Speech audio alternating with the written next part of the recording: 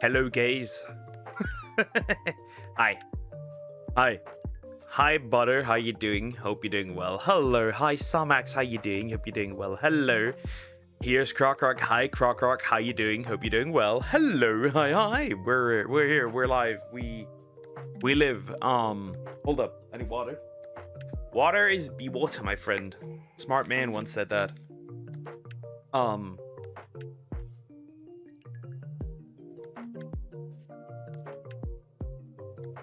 Is that? That's a bird outside. I can't tell. It looks a little weird. Weird bird. Weird looking bird. Yep. We're gonna do some reactions as usual today, and I've got a couple of things. Crockrock, you need to be stopped. What is this? You need to be stopped. You need to be stopped. Please, I beg you. He needs to be stopped. He needs to be stopped at all cost. Eats apple. You know the meme with like the squirrel just being like obliterated, pulverized? Yep, that's Sumex. How have you been, Duck? I'm alright as usual. I'm alright. We live. I think that's what I would use. We live. Hello, big kitty boy. Anyways, we've got a couple of things we have to get through. Some drama, some evil people.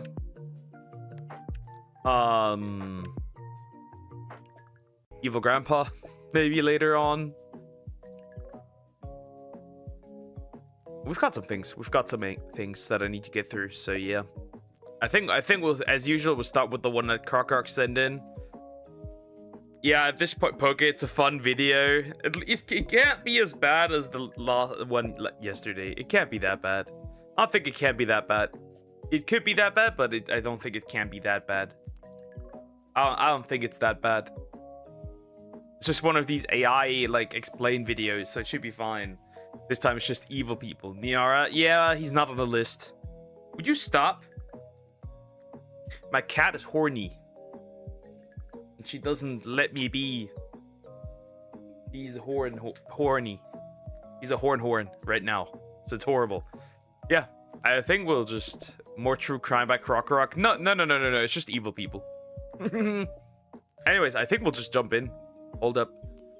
Let me quiet down the music. You're going down the wrong pipeline. Or that. Or that. Or that. I'm Mihik. How you doing? Hope you're doing good. Hello. Take care. Bye-bye. Yeah, we'll jump in. We'll jump in. Rev is a transvestite. Change my... Nope, he's not. That man, that is a man, Christian man with a man bun. We know how he looks like with a man bun and a beard. We know what he looks like, so it kind of makes no sense.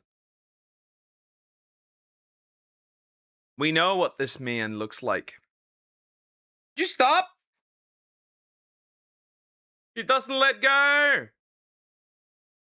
AI needs to be stopped. AI can't be stopped. Now waiting to poke a stream for saying horny. Yep. Apparently. Anyways. We're gonna go over. Crossdresser also not. He wore a suit like a regular man. He just uses...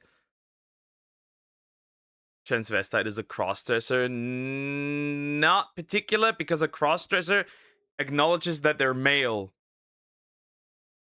A trans person says they're the others, is like the opposite. Like, you get the idea. The opposite sex, so that doesn't work again. Sonic's caught in 4K. It's over. Anyways, we'll jump over. The math isn't mathing. He just uses the female model, that's it. He pretends to be... Also, no. That doesn't make sense. He just uses a feminine model.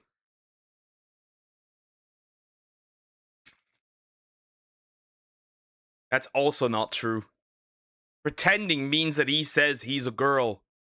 That's not the case. Again, intention matters. This is not Mamma Mia. Good morning, Poker. How are you today? I'm alright. I'm alright. Transvestite, not transsexual. They're essentially the same. They're essentially the same. It's just that one is an old, outdated term. It's still the same. It's Poker Run. How you doing here? Hi, GT. How you doing? Hope you're doing well. And crossdresser just dresses girls. Not necessarily. A crossdresser can also be a woman dressing as a man. That's also not true. Huh? There are female crossdressers. You know that, right? That exists as well. What about women who cosplay as men? How does that work? AI videos are amazing. Real. In fact, the same thing is the same thing. In fact, yep. No, also not true. A crossdresser just dresses up as the opposite sex. A trans person believes that they are the opposite sex. Those two are not the same. Those two are not the same. Vlad the Impaler inspired the Count Dracula stories. Yep. Anyways, I think we'll just start. Okay. The Most Evil People Ever Explained by Chris Explains. Very interesting. Let me see. So we got Vlad the Impaler, Elizabeth Bathory, Tomas the Torquemada, Adolf Hitler, Joseph Stalin, Heinrich Himmler. That makes sense. Shiro Ishii, that name I know, is a Koch. Either it's Josef Mengele or Joseph Mengele. That's the question. Pol Pot, Adi Amin, Jim Jones, H.H. Holmes, Andre Chikatilo, and Leopold II of Belgium. That's the kind of people. This list, by the way, is faulty. I'm not on it. Anyways. That's correct. Ref is a crossdresser, not a transsexual. Ref is also not a crossdresser. He only uses a female model online, but he doesn't crossdress. Huh? Again, we have seen pictures of this man. Huh? Anyways, we'll go in. We'll go in. Where's the island owner? He's probably not as bad. He's crazy to say, but he's probably not as bad as the people on here. Likely. I'm assuming. Anyways, we'll go in. We'll go in. Also, please consider liking and subscribing. I appreciate it. Here we go. The Most Evil People Ever. Vlad III, Prince of Wallachia, is remembered by a name that speaks to his methods. Vlad the Impaler. Honestly, I wouldn't even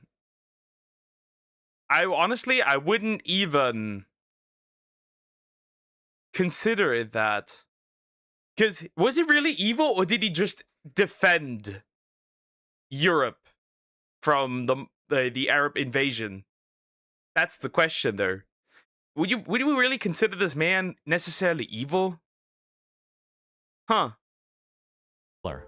His reign in the mid-15th century was marked by acts of extreme cruelty in a region caught between Christian Europe and the expanding Ottoman Empire.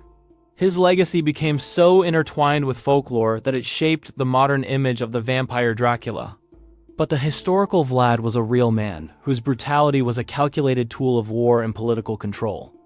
Born in 1431, Vlad grew up in a volatile world and was sent as a boy hostage to the Ottoman court, a period that profoundly shaped his ruthless worldview. His life was Yeah. I think my man has his reasons to be that angry. Just me, though. Just me. Vlad is the most evil. Nah. I think Vlad systematically went after certain groups of people, though he did very much not like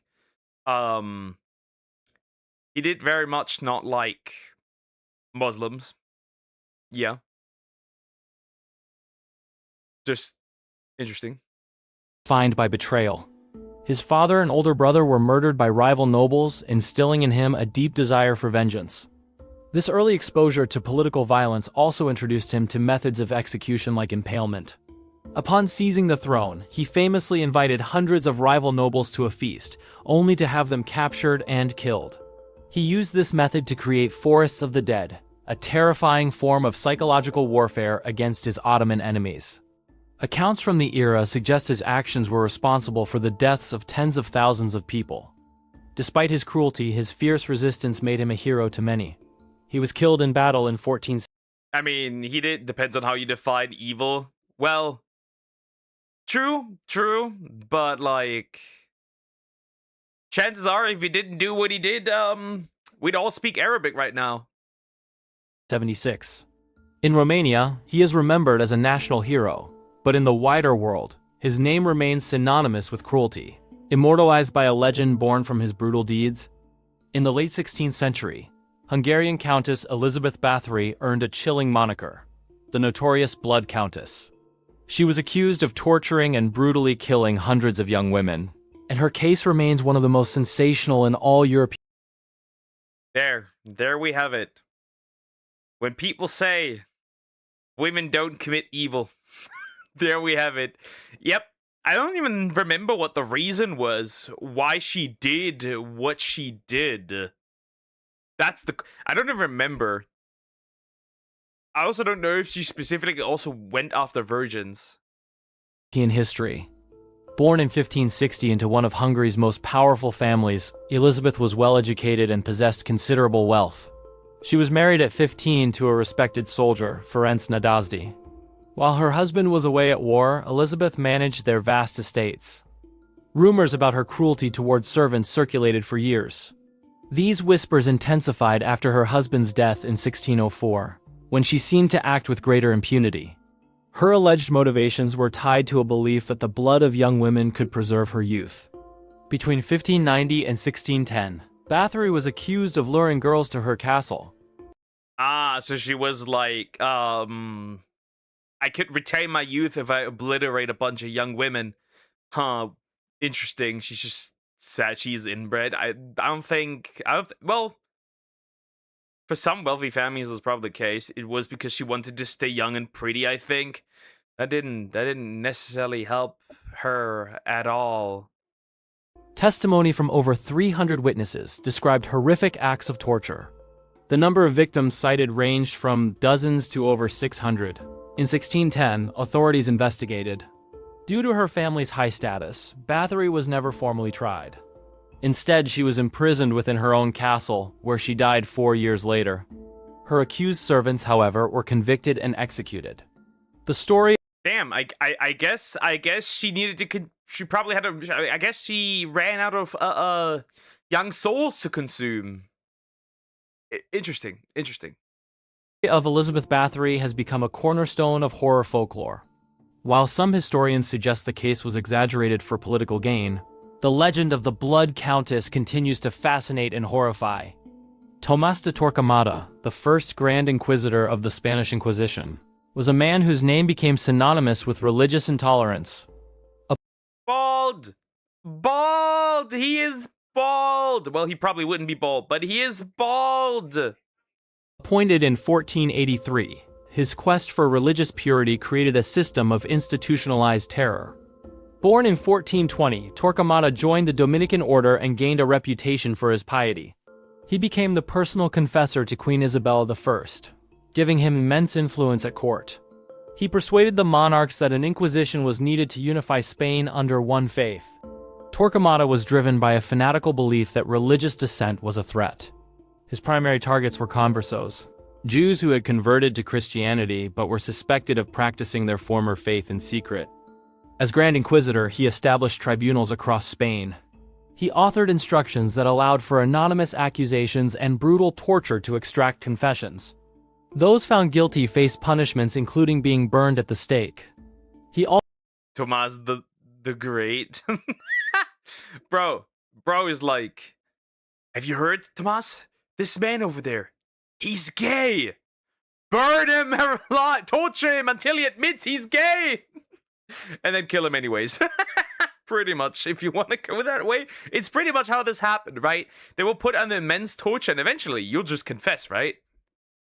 Eventually, out of, like, the pain, you'll just confess. So, like, anything that, like, he wanted to hear, they would eventually say. So like, there was no getting. You were not getting out of this. You might have as well just admit it and hope that the punishment isn't that crazy. Also played a key role in the 1492 Alhambra Decree, which expelled all Jews from Spain. During his 15-year tenure, it is estimated that at least 2,000 people were executed. What is this one-sided beef with the Jews? What's this one-sided beef? So this is a list of evil people? Yeah, pretty much. All people blame Jews for anything in history. It's like, what is this one-sided beef? The institution he built would continue for over 300 more years. His leadership created a climate of fear that stifled intellectual and cultural life in Spain for generations, serving as a cautionary tale about the dangers of fanaticism. Adolf Hitler's rise to power in 1933 marked the beginning of one of history's darkest chapters. As the dictator of Nazi Germany, his actions and ideology led directly to the Second World War and the systematic murder of millions.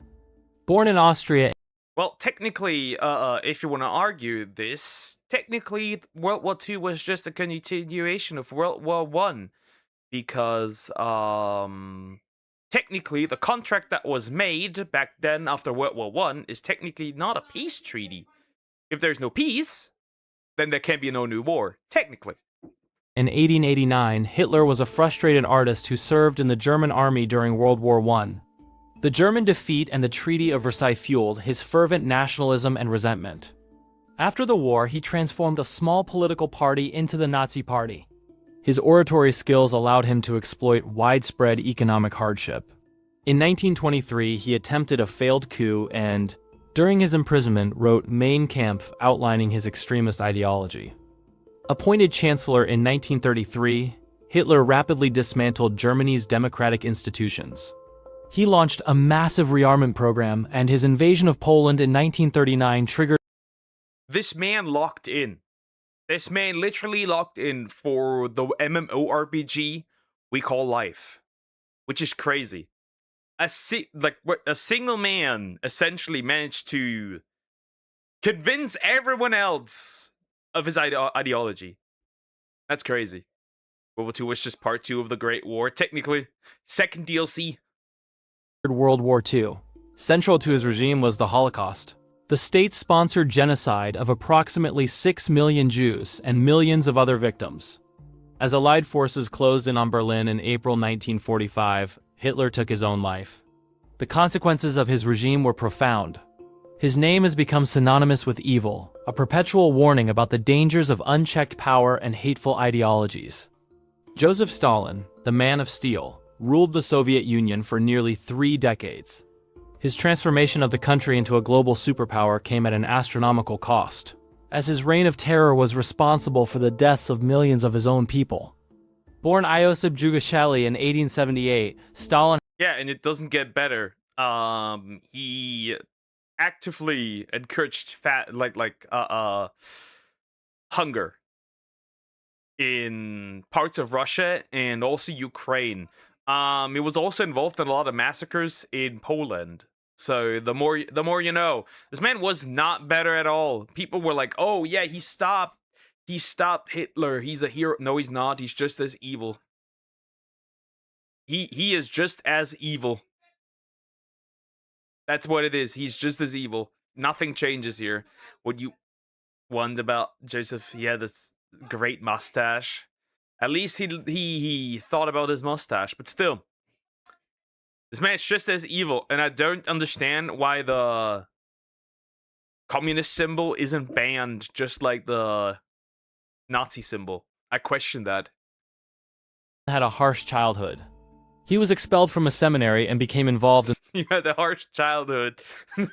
People out there using that, by the way, as a justification for evil deeds. The harsh childhood. The revolutionary Marxist movement. After the death of Vladimir Lenin, Stalin methodically outmaneuvered his rivals to consolidate power. By the late 1920s, Stalin was the undisputed leader. He implemented 5-year plans for industrialization and forced the collectivization of agriculture. This policy led to a catastrophic famine, particularly in Ukraine, known as the Holodomor. He also initiated the Great Purge, a brutal campaign of political repression where millions were executed or sent to Gulag labor camps. During World War II, Stalin Welcome to the Gulag. Crazy. The fact Asia doesn't know that the Nazi symbol means something over here tells me something. Really, it just means something different in Asia than in Asian countries, in some Asian countries, than it does here. That's the reason. They were really good at stealing and repurposing things. I'll give them that. led the Soviet Union to victory over Nazi Germany, albeit with immense human losses.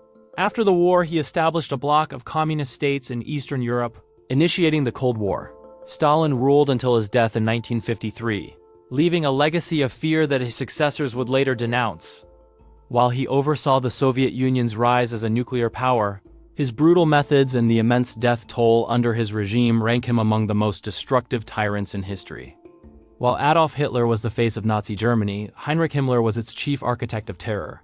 As head of the SS and the Gestapo, he systematically organized and executed the Holocaust, making him one of the most directly responsible individuals for the genocide. Born in 1900, Himmler was a bookish youth who joined the Nazi Party in 1923. Through meticulous organization and unwavering loyalty, he rose through the ranks, eventually taking command of the SS. He was obsessed with racial purity and occult. Yeah, look at this. They have a literal they have a literal like gene chart of what you can be. That isn't that crazy? And like what percentage and what was fine and what was not fine. That's crazy. We have that in our history books in school as well. These people give Germany a great name. Totally. To the Century of Cell, the full Adam Curtis documentary. If it's too long, I wouldn't do that. He transformed the SS into a vast state within a state that controlled German police forces and the concentration camp system. Himmler was the primary overseer of the final solution, directing the construction and operation of the extermination camps. He also controlled the Einsatzgruppen, mobile killing squads that murdered over 1 million people. Every aspect of the genocide fell under his direct authority, which he pursued with chilling precision. In the final days of the war, he attempted to negotiate a separate peace, an act of betrayal. After Germany's surrender, he was captured by British forces. He took his life by biting a hidden cyanide capsule in May 1940. Bro knows. Bro knew what would happen to him. Yeah, but at the end of the day, it would have not technically made a difference. He just left on his own terms, I guess, sadly. Torture would have been better, but it is what it is. It's 4 hours, my guy. Yeah, we good, I think. 45. Heinrich Himmler's name is inextricably linked to the machinery of the Holocaust. He exemplifies how a seemingly unremarkable individual can become the administrator of unimaginable atrocities. During World War II, a Japanese army medical Yes, the one of the craziest things the Japanese have done, and then they got hit with 2 atomic bombs, and then straight up went for kawaii des. Imagine getting slapped so hard you change your entire image. officer named Shur Ishii commanded a covert research unit called Unit 731. Under his leadership, this unit conducted some of the most horrific human experiments in history, weaponizing disease in the name of military science. Born in 1892, Ishii was a brilliant microbiologist who advocated for a biological weapons program. He convinced military leadership this was essential, leading to the establishment of Unit 731 in occupied Manchuria. Ishii was driven by a fervent nationalism and ruthless scientific ambition. He saw human experimentation as a necessary step for advancing military power. Yeah, they were like trying to freeze people solid or like set them ablaze and like check what happens. They were like really experimenting on like captives. Very interesting. More reasons to dislike Japan. It ain't that deep. Well, it's over, right? Even if they like sit down now and admit, yeah, we did all this during World War II. It changes nothing. He dehumanized his victims, whom he and his staff referred to as Maruda, or logs. As commander, Ishii personally oversaw lethal experiments, directing researchers to infect prisoners with plague, anthrax, and cholera.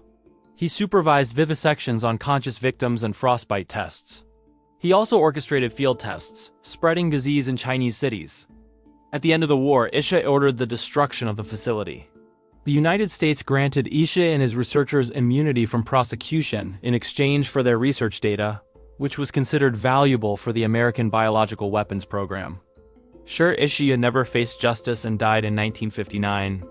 His work represents a profound perversion of medical ethics and a grim warning about the potential for science to be weaponized when detached from morality. Known as the Witch of Buchenwald, Ilse Koch was the wife of the Buchenwald concentration camp commandant, Karl Otto Koch.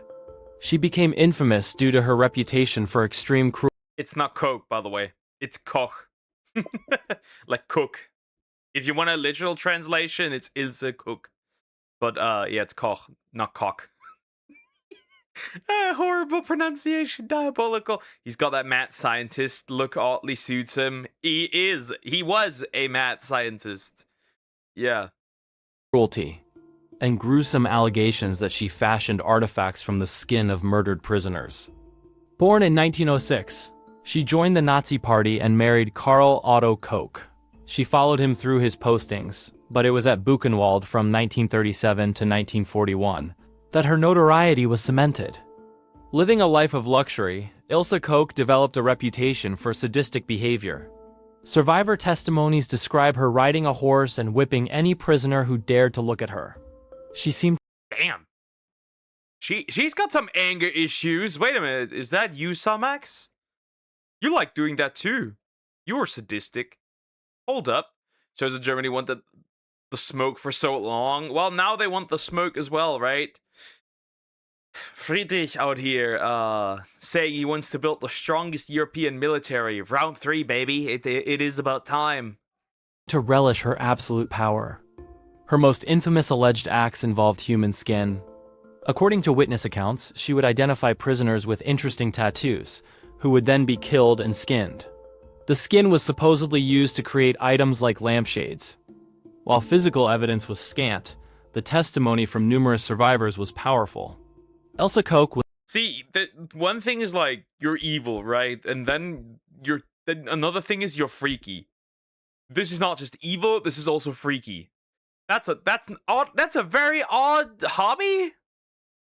Couldn't you have picked something more normal? Like, if she were collecting the shoes, that's still crazy, but like, why the skin, buddy? And then, what the heck? Yeah, imagine wearing a skin t-shirt. was tried by an American military court, and later by a West German court where she was sentenced to life imprisonment. She spent the rest of her life in prison, where she was found deceased in 1967. Her case continues to be studied as an example of individual complicity and cruelty within a larger system of evil. Known as the Angel of Death SS officer and physician, Joseph Mengele was one of the most notorious figures at the Auschwitz concentration camp. He performed sadistic and deadly experiments on prisoners, particularly twins. Born in 1911, Mengele earned doctorates in anthropology. Twins? Was he like, oh, if I hurt this one, does this one feel the pain? That kind of thing? Interesting. Medicine. He joined the Nazi Party and the SS. After being wounded, he was assigned to Auschwitz in 1943 to conduct research on human subjects. Mengele was a firm believer in Nazi racial theory. At Auschwitz, he had an unlimited supply of people to exploit.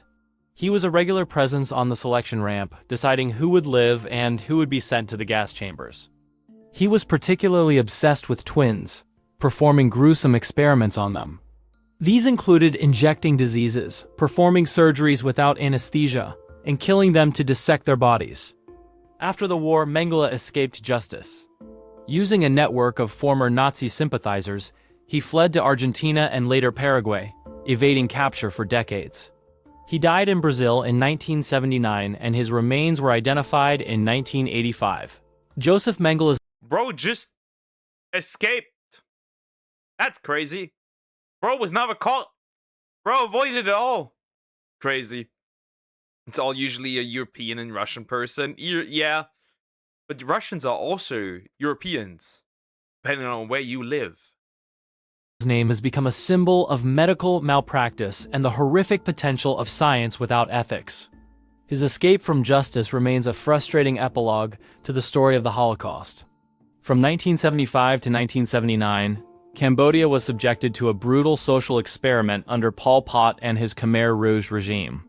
In their quest to create a utopian agrarian society, they were responsible for the deaths of an estimated 2 million people. Born Salazar in 1925, Pol Pot was exposed to communist ideology in Paris. Upon returning to Cambodia, he joined revolutionary groups. Inspired by Maoism, the Khmer Rouge developed Communist. Why am I not surprised? No, you're not too late. You're not too late. a radical ideology focused on a classless rural society. They gained support by capitalizing on the chaos of the Vietnam War. After seizing power in 1975, they forcibly evacuated cities, marching the population into the countryside to work in collective farms. Money, private property, and religion were abolished. The regime systematically targeted intellectuals and professionals. This period became known as the Killing Fields. The Khmer Rouge rule ended in 1970. Oh, I remember that. Never mind, I remember that. Yeah, that was insane. You're still not late. How often do you want to hear it? Another 3 times? When Vietnam invaded and overthrew the regime. Pol Pot and his leadership fled and continued a guerrilla war for years. He was never brought to international trial and died in 1998, while under house arrest by his own comrades. The Cambodian genocide left the nation traumatized. The Khmer Rouge Tribunal was later established to bring surviving leaders to justice, a landmark in international law. Seizing power in a 1971 military coup, Idi Amin Dada ruled Adi Amin. I have no idea who that is. That's the first time I'm hearing of this guy. By the way, you can hear my cat because my cat is horny. So if there's meowing, it's because she is in heat. And it's really obnoxious. Anyways, moving on. Uganda for 8 brutal years. His regime was characterized by political repression and massive human rights violations, leading to the deaths of an estimated 300,000. Uganda, do you know the way? Didn't they just criminalize being gay again? Or maybe criminalize it even harsher? I don't know. I don't remember. People. Born in the 1920s, Amin had little formal education, but rose through the ranks of the British colonial army. After Uganda's independence, he became a key figure in the army, positioning himself to overthrow President Milton Obote. Amin's rule was driven by paranoia. He established killer squads to terrorize the population. His regime systematically That's a wild caricature right there. Also, look, it's a crocodile. targeted specific ethnic groups, intellectuals, and anyone suspected of disloyalty. Bodies were often dumped into the Nile River. In 1972, he ordered the expulsion of Uganda's entire Asian minority. He seized their businesses and properties, an act which shattered the country's economy. Amin's downfall came after he attempted to annex a portion of neighboring Tanzania. The Tanzanian army, supported by Ugandan exiles, overthrew his regime in 1979. Amin fled the country and lived in comfortable exile in Saudi Arabia until his death in 2003. Bro ran to Saudi Arabia. That's interesting. Huh. I've never heard of this dude. He kind of doesn't really compare to everyone else on this group necessarily. He's basically just like a black Austrian painter right there, kind of. But for Asians? Having never faced trial for his crimes. His rule left Uganda devastated and traumatized. On November 18, 1978, in a remote settlement in Guyana, Reverend Jim Jones presided over a final, tragic ritual that resulted in the mass deaths of over 900 of his followers. This was the culmination of his descent. Oh wait, that one I remember. That one I remember. Okay, that one I do in fact remember. That's rather interesting. Huh. From a charismatic preacher into a paranoid cult leader. Born in 1931, Jones founded the People's Temple in the 1950s. Initially, it was praised for its progressive, racially integrated congregation and social services. He attracted a dedicated following as he moved from Indiana to California.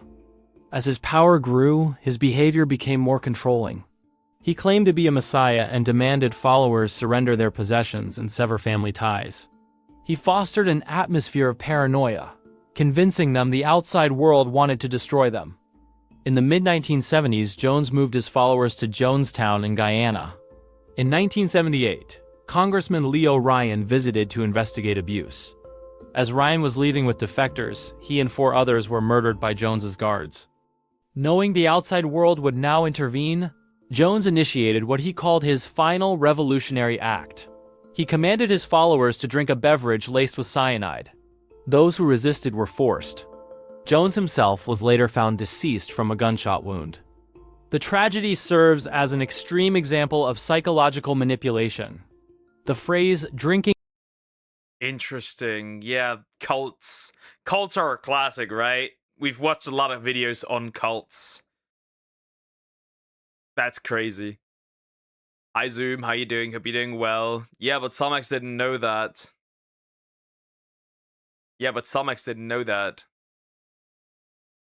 The Kool-Aid entered the popular lexicon as a metaphor for blind obedience. During the 1893 Chicago World's Fair, Dr. H. Holmes, one of America's first serial killers, operated a hotel dubbed the Murder Castle. It was a building allegedly designed for murder with secret passages and soundproof rooms. Born Herman Webster Mudgett, Holmes was intelligent and charismatic. He graduated from medical school, where he likely began his criminal career with insurance fraud. He moved to Chicago and changed his name to Henry Howard Holmes. A lifelong con artist, he constructed a 3-story building, hiring and firing numerous crews so no one would understand the full design. The upper floors were a labyrinth of windowless rooms, stairways to nowhere, and trapdoors. Some rooms were fitted with gas lines to asphyxiate his guests. What did he did he try to create like a literal like Saw escape room kind of thing? What? That's crazy. No, I do not look like this man. The beard is not even close. Again, the beard is not even close.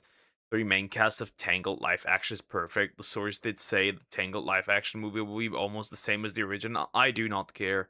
I hope it fails. I hope it flops. Just like every other live action hopefully does. He would then send the bodies down secret chutes to the basement, where he had a dissecting table, a furnace, and vats of acid. Holmes's downfall came from an insurance fraud scheme. He was arrested in 1894, and investigations unraveled the truth. After his arrest, his castle was gutted by fire. Holmes confessed to 27 murders and was hanged in 1896. The story of H. Holmes has become a fixture of American true crime lore, a chilling example of a methodical killer hiding in plain sight. For over a decade, a wave of brutal killings. I do not know who this is. At least Scully's not on here. God, I hate it. I hate it that you guys make me watch this. Okay, what did he do? He looks like anyways. Terrorized the Soviet Union, earning the perpetrator the nickname the Butcher of Rostov. The man responsible was Andrei Chikatilo, a former schoolteacher. Born in Ukraine in 1936 during a famine, Chikatilo's childhood was marked by trauma. He was socially awkward and had deep-seated psychological issues. So what bro did practically, if you want to summarize it, right? He went from like school teaching kids to like obliterating them. Was that what this is? Why is every Russian named Andrei? I don't know. I have no idea. Who knows? He later found work that required frequent travel. No, technically he is Ukrainian, but yeah. Chikatilo could only achieve sexual gratification through the act of stabbing and mutilating his victims. This drove him to commit his attacks over a 12-year period, from 1978 to 1990. He preyed Great. The violent gooner. Wonderful. on vulnerable individuals, luring them from train and bus stations into wooded areas. The investigation was hampered by the Soviet belief that serial murder was a capitalist phenomenon and by a lack of forensic techniques. After a massive police operation, Chikatilo was finally arrested in 1990. He confessed to 56 murders and was convicted of 52. During his trial, he was kept in a cage for his own protection. He was executed in 1994, The Chikatilo case forced the Soviet Union to confront the reality of serial crime, highlighting significant flaws in their investigative methods. King He shouldn't be on this list. Kinda not. He's like a coughing baby versus hydrogen bomb. This would be like putting, I don't know who. Let me think of like some crazy person. I don't know. It's just like this would be like, this is really just coughing baby versus hydrogen bomb. The previous one as well. I know of a couple of more evil people essentially. Leopold II of Belgium is remembered for his personal Like, I'm like, wait a minute. Like, how is Mao not on this list? How is Mao not on this list? This doesn't make it, like, this list has some issues. Putting a knife next to a lightsaber, basically. Because, like, you could replace this guy with Mao, and Mao is way worse. So I'm like, how exactly does that make sense? It doesn't. It doesn't. ownership of the Congo Free State from 1885 to 1908. Under the guise of a humanitarian mission, he oversaw a brutal regime that resulted in the deaths of millions of Africans. Born in 1835, Leopold desired to establish Belgium as a colonial power. At the Berlin Conference, he convinced European leaders to grant him personal sovereignty over the Congo Basin, promising to bring civilization to the region. Leopold's project was a commercial enterprise for his personal enrichment. He established a mercenary army, the Force Publique, to enforce his will. His regime became infinitely more brutal with the global boom in rubber demand. The Force Publique Odd. But let's see. Okay, so why does he look like he's working on like a rice field? My bad, but he kind of does. It looks similar because I think it's just because of the hat though. Because I can't see the top of the hat. There is no MAGA Civil War because Joe Rogan isn't MAGA and Tucker also isn't MAGA. If you have no idea of like these people, why are you talking about them? was used to terrorize the Congolese population into meeting impossibly high rubber quotas. Those who failed were subjected to torture, kidnapping, and murder.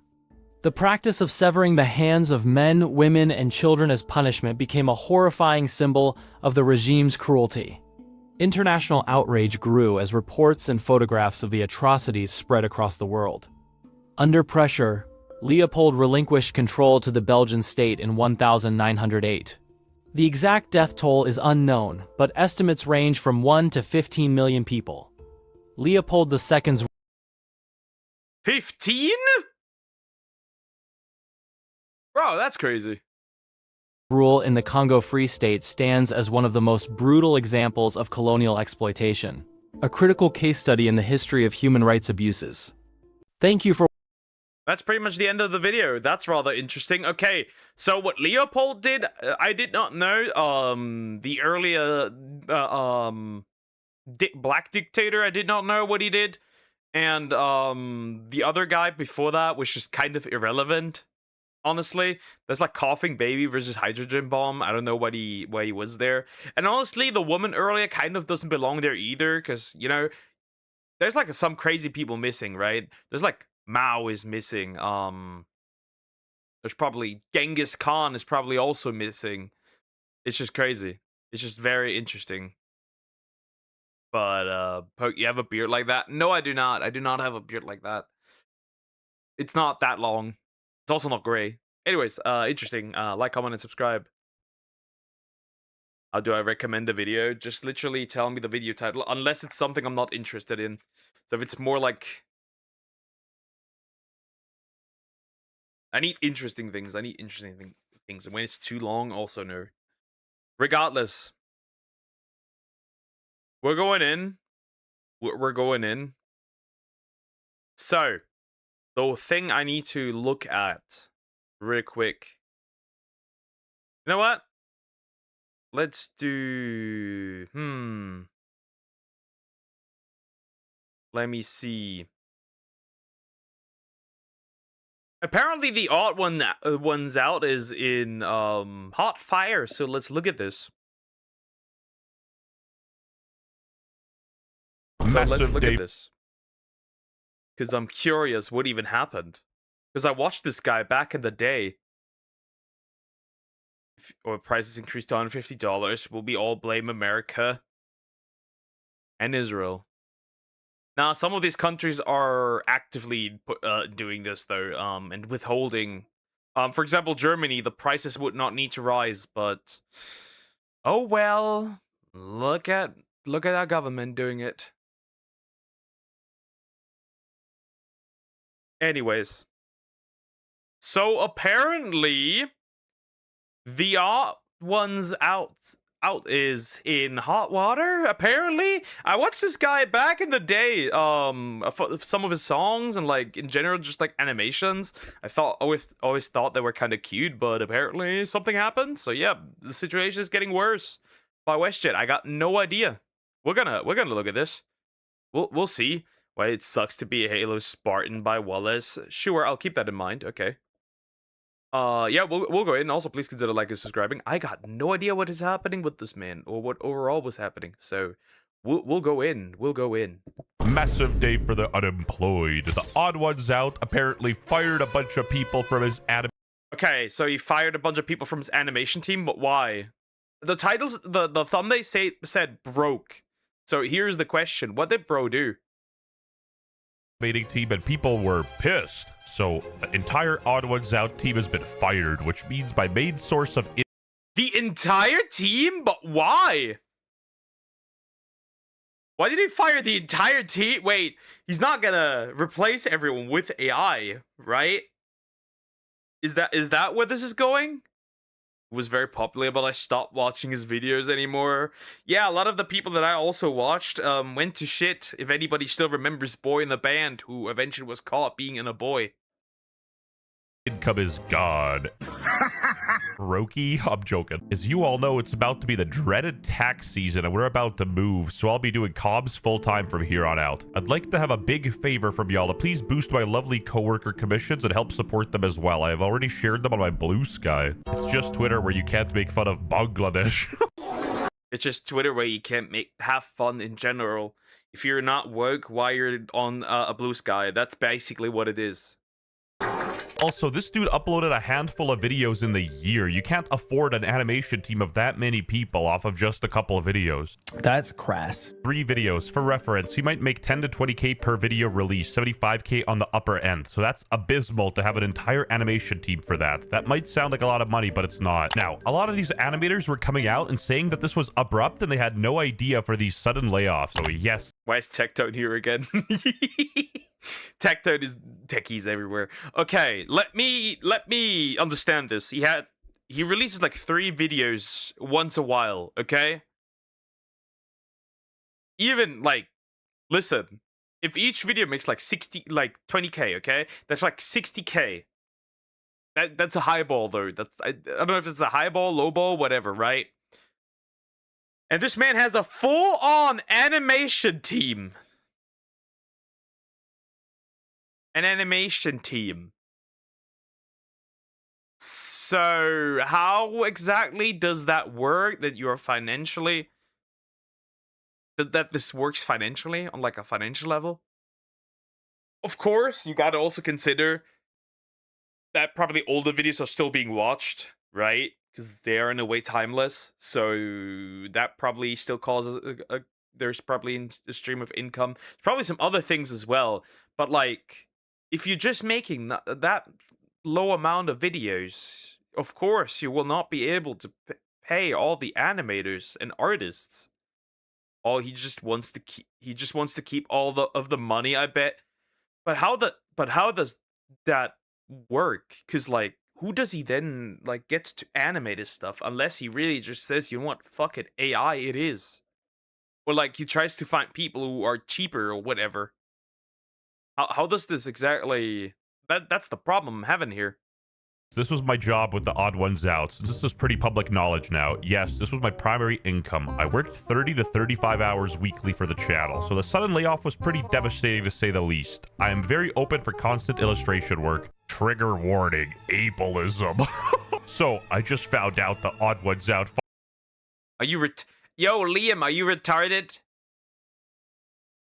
What are you... Oh, 2020, by the way. This is 6 years ago. Buddy, this is 6 years. It's so problematic 6 years ago. He's been problematic. Are you fucking retarded? Wow, that's definitely a great argument to be made. He was a little ableist, quote unquote, back in 2020, 6 years ago. Wow. Are you gonna dig out some of the? This person probably follows a bunch of people that, like, back in the dark ages said something online that they technically should be canceled for, but of course, that's a cloud goblin right there. That's a cloud goblin. That's a gay cloud goblin. Firing all his animators, not cool, but everybody seems to forget he's been problematic. We've known this. Do not interact if you support. Bait or mental retard should call it. If he genuinely did, it's the latter. It's the latter. Fire his whole team right before tax season without as much of a warning, that would be a dick move. Anyway, the reason this became big is because this got picked up by our YouTube drama, the most loser Reddit of all time. Now, come to think of it, they're basically doing what I'm doing, but at least I'm getting paid. Anyway, let me play a clip from my favorite low-income YouTuber, Diesel Patches. However, the message that follows afterwards is, it's kind of ridiculous. Hey, y'all, don't be taking screenshots. Out of all the slop tubers, I have not reacted to a single Diesel Patches video. I think it's time to go full slop. Just kidding. But still, it's interesting that I've avoided it until this day. Shots of this and posting it online. It's not anyone's business. Whoever posted it on Reddit, please delete it. Yes. Hey guys, I know I just claimed a popular YouTuber fired me and his entire staff, and I know this sounds like juicy drama, but please don't make this public. You can't just drop something like this while adding. Drops it in a public Discord. Okay? Drops it in a public Discord. Right? Do not make public. Are you retarded? This is like posting something on Twitter and be like, yo, YouTubers, don't cover this. I don't want you to cover this. I didn't give consent. Bro, if it's public information, nobody on this planet can stop you from it being covered. It's that simple. Nobody. If it's public, you're cooked. Your entire Discord server and then expect people to keep this info private. No, for real. The animation community was in shambles because of this. They were like, please, no, God forbid, anything but working for baby no money, please.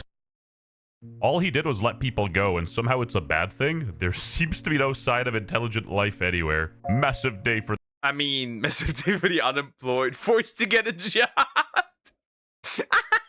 Accurate though. Yeah, he basically just fired a bunch of people. Oh no! He fired a bunch of people. Yeah, but that's practically what it is. He fired people. Wow. I wonder if people would crash out if it was a massive company laying off a bunch of people. Oh wait, that's not a problem. It's only a problem if you can farm drama of it. You can farm some likes and some views. Then it becomes a problem. It's just weird. It makes no sense for him to fire a source of money. It kinda, maybe he just was like, I don't know, maybe he tried something else. What do I know? I'm not in the game. But like, at the end of the day, he just fired employees and that's it. That's all there is to it. The unemployed, forced to get a job. And this got so big that the Odd Ones Out himself responded. There's been some discussion online about changes to my team, and I want to clear a few things up. We still have an animation team, and the artists working on future projects will continue to be credited in the videos they participate in making. Over the years, I've worked with a lot of really talented freelancers on a project-by-project basis, depending on the needs of the video. My team has always fluctuated. Freelance creative work often shifts as projects evolve, and right now I'm working on scaling the team to focus on more condensed roles. Last year, despite having a sizable team, we only released 3 videos. Basically, Odd Ones Out has been funding the animation team out of pocket, using his backlog of videos and personal sponsorship to pay their bills. This made it clear that I needed to seriously rework my production process. This was never a reflection of anyone's talent or the work they did. Many of these people helped me build the channel, and I'm grateful for the time, creativity, and effort they put into this project. This was not an easy thing to do. I know animation takes time, but with a... So in other words, what he did was... He got rid of a bunch of people so he could speed up the process of putting up more videos. That means he was essentially paying them out of his own, out of his pocket. Because like 3 videos, you're not getting anywhere with 3 videos. No way in hell you're getting anywhere with 3 videos. But that's the literal summary. That's what it is. It's not that hard to understand. I don't know why people. This is what I'm saying with cloud goblins. Crew of 20 people, you should be able to make more than 3 videos a year. Like, what are we doing here? Let's up those numbers. Let's up those numbers! I had one-on-one conversations with every artist involved and had face-to-face conversations with everyone locally. This was not some cold and sensitive breakup text. Some of the artists I've worked with has been a part of this channel for a long time, and because of that, I tried to handle these changes in the most respectful way possible. I provided severance packages to all full-time freelancers. That wasn't something I planned on sharing publicly, but since the situation was already brought online, I feel it's important that all the details are understood. Maybe that's why the blue sky guy was crashing out on the people posting. So they were not necessarily his employees. They were freelancers that were full-time employed by him. That means he could have dropped them at any time if he desired so, and he did, because he needs to increase productivity. Practically, that's what it is. Interesting. I wonder if he now goes to like straight up just like hiring people completely. But that's just, I don't know. It's like, yeah, this guy's retarded then. Because like, oh, I was fired by the odd ones out. So horrible. And then like he realized, whoops, people are posting this on Reddit. Idiot. Absolute idiot. Get on Reddit. Whoever posted on Reddit, please delete it. A person that I employ, freelancer that I employ, currently we're not profitable, so I'm gonna have to let you go, but here's an entire severance package. I completely understand if you're upset about getting laid off. Okay, well, it kind of sucks to be laid off, so I'm gonna complain about it to the internet. I sure hope that no one takes this and completely blows it out of proportion, even though it's a nothing burger of a controversy. I'm not surprised a woman is cooking. Pretty valid stuff. But anyway, some people were taking this less lightly. The Odd Ones Out fired his team. Let's talk about why, okay? He has been declining in viewership for years. It's no secret. Here's what happened. He started off as a simple one-man band, the original slideshow diary YouTuber where the guys in the corner doing this shit. He was doing relatable stuff, you know? My first job, my bad roommate, my scary movie as a kid, stuff the audience could relate to, told by one guy in a simple style that was charming and effective and kid-friendly. Massive audience overnight. Dude, it is still massive. Low taper fade in 2026 is crazy work. I have no idea like what the story is with severance packages or not. I just know he fell off because he lost the audience, got too corporate, and here we are now. On my mama, I haven't heard somebody mention the Odd Ones Out in like a decade. What's next? Grade A, under A? Maybe I'm unkified. True. Like I said, I watched this guy back in the day, but now not so much. And it's like, okay, I guess he still exists, but like, it's like, oh, he fell. Well, that's pretty much all content creators. That's pretty much all content creators. If you don't do anything big, nobody's really talking about you. Like, most people, right? Everyone loves Markiplier, but like, not a lot of people talk about Markiplier unless he does something big, like his Iron Lung movie. But overall, this is not surprising. To the extreme, but all I really watch is like chess on YouTube anyway. Damn it, I'm black. Dude, he's literally not black. What? You ran out of stories. What'd you expect? How does an NFL kicker miss a kick? It's the same thing with animators, bruh. Just invent a story how you yourself at Papa John's or something. Anyway, sorry for getting off topic. Let's get back to the drama. It's been frustrating seeing the situation described online in a way that makes this feel or look hostile when I tried my best to make sure my artists were taken care of. Nothing about this was easy. Managing a large creative team comes with a lot of responsibility, and I tried my best to do right by the people I worked closely with. I've also told many of them that I'm happy to serve as a reference for future opportunities because they are talented artists. Don't get me wrong, they are talented, but they're still replaceable. I'm just saying it how it is. They're not reinventing the wheel. This type. Yeah, it's like, you needed to increase productivity to release more videos, so that is what you're getting. That is practically what you're getting. And these people are not productive enough, so he fired them. It's that simple. of animator is a dime a dozen. It would be selfish for me to keep these artists on hold with no projects or consistent work coming their way, so I made a tough decision. I want nothing but what's best for my team. I apologize if this felt sudden. I was extremely hesitant to make the decision myself, but again, with no other jobs to offer at the time, this was the best way forward. I wish I could give work to every artist in the community, but realistically that just isn't possible. I have linked everyone's socials to this post with the social media portfolios of the team for my last upload. Low-key colossal size W, boss man. What a class act. Wait, so you mean this whole situation was a perfectly normal situation that got blown out of proportion by idiots on the internet who lack rational thought and reasoning? Shocker. My favorite hamburger. Don't cater to the virtue signalers. Caleb, I love Caleb Hammer. Caleb Hammer is great. I love watching his financial audit. It's just diabolical. Some of these people that he gets there are just crazy. I think last time the last time I checked something, he like was arguing with a Muslim woman that was saying like Islam is so what's the word? So like feminist and pro-woman, and he's like, yo, I'm pulling out the verses. And he did pull out the verses.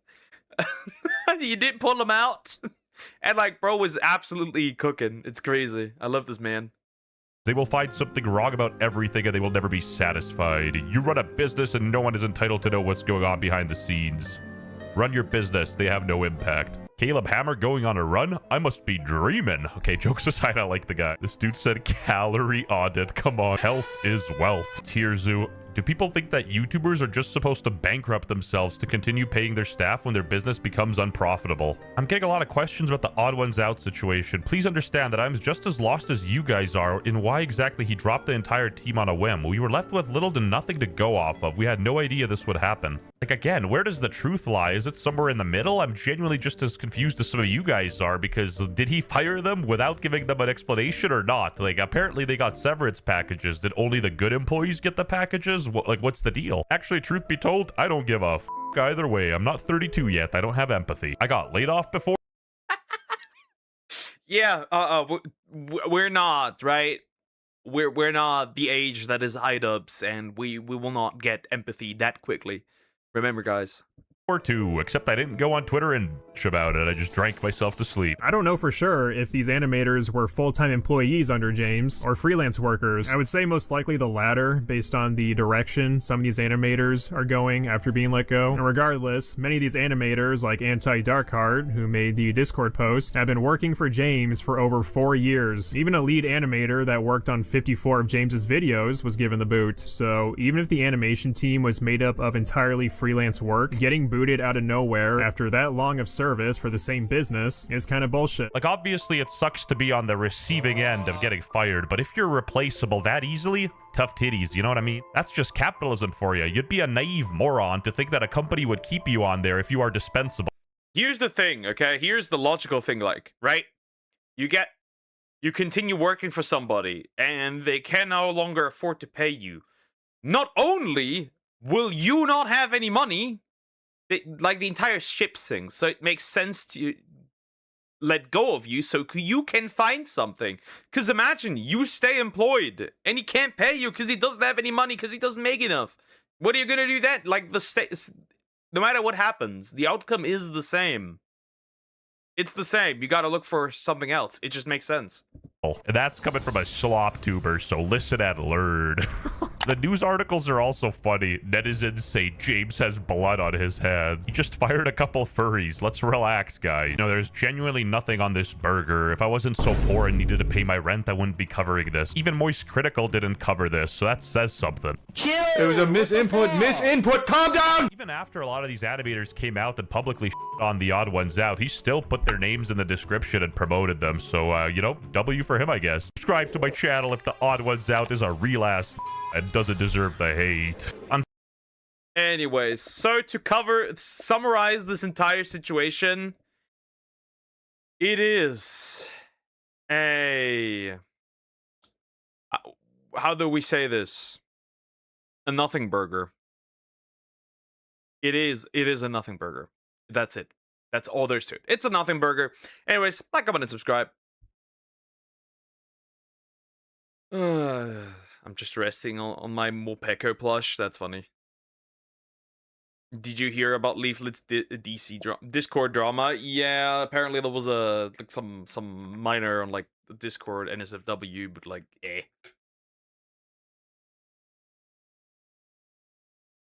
If she knew, obviously, I would literate the kiddo so you can't see anything that's not safe for work. However, she doesn't know what she's supposed to do. And then also, hot take.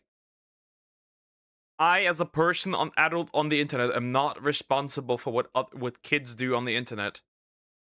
That's what parents are for. And that's why we're everywhere getting soon IDs. So you can access the internet because, well, parents are not watching their kids. Anyways. Regardless. Alrighty. Let's do this one that I wanted to look at. I have no idea, by the way. This is probably going to be very what the fuck. Oh god. That's an intro. Better days. Yes, tattooed better days. It's the parents' responsibility, and it's like, oh no, it's just stupid. It's just dumb, in my opinion. These parents are not looking after their children and then complain that children aren't safe online. Yeah, no shit, you're not watching them. It's like, YouTube checks whether or not you're a child, right? By what you watch, right? Fun fact, YouTube has parental controls. You can activate those, and it literally the same thing happens. The parents just refuse to do it. Hello, hi Screaming Eye, how you doing? Hope you're doing well.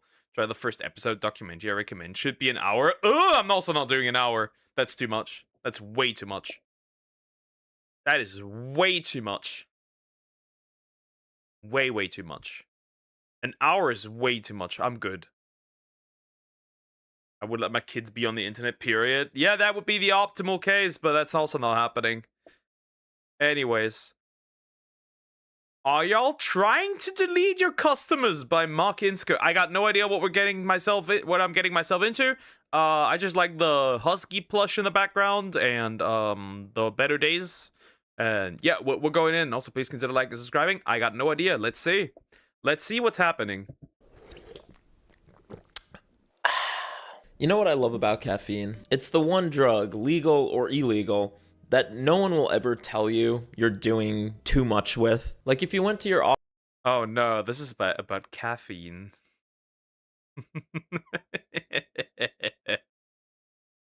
This is about caffeine. I'm not. Buddy. I'm gonna be called out here. Am I not? I'm gonna be called out here. I'm gonna be called out here. That's crazy. That's insane. It also checks your Gmail Gmail ID's age. If it's flagged, the minor will treat that account as a kid. That is very stupid. I have an hour at a time on that docker. I need to look first of all if it's even something I'm interested in. That's the thing. If it's not something I'm interested in, then I kind of don't care.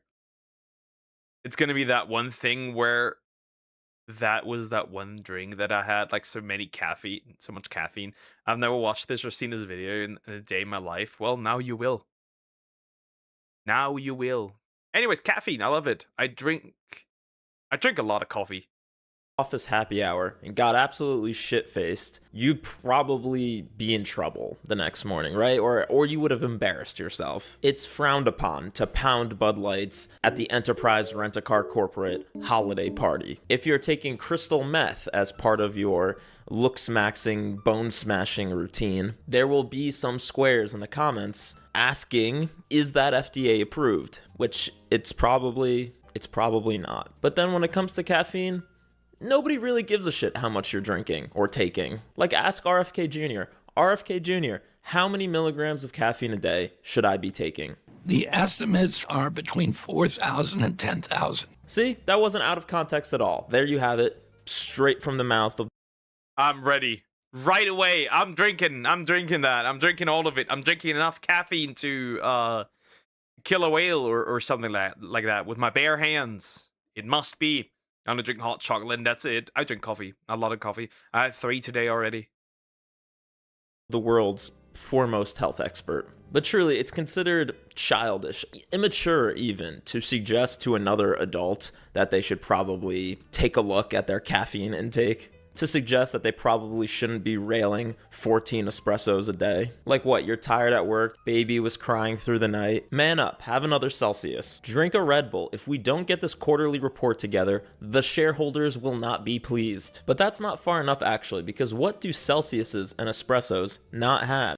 Espressos aren't even that strong. Aren't they kind of weak in comparison? They're kind of weak in comparison. Actually, only amphetamines are FDA approved. Amphetamine is not. Stupid word. English hard. Interesting. I don't care. I'm still drinking. I don't care what happens. I have barely any caffeine. I guess I drink what you'd stop drinking, I guess. That's right, sugar, and also protein, apparently, which is like a big thing now. But if it's sugar and caffeine that you need, then there's one company in America that has got your back. Dunkin' Donuts.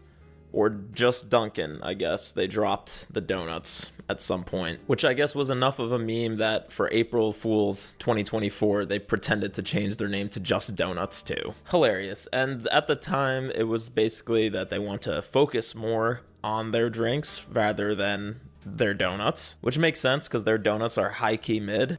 Their coffee is low-key mid, but their donuts high-key mid. But also they probably wanted to de-emphasize the donuts because it became functionally impossible to eat one with how sugary their drinks have gotten on their own. Though some people would consider that a challenge.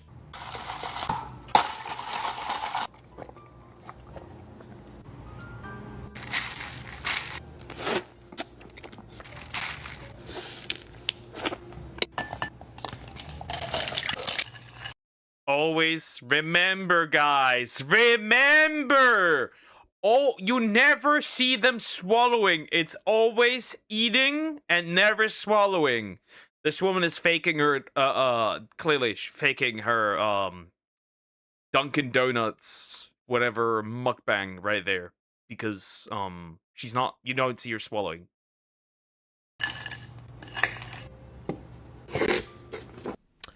I need Tums for my eyes. That is a Dunkin' Halloween bucket with 50 munchkins paired with a large iced latte.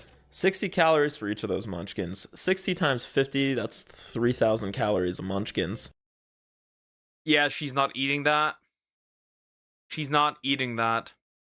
She is not eating that. She is not. And that does not even include the drink she had. She's not eating that. The calorie, she's not eating that. She's biting into it and spitting it out.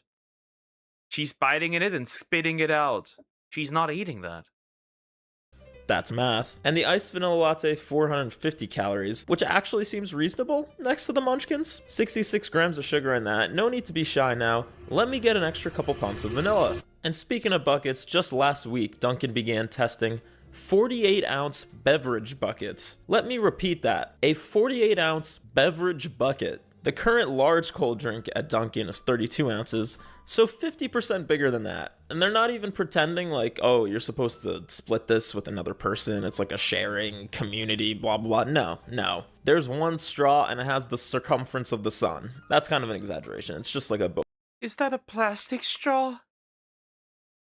Is that a I miss you. Please come back, plastic straws. Please come back. I miss you. I miss you so much. Please bring him back. She spat on that thing. Hawk Tua. Not sheaf puffs. I mean Reese's puffs. Regardless. It's just, bring him back. Please. I need him back. Playing Halo Infinite right now. Not bad. Boba straw, but still. And assuming you get an iced latte in the bucket, that's 675 calories. 99 grams of sugar, and 249 milligrams of caffeine. Or, if you wanted to go with the health-conscious option, you could get a Dunkin' Refresher, with just 55 grams of sugar and 198 milligrams of caffeine. But why would you? Commit to the bit. You're already paying $10 for one of these things. You might as well just go all out. And honestly, too, $10. Like, I'm not gonna sit here and say it's a good deal because who the fuck needs that much iced coffee? But strictly unit price, just price per ounce.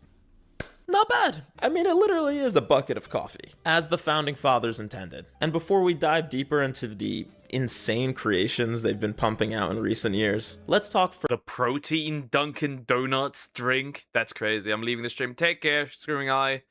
You know you can just buy metal straws and keep them in your car, right? But like, it would be weird to like, you go somewhere and then you pull out your metal straw and then drink with the metal straw when they give you a cup and a straw. It just feels weird, but I hate the paper ones. They get all schwobbly wobbly and eventually they just like dissolve completely. And like, something's off with the cups at McDonald's too, because these fuckers just like absorb all the liquid. They get also schwobbly wobbly. And then I spilled my iced tea. And I've never gotten a drink from McDonald's since. first about the insane things that you've been ordering. Well, hopefully not you specifically, because this isn't very healthy, and I want you to live a long and happy life. So you can watch more videos, of course. But there's a whole niche of TikTok video out here of baristas, including Dunkin' employees, showing off the insane orders that come through the door. And I do mean insane. We got 12 caramel, 10 butter pecan, 22 sugar, and 10 cream. 12 caramel, 10 butter. Who are you inviting? A hippo? Like, who ordered this? Who ordered this? Nikocado in his prime? What the fuck? Who ordered this? This must be a lot of people. This can't just be one person because nobody's who's drinking that.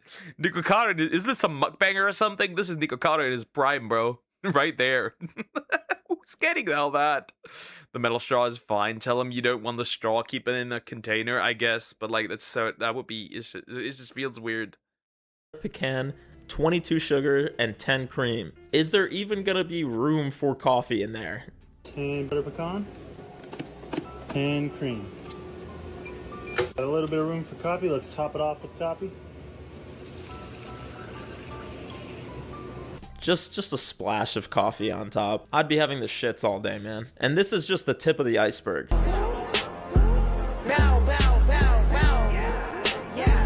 Well, points for Sexy Red. But truly, how does one discover that 18 butter pecan pumps is like what hits the spot?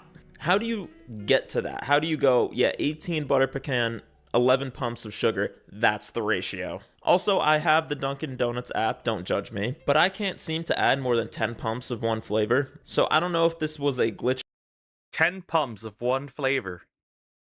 That's still diabolical. It may feel weird, but it's the best option. You will adjust. I guess, yeah, but like, it's still horrible. It's still horrible.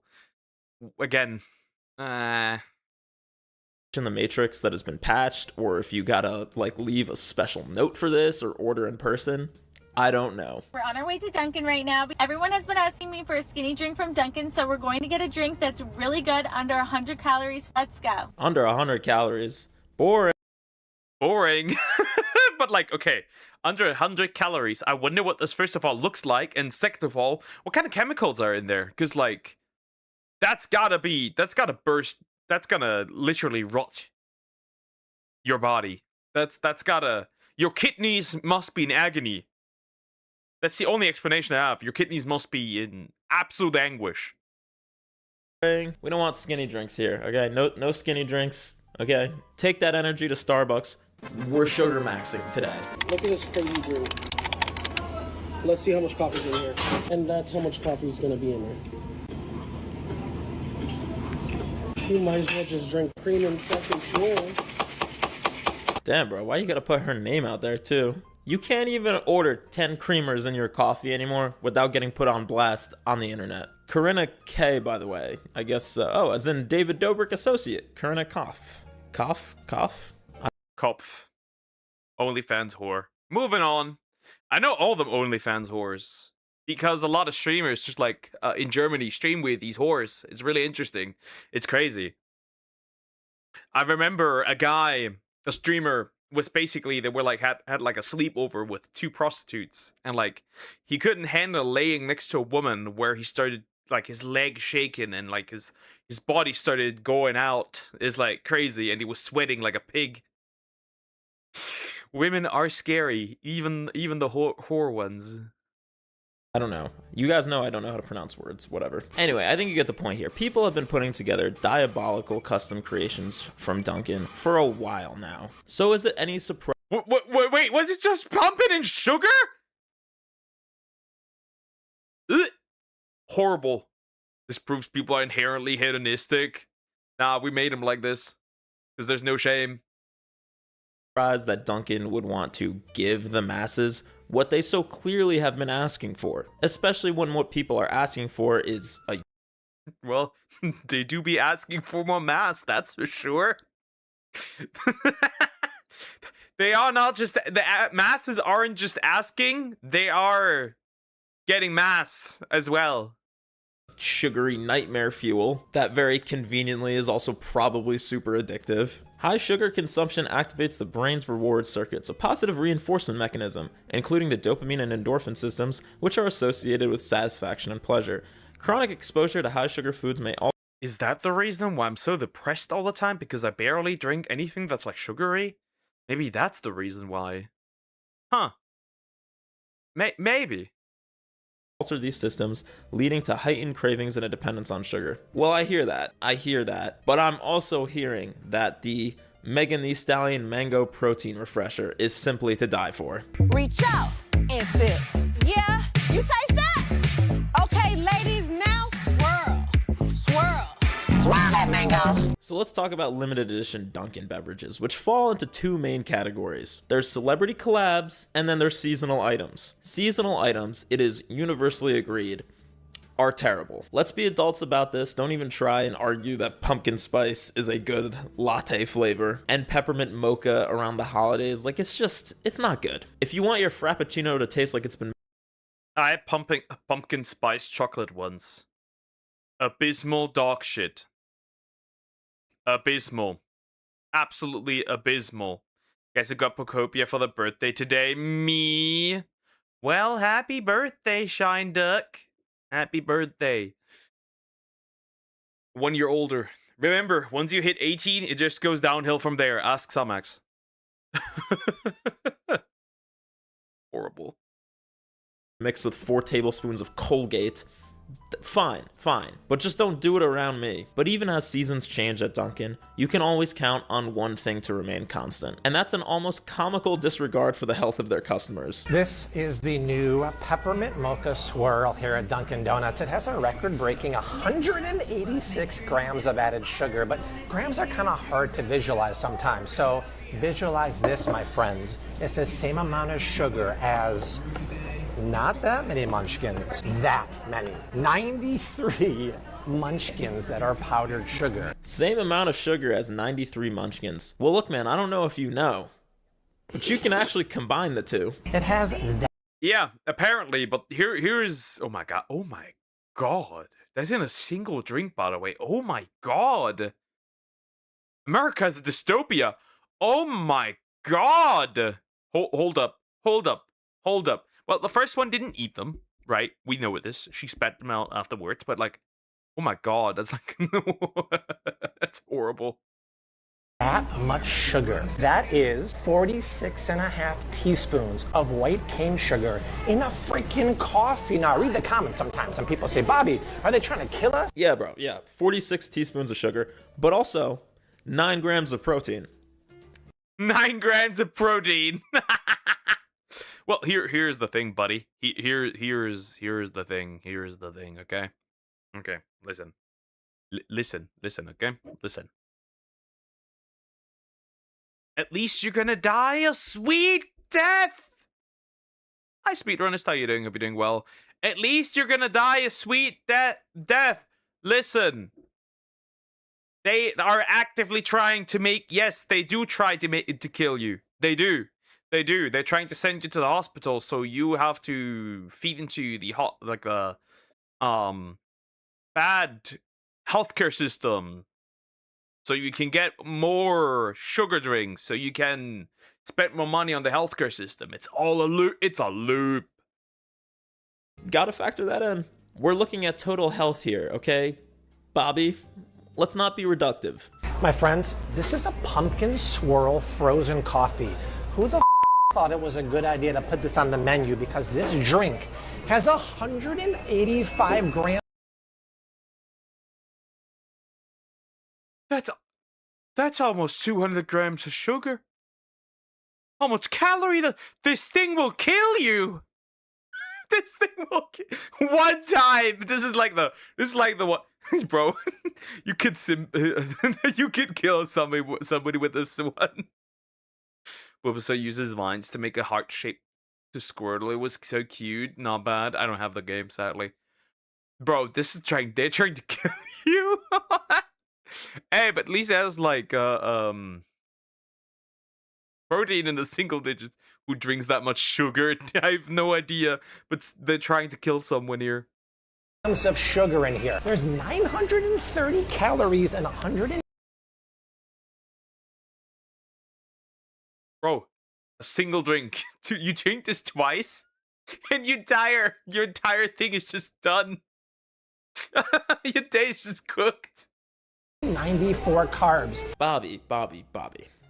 I agree with you, man. Not because you shouldn't drink something that's 900 calories, but just because, like I said, pumpkin and peppermint are terrible flavors. But without a shadow of a doubt, I don't think you can really classify these drinks as coffee. It's more like a milkshake, but even milkshakes are lower in calorie. I don't know, it's kind of its own thing. Dunkin' in recent years has truly turned into the Taco Bell of coffee shops. In that it's a coffee shop the same way Taco Bell is a Mexican restaurant. The good people of Mexico had nothing to do with the creation of confetti cookie freezes or Doritos Locos Tacos. But still, the sociopaths at Taco Bell Labs do a live Apple-style event every year where Mindy from Emily in Paris tells you what new potions and food items they'll be releasing. Heavy air quotes on food. And I'm not above that. I like Taco Bell. It's way too expensive now, but it's a fast food restaurant where not everything comes out of a fryer, and where you can at least pretend to yourself that you're like getting a somewhat balanced meal because there's like little shreds of lettuce on the taco at least. And it's the same thing at Dunkin', just pumping out random, unbelievably unhealthy and unholy creations to keep up with trends and for the sake of virality, 100%. But that doesn't mean that the normal stuff on the menu isn't good. Or like palatable, I guess, depending on your perspective. But why not double down on that stuff? The first celebrity Dunkin' collab I can remember is the Charli D'Amelio one back in 2020. And 2020 was really like the big return of celebrity fast food team-ups. We had the Travis Scott meal at McDonald's, which just that phrase I know just activated some of you. Shit. I'm getting hungry. Stop! This was a mistake. I'm in a diet! Stop! Like the Winter Soldier, because people were dying to get their hands on that thing. But back then, the concepts were simple. The Charli drink at Dunkin' was just what Charli D'Amelio ordered at Dunkin'. Just a cold brew with whole milk and 3 pumps of caramel swirl, which a lot of fans of Charli were already going in there to order to be like her, I guess. Or because it's genuinely good. I don't know. I don't like caramel. Same thing with the Travis Scott meal. It was just the meal that Travis Scott claims was his regular. And it was $6 too, which would probably be like $13 if it came out today. But what has happened since the Charli at Dunkin' is celebrity collaborations that feel a lot less genuine. I think that's a fair assessment that some of these are starting to feel like rage bait. And there have been a bunch of these that we can touch on. Which, side note, going back through the Dunkin' Donuts. This is all just like when you go into a sugar rush. Well, if you're American, you're probably immune. If you're not American, you just die. You just develop a new type of diabetes. Diabetes type 4. Right? We're just skipping 3. We're just getting type 4 diabetes. That's it. You watch Devs react to Crash Insane Trilogy speedrun. Maybe. I have still a lot of other things I want to get through. Press releases page over the last 5 years is really funny to see the trends that have come and gone, like the plant-based meat breakfast sandwiches in 2021. Does anyone remember this? There was like a year or two where every single fast food restaurant, every restaurant was all of a sudden doing Impossible burgers and like plant-based meats. Whatever happened to that? I don't know. I guess nobody bought them. I know I didn't. But anyway, there's something different between this is Charlie D'Amelio's go-to drink, and you really need to try the Sabrina Carpenter brown sugar shaken espresso. Say you can't sleep, baby, I know, that's that me espresso. But other than having a song that's named espresso, what's the connection here? There isn't, of course, and I tried this drink because I like Sabrina Carpenter, even though that last album was a flop. And unfortunately, the drink was a flop too. Sabrina Carpenter espresso and this me espresso. Right now I'm done. 10 out of 10, no notes. I actually want that one right there. This looks like diarrhea on the table. I'm sorry, but that just looks like diarrhea. Plant-based meat throws up in mouth. That's horrible. Yeah, plant-based meat is disgusting. Hi, Akaria. How you doing? Hope you're doing well. Hello. Hi. This is gross. Why? But the drink is just so sweet, and not short and sweet, but just brutally sugary to the point that me and my brother literally split the drink in half and just added coffee, like from home, to each of our own, just to balance it out at least. But I don't know, just a brief scroll through TikTok, and I think I'm in the minority on that, so don't listen to me. Oh my God, Duncan! In the name of the I wish I could be excited so much about the drink. What is this? I could never drink this. This is horrible. I'm like, see, like Coke is like fine, right? But even when I look at like Coke and I'm like, kinda don't want to drink that. I kinda don't. Like, it's great, but like, I look at it and like, it's like stares in hungry disgust. That's what it is. I don't know how to put it. I'm doing well. Yeah, not bad. That's good. Who puked on the counter? That's diarrhea on the counter.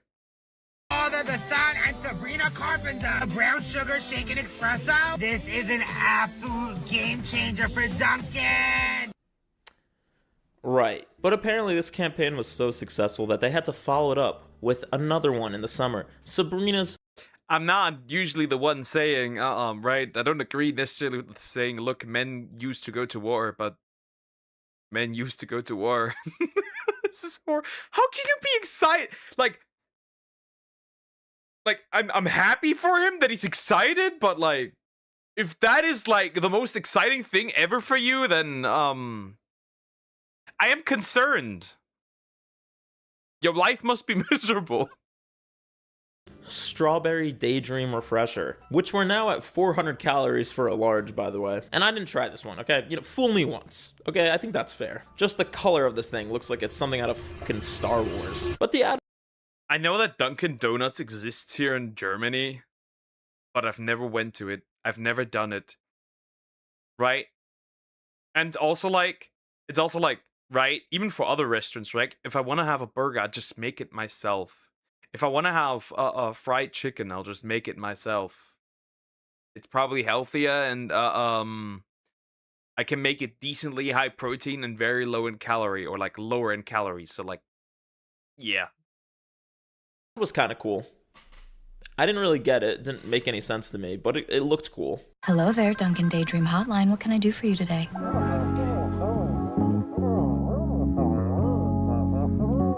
Oh. I'm gonna say it. I know people probably aren't happy about this, but I don't like Sabrina Carpenter. I don't like her one bit at all. Not only her music, but like her from what I've seen as a person, I don't like her. As a fellow German, the only fast food place I went to was Burger King. I went to like McDonald's, Burger King, right? We had an uncommon amount of KFC recently, but that's about it. And like usually I just go to like Döner. Works. Easy. You can make it better and healthier. Exactly. Okay. Croc. I hate that that your fucking name ruins my day. Is that Marilyn Monroe? If it were, that'd be great, but it's not. You're hot. I see. I think I know what you're really craving. Right. Thank you, Madam Secretary. Also, as part of the promotion, you could actually call the Sabrina hotline, which is 1877-DREAMY, to get a message from Sabrina and also a discount code for a free drink, which I tried calling the Sabrina line for this video, but unfortunately it has been disconnected.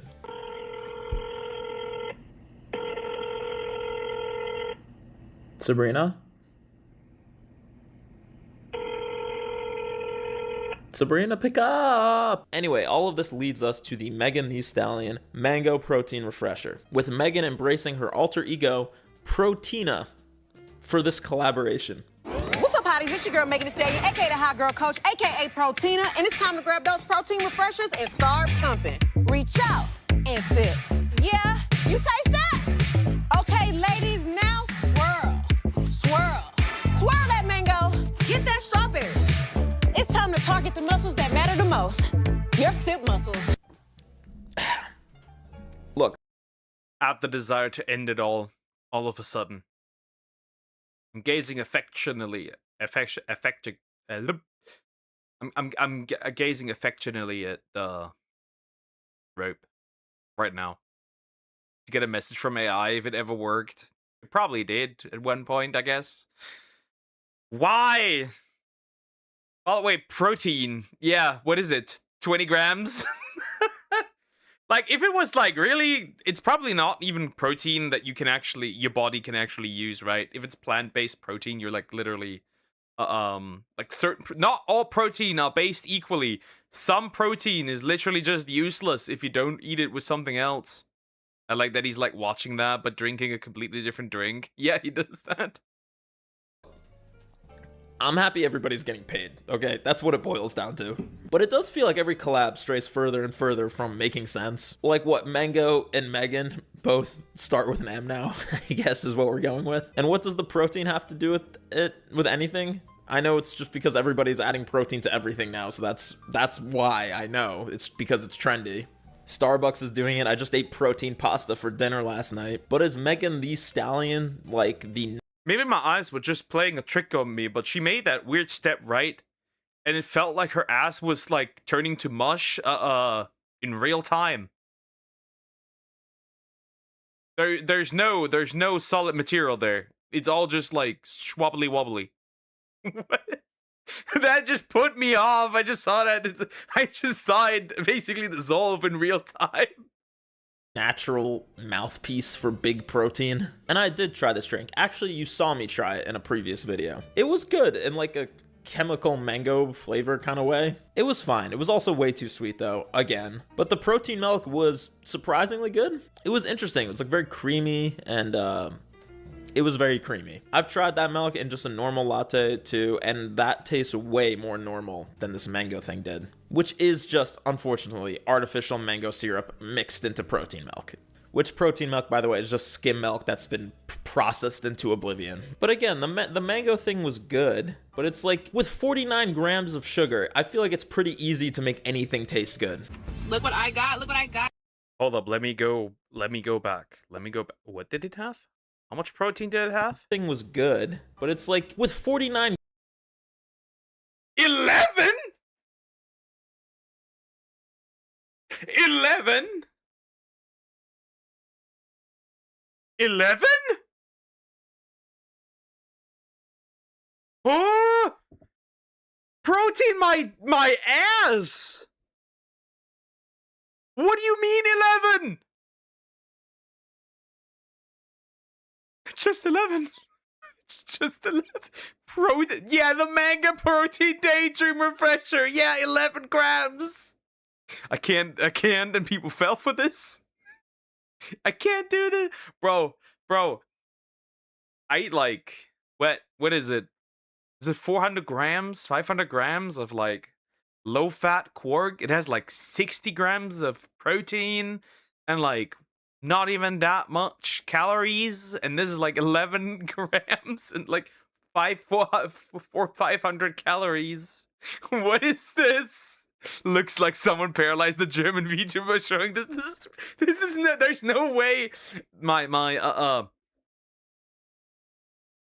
Only 2 protein that's even usable. Rest is wasted. Is this like you couldn't? What? This is diabolical. This is evil. 11 grams. 2 grams usable. My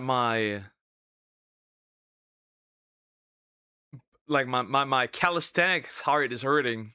What is this? But they didn't get to choose what was in it. Diabolical. Grams of sugar. I feel like it's pretty easy to make anything taste good. Look what I got. Look what I got. I got Megan's protein refresher. This is delicious.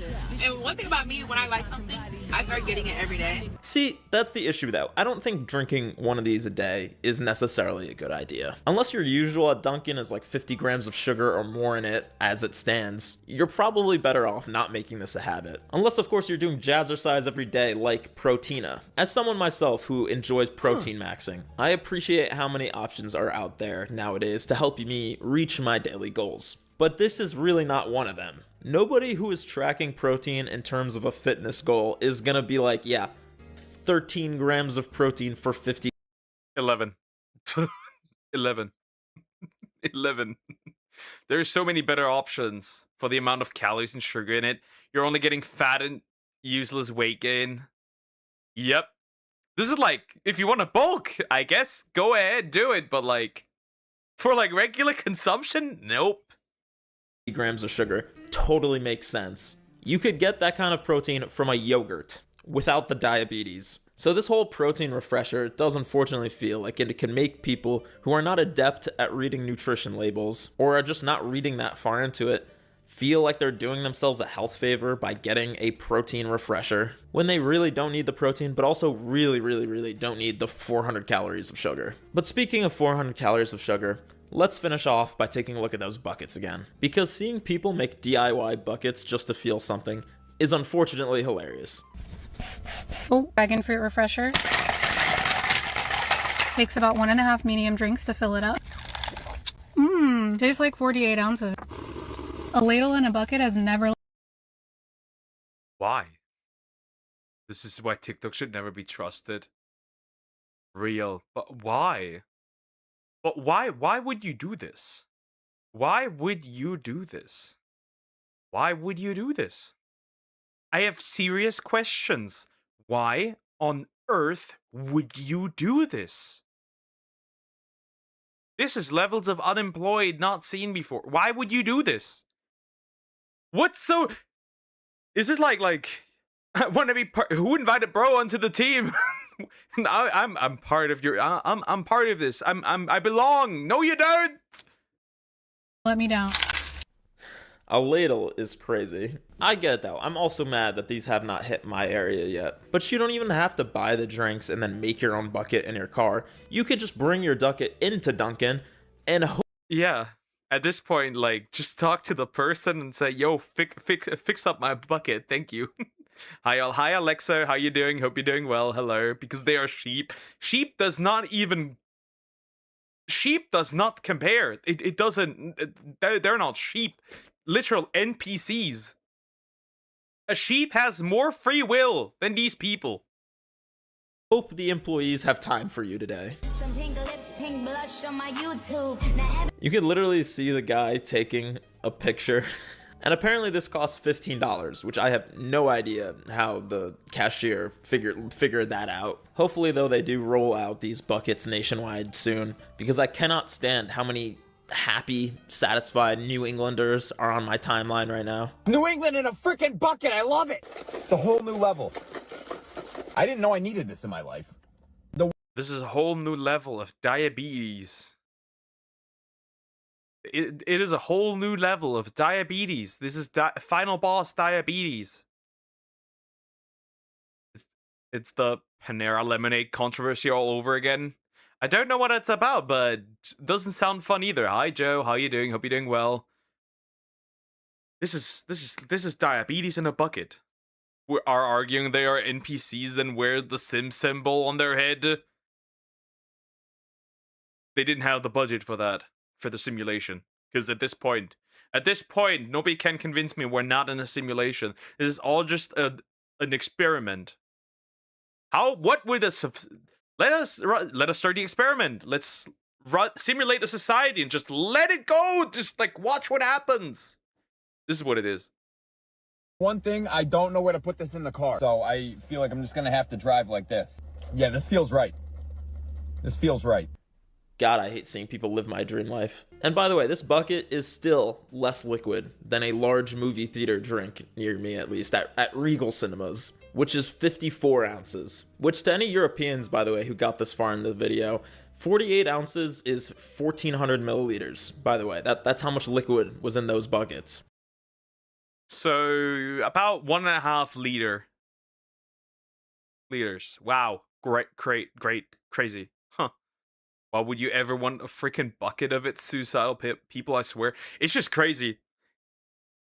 It's like, everywhere it's like, oh yeah, about half of the US is basically overweight, and like, they're selling these drinks. I know that you got a new, like health, politician dude, minister, whatever you want to call it, but like, does bro do anything, or is he also just like unemployed at this point? It's like, what? If you need that much coffee, it's bad coffee. Or that, but then again, I drink a lot of coffee. I drink a lot of coffee. Way too much. But I'm just saying I shouldn't have to subject myself to watching a movie I was told was bad about a book I've never read. Yeah. Yeah. God, I hate the normalization of cheating in the society. I hate it. I hate it so much. It's like weird. Movie? It's like weird, right? Book, no cheating. Movie, put that in right now. We need some cheating in this movie. It serves no purpose, but we need it. And then the girl's like, "Oh, look, so cute." I know what you are. I know what you are. I know the type of woman you are. The lemonade had 360 milligrams of caffeine. That sounds like my type of lemonade. That sounds like my type.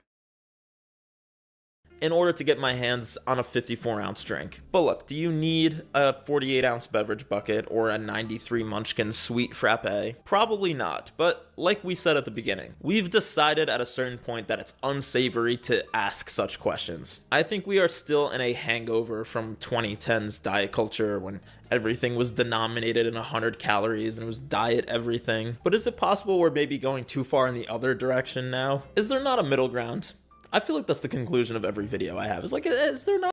There is no middle ground. See, the good thing that I've seen, I kind of don't like Victoria's Secret, but at least they're now, like, it's like funny, right? They were like endorsing essentially being fat, and now they're going the opposite direction again. It's like crazy. RFK, yeah, he only talked about wanting to ban colored liquid for products being cancer. Who worries about food dyes more than the actual problem? Sugar is literally everything. Yep. Leave my 9 shots of espresso alone. I just like found the strongest beans on the planet that I could find, and like just like let it go ham. Straight up. Just let it run. Just let it run. There's so much caffeine I would die. I function like 80 milligrams. It's more than 80 milligrams for me, by far more. I drink the 3 a day. And that's a low ball. I have gone 6 or 7. There was a day where I went like 8 out of boredom. I drank coffee out of boredom. Is there not, somewhere in the middle here, folks? Look, nobody is getting a Dunkin' bucket because it's healthy. I totally get that. We all know this is fundamentally insane behavior, but I bet right now, part of you is wondering, could you handle the bucket? Duncan, why are you trying to hide from me?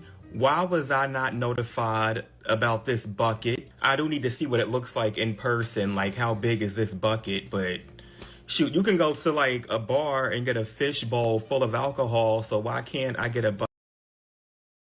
Never mind. Maybe I was wrong for saying that Trump did a good thing by stopping the TikTok ban. That was a bad idea. Ban it. Ban it, just regardless. Also, matcha, disgusting.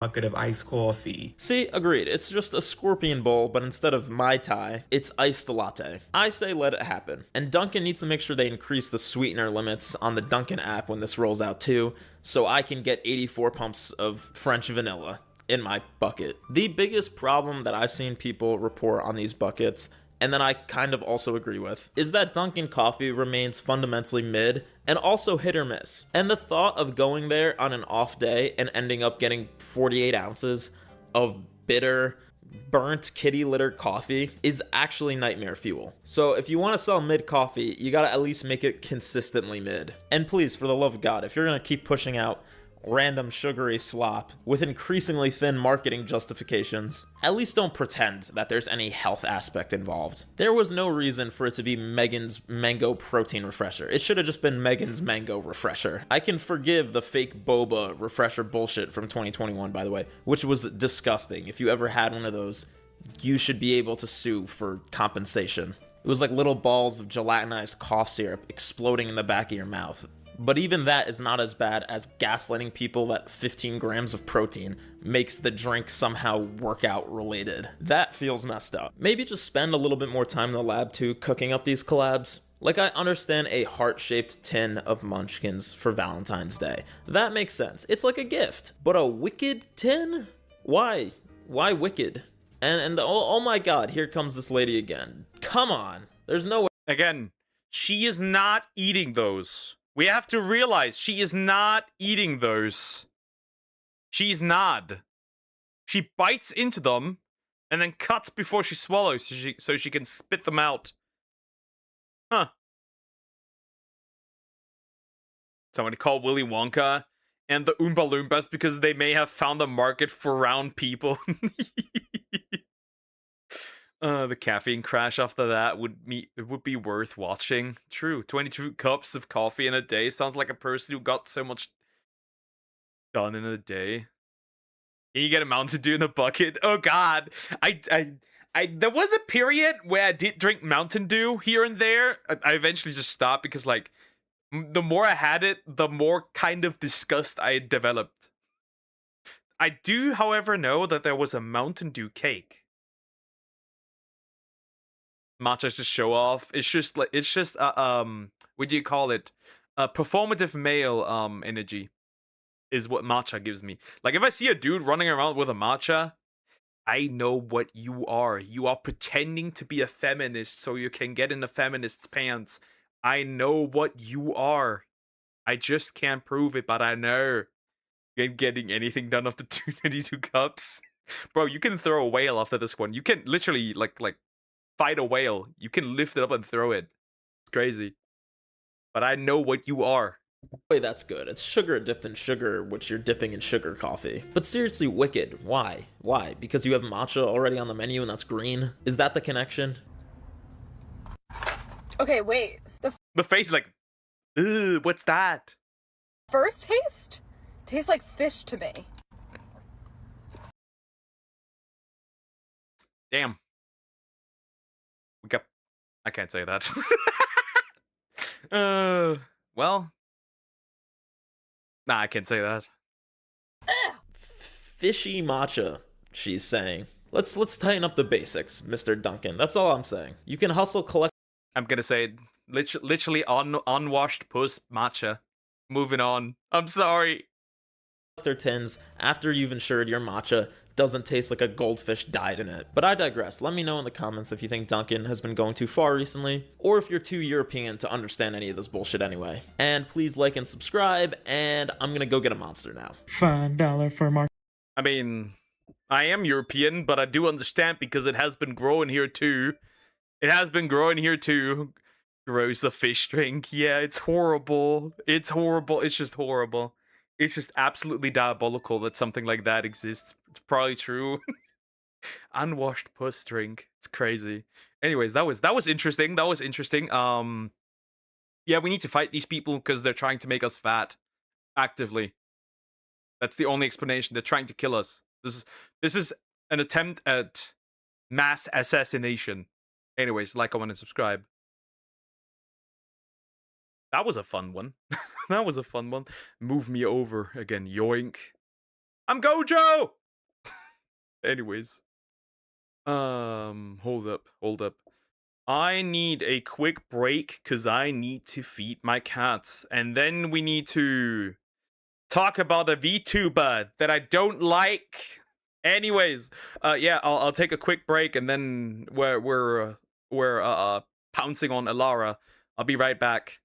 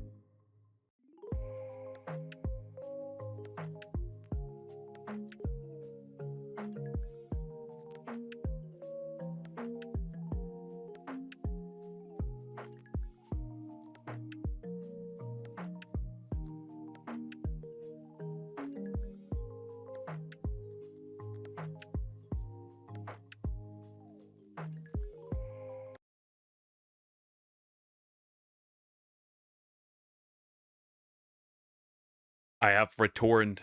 Yay. Cats are fed. Even though he doesn't necessarily look that happy when he looks at his food. My guy. I ate something really salty today. And it was ramen. I just ate instant ramen and that was it. That was my whole food today. I'm on a weird diet. The only thing I do add is still as much protein as possible, but that's about it. Literally dying out here. Regardless, we've got a ref video to look at and to laugh at people that are stupid. So we will.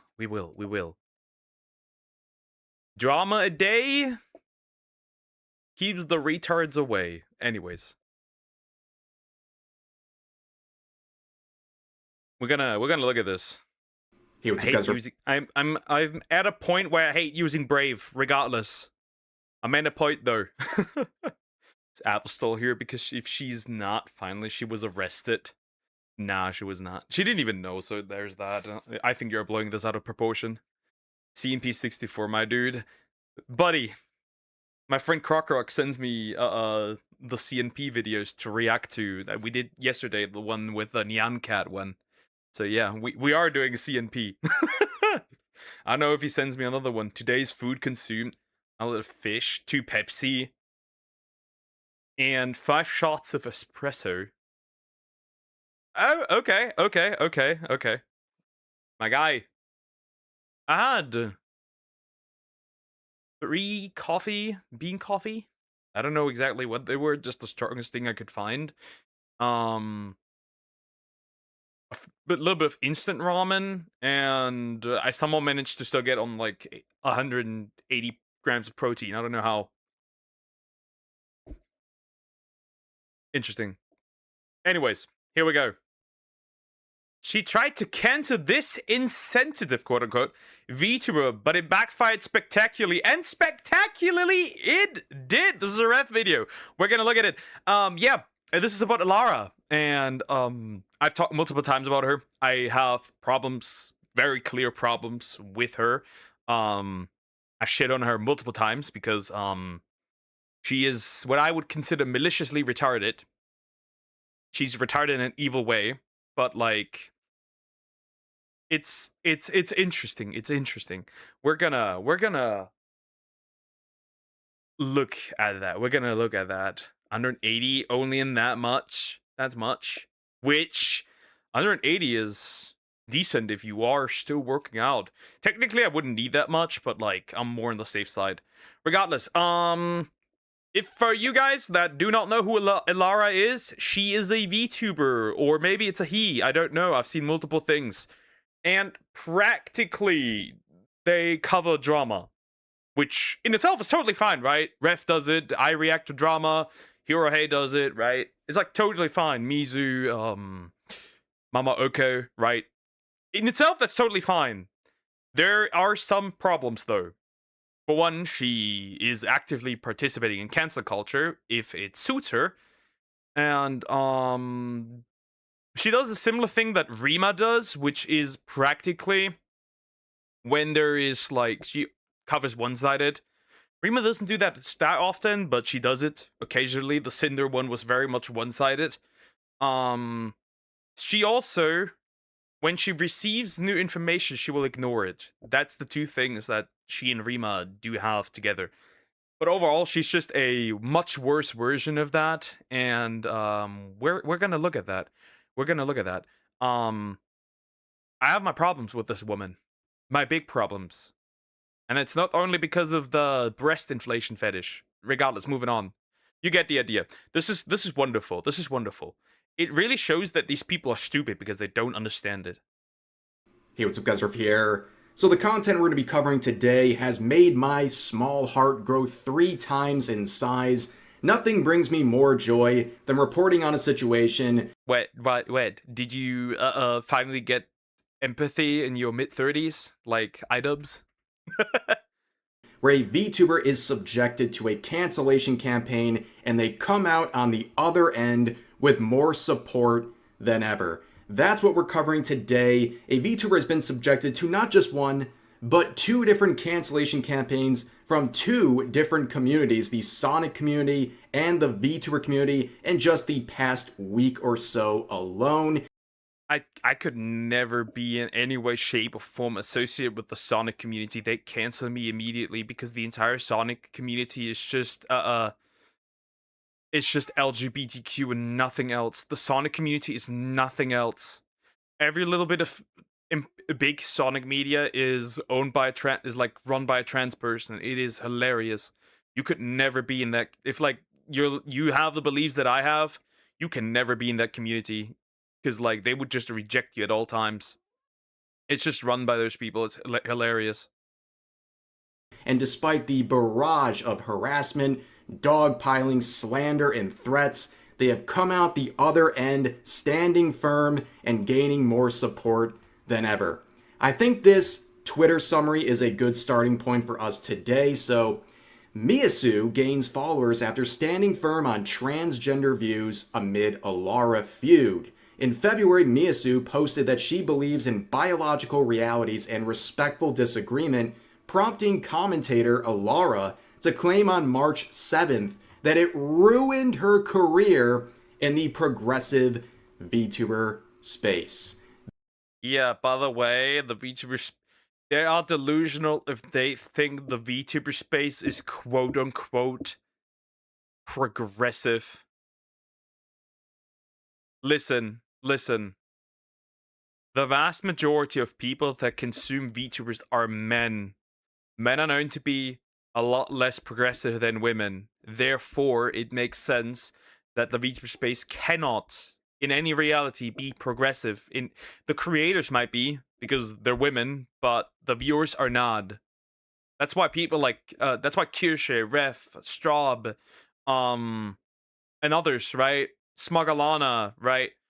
Not that they're necessarily, or Leaflet, right? Not that they're necessarily, all of them are necessarily conservative or anything like that. More like normal, healthy-minded people. But, there's a reason why they succeed. Isn't the one who was being a jerk to the person yesterday where their stream went down? No, this is not the same person. This is a different person. Alara is a different one. This is the post and reaction we will be looking at later in this video. Alara claiming that... However, Alara pulled off the exact same shit a while back with Celestium as well. She is, to a degree, involved in like previous issues that Celestium had. Kind of. This VTuber just ruined their career. And if this is what ruining your career looks like, I think anyone would sign up for this. Yeah, Mia was at like 500 or 700 followers and is now at 10 times of that. More than 10 times. Would you look at that? I'm kind of not surprised. Every time these people do this, it fails. There was another, Freya? Something like that? Something like that. Same thing happened. Grew in followers because the cancel campaign failed. If you ignore these mentally ill people, they have no power over you, and it starts to show because people are being more open about what they believe and what they stand for without allowing themselves to get canceled. They won't cave in because why would you? It's just a bunch of angry people with like 200 followers or like double single-digit followers who have nothing to say, who have no power and hold no power. That's all there is to it. You don't have to cave anymore. Just because her following on social media has, in some places, doubled, tripled, or even quadrupled in the last 24 hours alone. Now, we got to start with the Sonic side of this. This was cancellation campaign number 1. Now, as you can see, viral tweets like this are very present in that community. This fictional character would agree with me. Shut the fuck up. So, and? What about it? They're fictional. They don't give a shit. Huh. They're very, very focused on gender identity politics. They need some valid. Yep. the Sonic community is very much focused about gender identity politics. It is a large part of the online community, which is why it's so unbearable. If there's one community that might arguably be worse about what it is, like, it's no longer centered around the characters, right? If there's one community that's really bad, next to like currently the Gotcha Kuda community and Honkai Star Rail, the entire Hoyoverse stuff, right? Except ZZZ. ZZZ is kind of based, but kind of not. It depends. There's a bunch of people crying every single time, but they still play the game. The thing is that like the Sonic community might either be in the top 5 worst communities when it comes to that. It is horrible. It is atrocious. They don't have free will, so they shouldn't say that they agree. So wait, they don't have free will, so they shouldn't say they agree. Well, a lot of these people here are also to a degree hypocrites, but the character's written, it is all made by others. Yeah. Validation from fictional characters. We've seen this many times before. And when Mia made this post, you would think, what's the big deal? She's promoting her streams. What could possibly go wrong? Well, if you look at the comments, they are very aggressive from back in late February, saying, transphobic lol cow, enjoy being a grifter loser. Would you look, by the way, parody account, by the way, would you look at her following? I guess that didn't go quite so well. transphobic lolcow, enjoy being a grifter loser. This person saying F you. Another one saying F you, transphob. This person saying disappointed in your transphobia and ignorance. Not gonna be mean like the others, though I understand why they're being like this. Just gonna ask you to reflect and look into what actual trans people have to say. Now, I speak for a lot of people when I say we do not care. See, the problem with the trans issue is that it's the trans people creating the trans issues, because instead of you living your life, you want to force me to agree with you with something that I don't agree with, because, fun fact, you cannot change your gender. What's hanging down there is what's hanging down there, and I've just been reinforced by seeing a rot pocket on Reddit.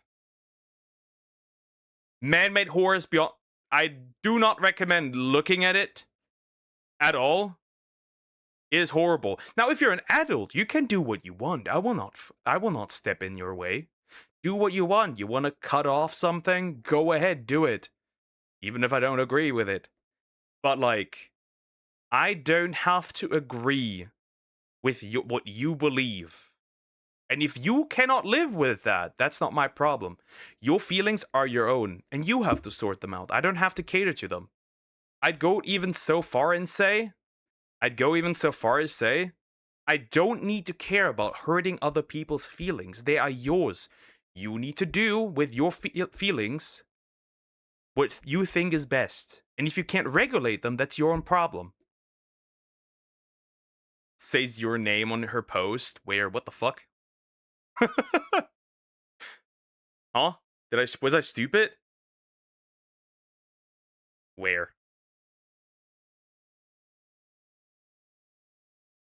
I didn't see that at all. Hold up.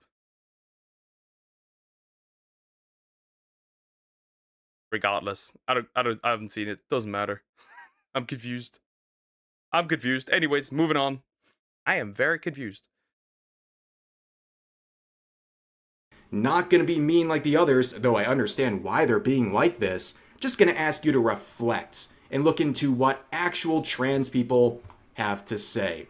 Now, what happened here, ladies and gentlemen? Well, their promotional post for their streams was quoted by this... It's Poke.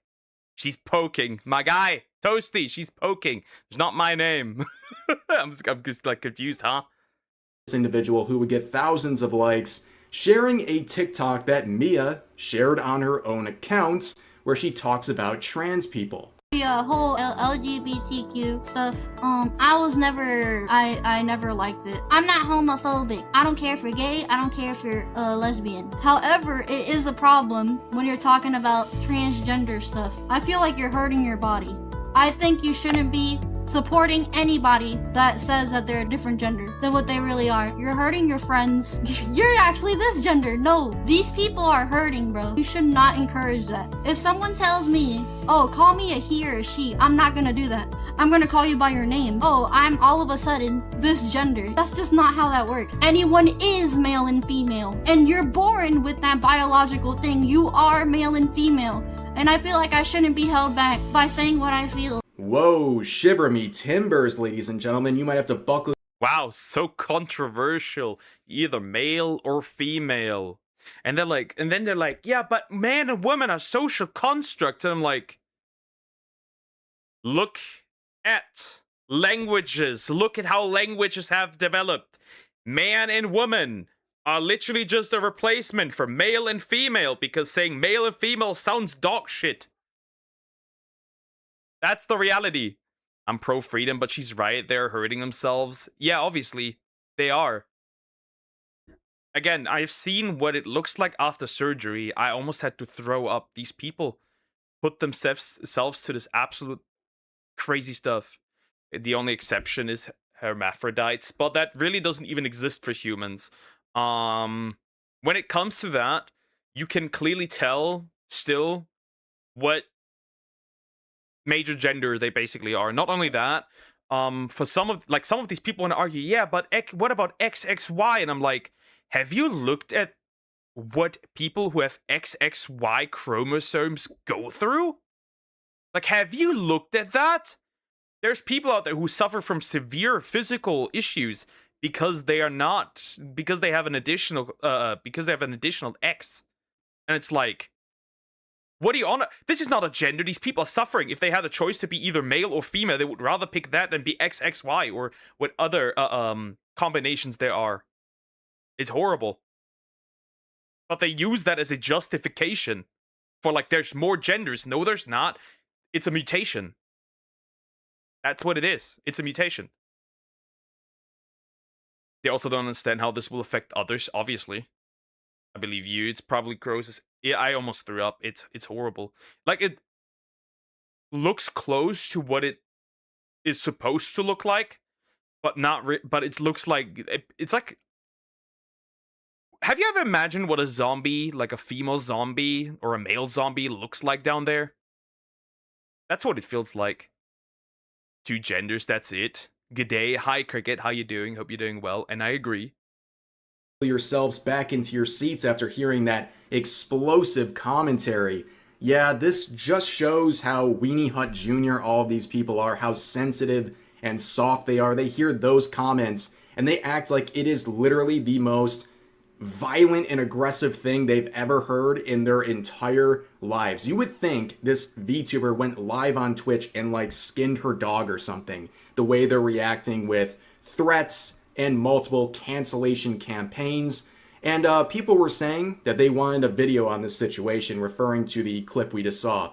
Now, I'm a little bit late, and I'm sure it's not the video this person wanted, but there will be a video, as you can see. Now, here's some of the totally tolerant people responding to Mia. Look. The tolerant people. Look at them. Look how tolerant they are. Isn't that amazing? Look at the tolerance. The absolute tolerance of these wonderful people. This comment saying, just offer. Problem solved. Here's another one saying, over and over again, trans rights. That is a very common theme throughout the quotes. People just spamming trans rights over and over again, and even saying characters like Silver will smite her, referring to Mia. Then you have this person saying, I love this GIF so much. It always perfectly represents my feelings towards whatever situation I need it for. And of course, that is from Joker 2, and they're basically saying, I want to violently stab someone to their demise whenever I come across a situation like this. And by situation like this, I mean someone who has a different opinion than them. Here's another one saying, have fun being a lolcow like Ren and Straub that no one wants to work with. Okay, what is with these individuals and the spelling mistakes? Can you please just get it? It's also like, there's still people who want to work with them, and I mean, they're still making more money than you will ever see. So like, it's like, and she's being already more successful than this guy was probably hoping would happen. Or this chick, whatever. Doesn't matter. Doesn't see, here's the funny thing. Is also because of someone's opinions. They cannot handle opinions that aren't like theirs. This is a hive mind. You go against them, you're gone. I follow a trans person on Twitter, and they basically revoked her trans label, her trans rights, because she doesn't agree with the hive mind. And it's like, yeah, very tolerant, wonderful. I'm bad with spelling mistakes. My grammar is atrocious. Mine needs to be good because I'm studying to be a teacher, so eh. But yeah, it's not like these people are failing or anything that like this person is crying about. Right? Are they so like worked up about the situation that their hands are trembling and they just can't spell any of the names or words correctly? Now, of course, they're referring to me and my wife, Straub, and making all these claims. They're clearly very worked up about us too, and they're really mad at us, but honestly, good. If a self-described woke gooner LGBTQ Warning, porn in hentai, do not interact, minus and Russians. Do not. By the way, isn't that technically racist to say, yeah, this specific group of people do not interact with me? Like, all of the Russian people are, like, all of the Russians are, like, evil. That's weird. Obviously, LGBTQ plus ally, but then has, which is kind of ironic, the Gaza flag in there. Does he know that like people that are like LGBTQ get thrown off of buildings? Does he know? By the way, 26-year-old man. Maintain my claim about Ref. Yeah, but I don't see it. At least from the pictures I've seen, I don't see it. And even if he was a cross-dresser, who gives a shit, bro? plus ally, cis hetero man, he, him, 26-year-old is mad at me. I must be doing something right. Now let's move on to some more quotes. This person saying, how the F you want to be transphobic and be in the Sonic fandom? Get the F out of here. Transphobes aren't welcome in... Listen, who said you wanted to be a part of the fandom? Who said she wanted to be part of the fandom? If you play a game, or if you like type of game, or like a genre, a franchise, you don't technically have to be part of the fandom because you still have to participate in it. I love Uma Musume. I'm not touching the global Uma Musume fandom with a 3-kilometer pole. Right? I'm not touching the Uma Musume global fandom with a 3-kilometer pole. Not at all. Not even close. It's all just Yuri slop. I'm done. I don't care. I'm staying away from that. People are very sensitive, so they are at a point where they can take one opinion. Yeah. My effing space. So who are you to be telling someone like Mia they don't belong in your space? This person speaks on behalf of the entire community, I guess. And also, I've never seen anything good come out of a person referring themselves as a rank or a level for their age, and it begins with anything 3 or above. This is a typically not a great sign of the type of person we're dealing with. And also, again, needing a fandom or characters to validate your gender identity politics is the most insane thing ever. Like, this is clear. Spoiler alert, it's not only that, right? It's a Japanese... You always have to forget, it's a Japanese character, right? It's a Japanese fandom. It's a Japanese character. One of the most conservative countries on this planet, by the way. Spoiler alert. And even they don't gamble with like this transgender stuff, right? They don't do that either. Like, and like people want to like recently they tried to co-op a character from like they just tried to take a character from JJK and label this character as trans when it's actually an otokonoko, something like that. And right, which is like a man who presents feminine. Again, no trouble there, but they like to take these and label them as something for Westerners, which it is not. Doesn't Japan hate trans? No, they don't hate trans, but they just don't care. Like, they don't care about that stuff. That's not even in their they don't even look at that like that. For example, when you look at the new Metopia, we got non-binary in our localization. The Japanese one had other. They don't even look at it like that. They kind of don't give it. They don't give a shit. Like, do what you want. They kind of don't give a shit. Living perpetually online isn't healthy. It isn't. It isn't. But these people, these people only have the internet and nothing else. Their entire, what they identify sexually with, has become like their entire focus point. It is their entire life. And if you criticize anything, then it becomes a personal attack because you are attacking their identity because they got nothing else going on. Clearly, very unhinged behavior where you need validation through fictional content, fictional characters, or a surrounding. And most people don't even overall. I'm of the fair opinion, like of the belief that most people don't care if you're trans. The only thing people care about is when you are forcing them to agree with you, then that there's a problem. But I think most people do not care. Most trans people probably do not care about what Mia said. Like, there were people quote tweeting her saying straight up that we're trans, saying straight up, yeah, you make this worse for everyone else. Because, you crash out over what she said, which is a biological reality. Not interacting with them makes the problem worse. Yeah. I know someone's trans. They aren't like these Discord mods. Most of them are probably completely normal. They just want to live their life as the opposite gender. And if they want to do that, go ahead, do it. Nobody, I don't think anybody should stop you. But I also don't want to be forced to necessarily agree with you. Fandom.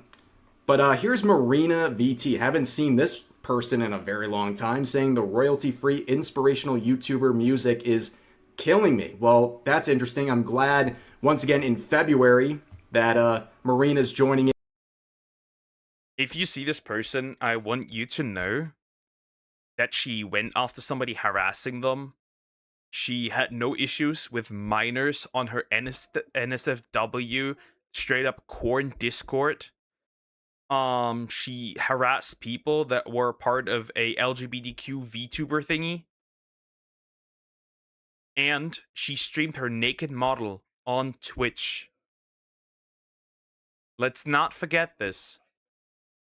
Let's not forget this.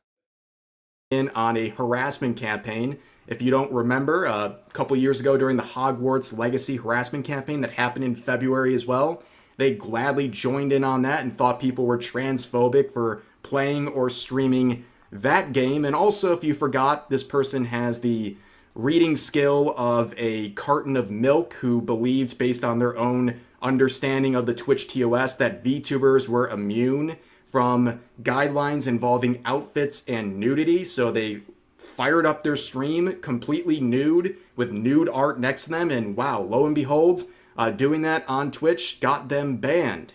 But here's some more saying you can hear the results of incest inner voice. That's a bit weird.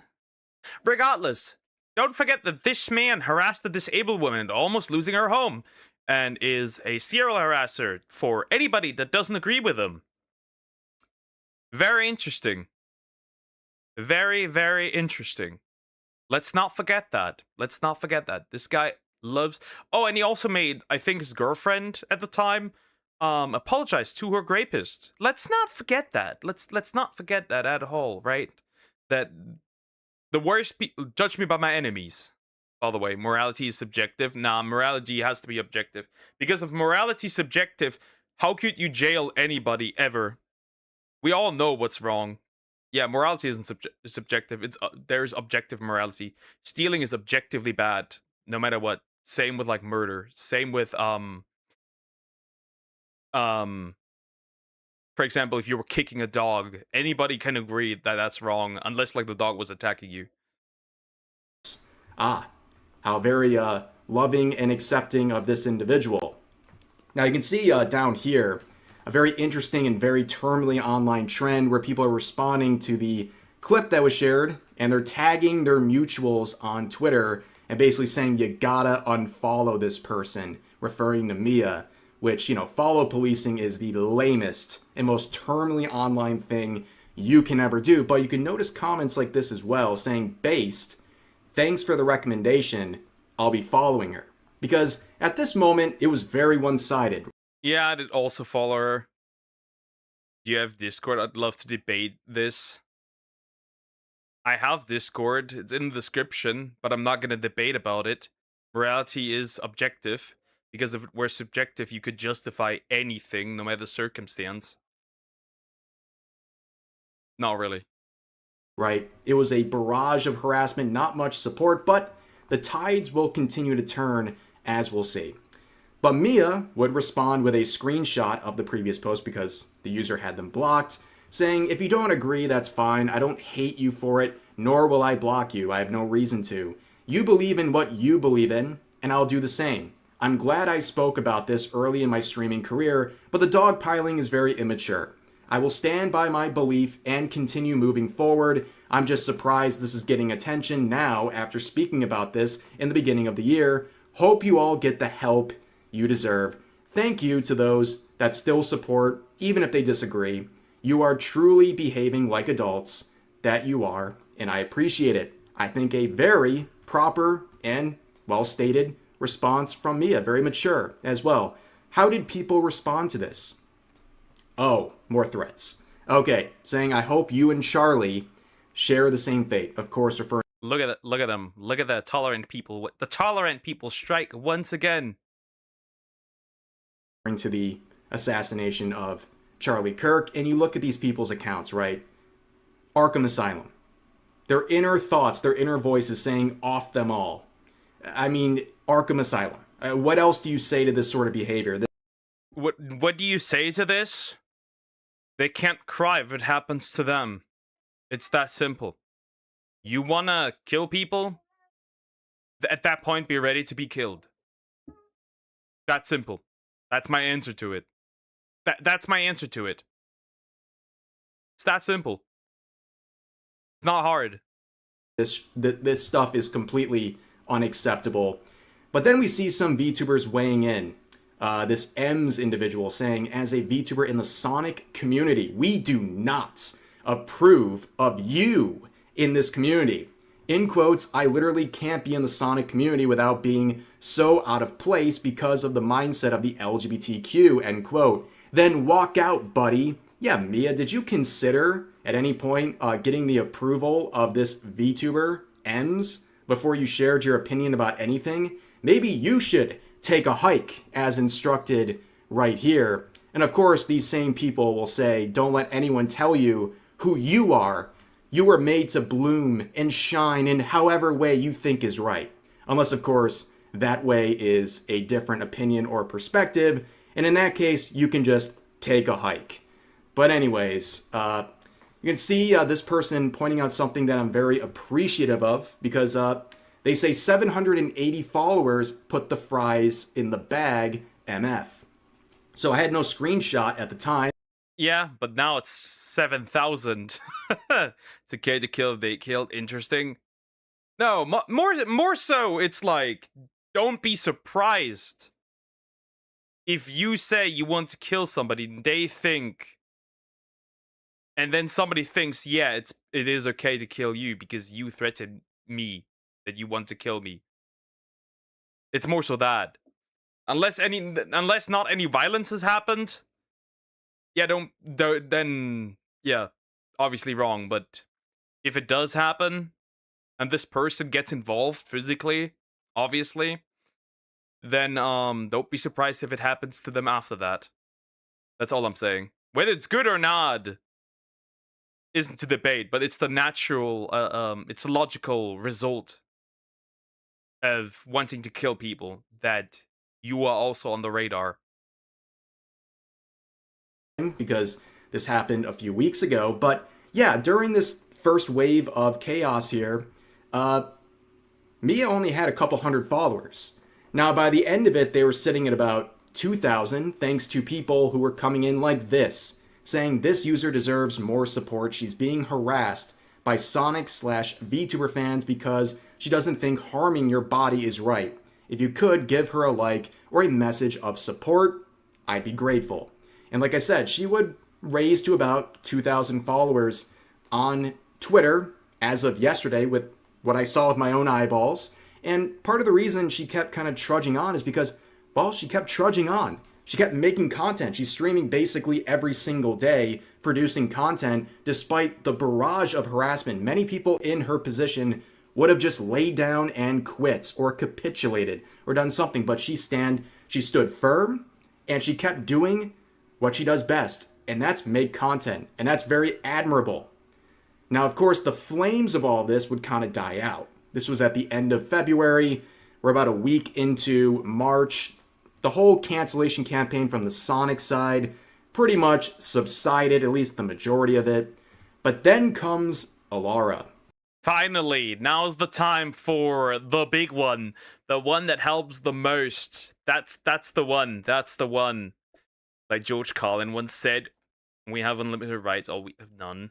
He believed in unlimited right. If someone wanted to call him ugly, he has the right. Kinda. And if George wants to punch him for it, he has the right. I'd say you'd have to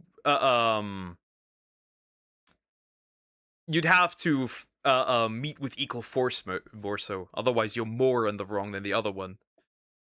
We live in a world that actions have consequences, whereas the right parts enter who give it. The one who has power gives the rights. It's that simple. It's that simple. It's that simple. The one who has power that one gives the rights. That's why I'm saying, like, human rights are not like something that's given, right? Human rights are not like, oh, they are just natural to everyone, right? Human rights must be defended. And if you can't defend them, you lose human rights. You lose your rights if you can't defend them. The one in power can give rights. Somebody who has no power can give no rights.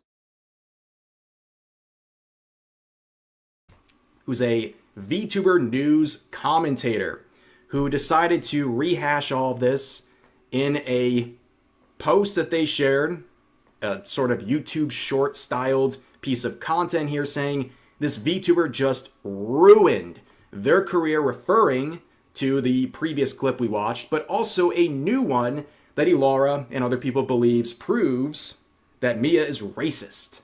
Anyone... Here we go. Let's go. No one with power gave me rights, just taking them. Yeah, but like, listen. You have the right, for example, to not be stolen from. Whether somebody does it or not doesn't matter. They face consequences. But you were given that right, the right for that. But if your government gets run over and somebody powerful, somebody else takes over, your right can be taken away. That right can be taken away, which means only the ones in power can give you or take away your rights. It's the harsh reality. I've never joined the Boy Scout before. I was a lonely kid. Ref muted this thingy. Yep, probably. Is is male and female. And you're born with that biological thing. You are male and female. And I feel like I shouldn't be held back by saying what I feel. I shouldn't be held back by what I feel. I mean, look, girly, I'm not gonna stop. I hate his voice. Right? There's two things here. Okay. So first of all, I hate her voice. She's obnoxious. But also, she uses a voice changer. So the more you know. So we don't even know if it's a man or a chick. I don't know. Could be either. The breast inflation fetish might tell us more than what we need to.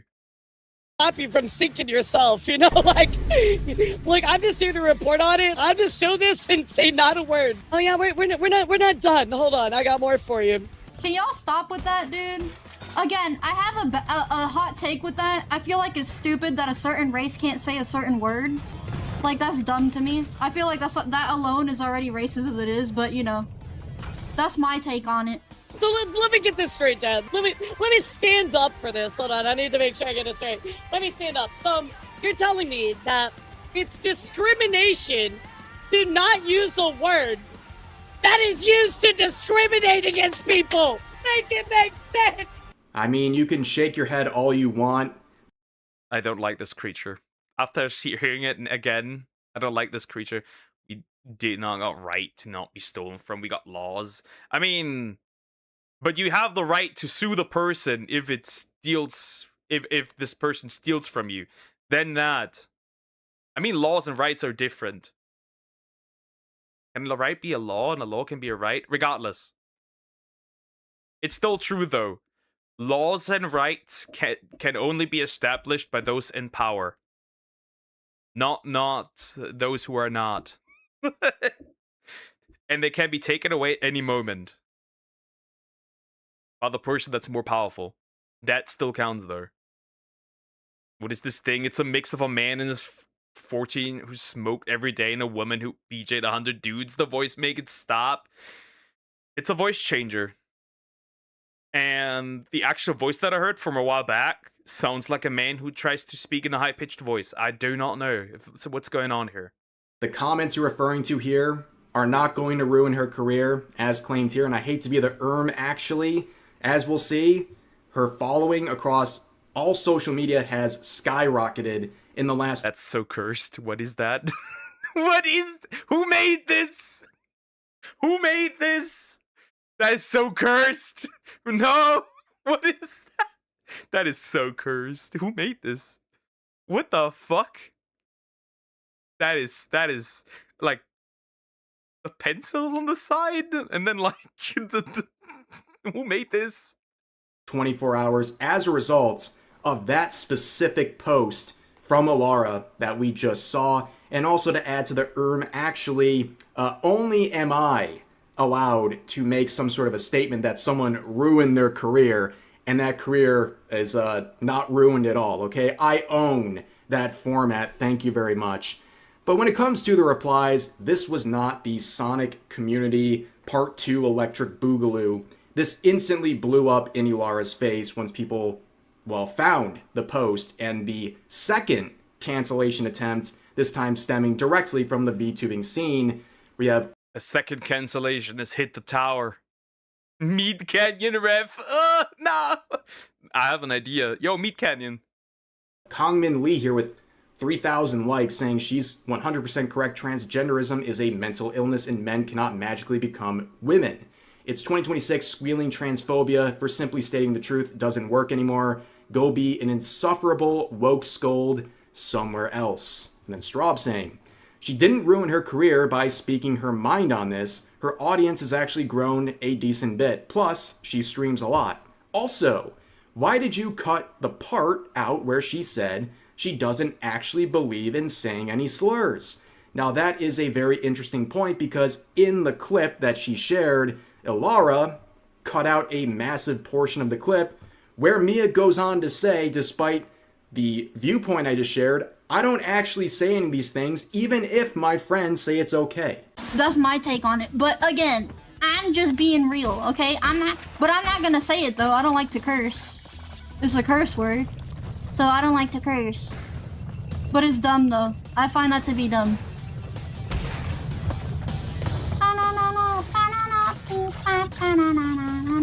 I have friends who don't even mind. But I don't say it anyways. Ironically enough, it is the full clip provided by posters like this that were used in the Sonic community to cancel Mia that provide the additional content.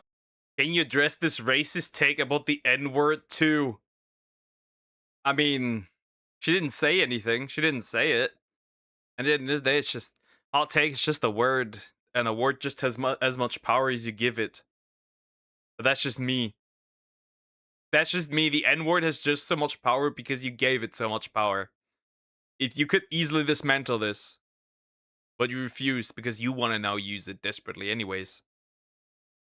Context that Ilara is intentionally omitting in an attempt to make Mia look worse for, well, her own agenda. Now, this is a good reply right here saying, I find it incredibly ironic that when someone like Rev makes a video supposedly punching down on a smaller creator, it's a problem. But when someone on the right side of history does it, it's perfectly fine. The hypocrisy is honestly insane. By the way, I love Nani. She's great. She does she's like one of the few indie VTubers that does still a lot of kayfabe, which is very interesting. But yeah, I like her. She's great. Just saying. Guys, anytime I talk about an account that is even a tiny bit of a fraction smaller than me, I am accused of punching down in that I am bullying, I'm harassing, I'm sending my... Buddy, if you want to talk like a big boy, you gotta take it like a big boy. Community after people, X, Y, and Z. I'm an equal opportunity internet user. I think if you have a public account and you want to talk about something publicly, especially if you're calling someone like myself out directly in many cases, I think you are inviting people to respond publicly. I don't think because of your following number, you should be exempt from criticism or any sort of public discussion of what you are posting publicly. Take a shot every time I say publicly, right? But you guys get the point, right? Like, what is the deal here? Now, if you're thinking it's all just these bigots who are disagreeing, they just don't understand, you have quotes like this with a lot of support saying, hey, trans person. Yep. But Mana, you are now officially no longer trans. They have revoked your trans card. They're like the... Remember? Like when Biden said, like, if you don't vote for me, you ain't black. Right? They treat trans people who don't go along with their ideology the exact same way. If you don't agree and think the same way I do, you are no longer trans. So, sorry. You must hand it over. The trans card. Here.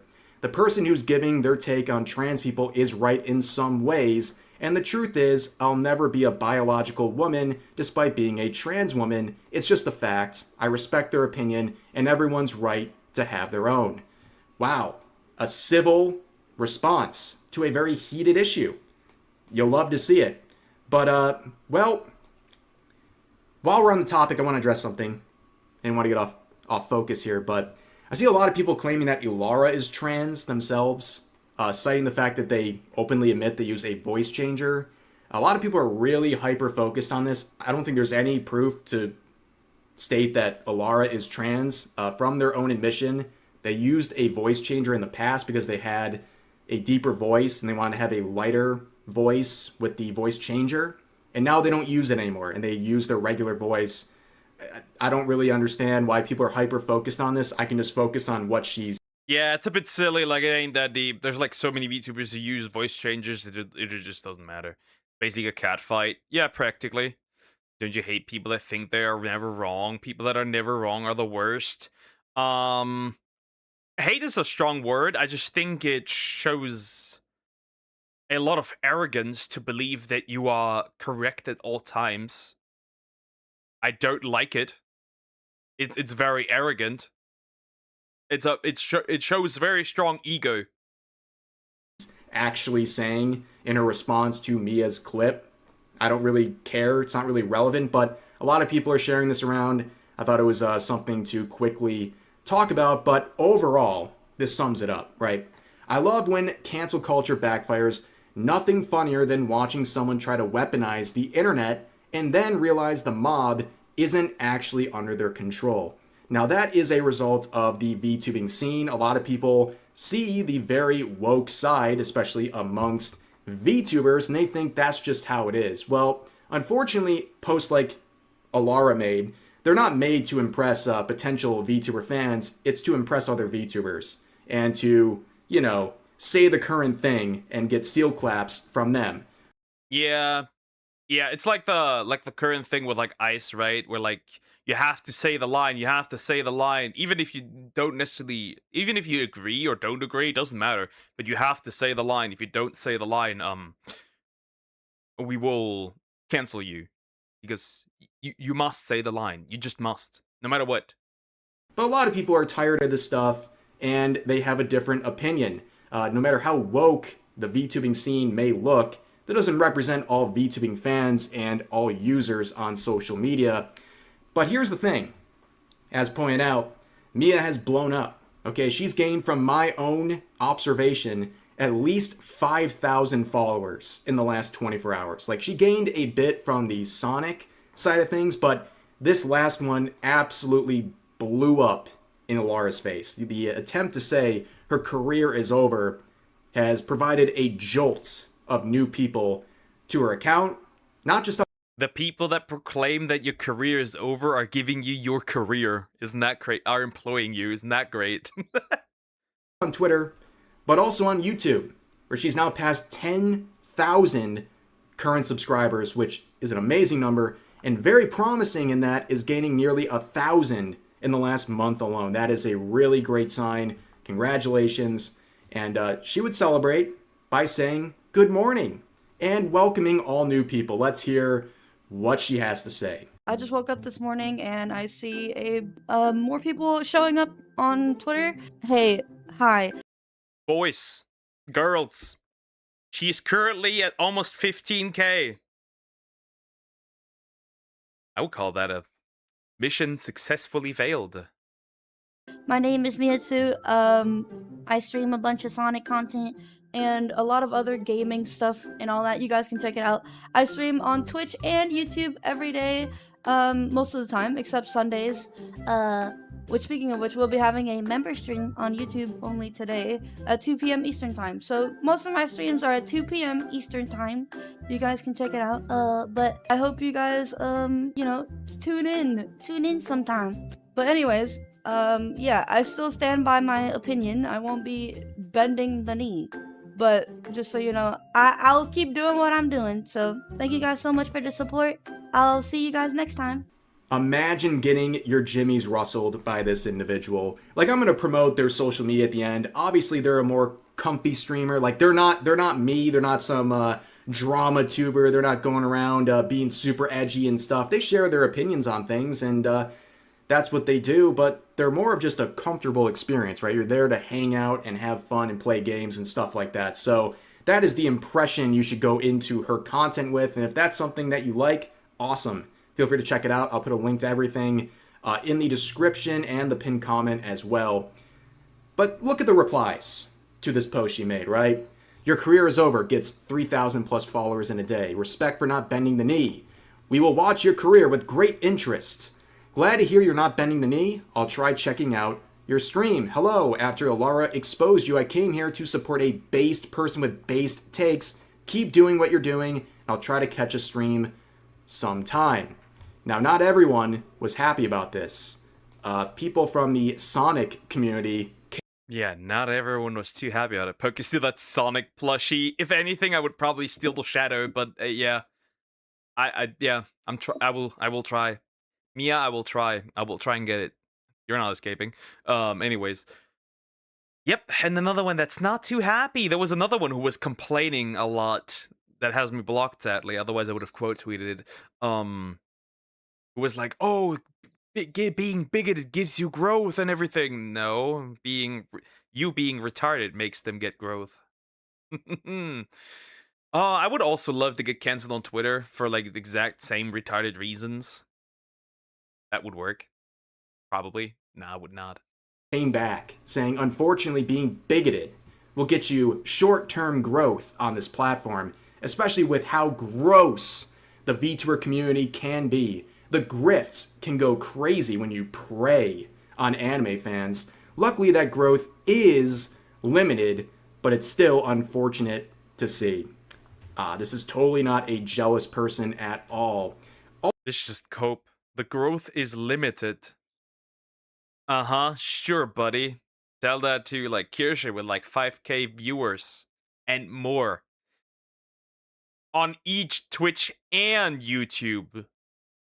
Uh-huh. Sure, buddy, it's limited. Also, a very serious set of accusations. Number one, grift. We'll talk about grift in a second, but they're claiming she's a grifter. And then they say that she's preying on anime fans. Really? You're now introducing a predatory accusation that she is preying on anime fans? That's a very deranged thing to say. But they would expand on their post in the replies where someone says, she is mostly playing Mega Man or Sonic games. I don't see the grift.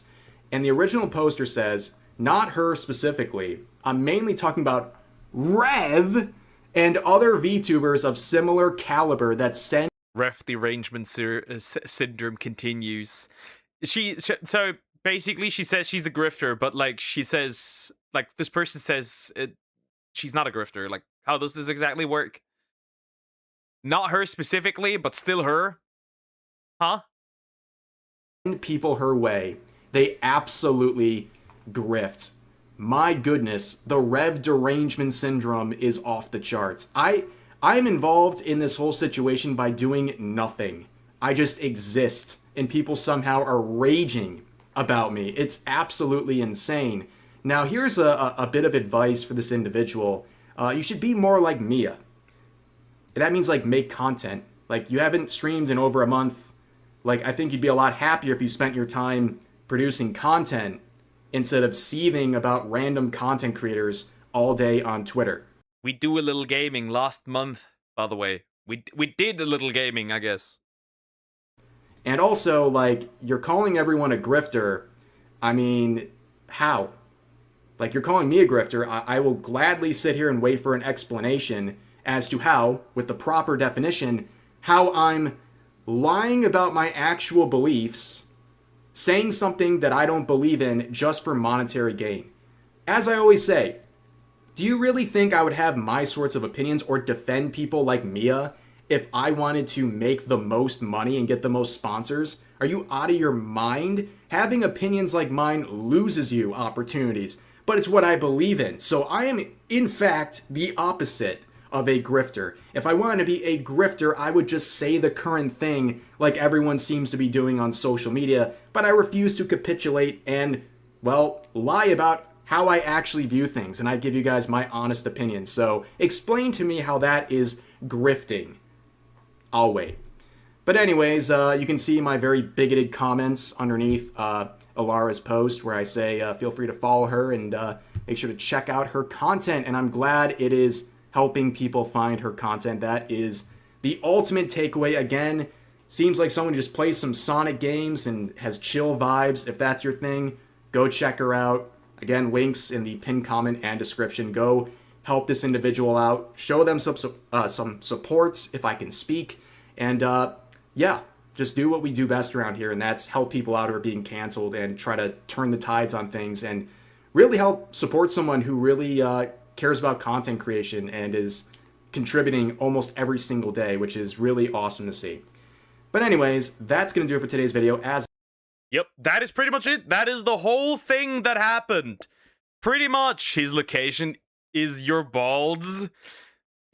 He's hiding in my balls. Get him out of there. Castrate me. Yeah, regardless, that is the whole situation around Mia's too. And yeah, as we can tell, getting canceled does no longer work. To a degree, I guess. To a degree. Anyways, like, comment, and subscribe. Cheese. The cheese of truth.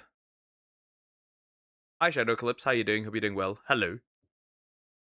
That guy's location is your balls. Miserable experience right there. Okay, Crocorok. Yeah, we'll do a Croco video and then we'll do bulk on video games because that's interesting. But yeah, let's do You're Bad at Social Media. I'm excited. I'm excited for You're Bad. You can see that. It's not showing in main chat. That's interesting. Wait, I can see that. Yeah. Huh? Yeah, I can see that. That's interesting. Joe just got cock blocked. Is it time for Dev's Reactor Crash speedrun? Nah, not yet. I need to, first of all, look that up. Look at how long that is. It's like the other two were interesting. I just need to see if that one's interesting. Because I kind of not cared all that much about speedrunning. But yeah, we'll see.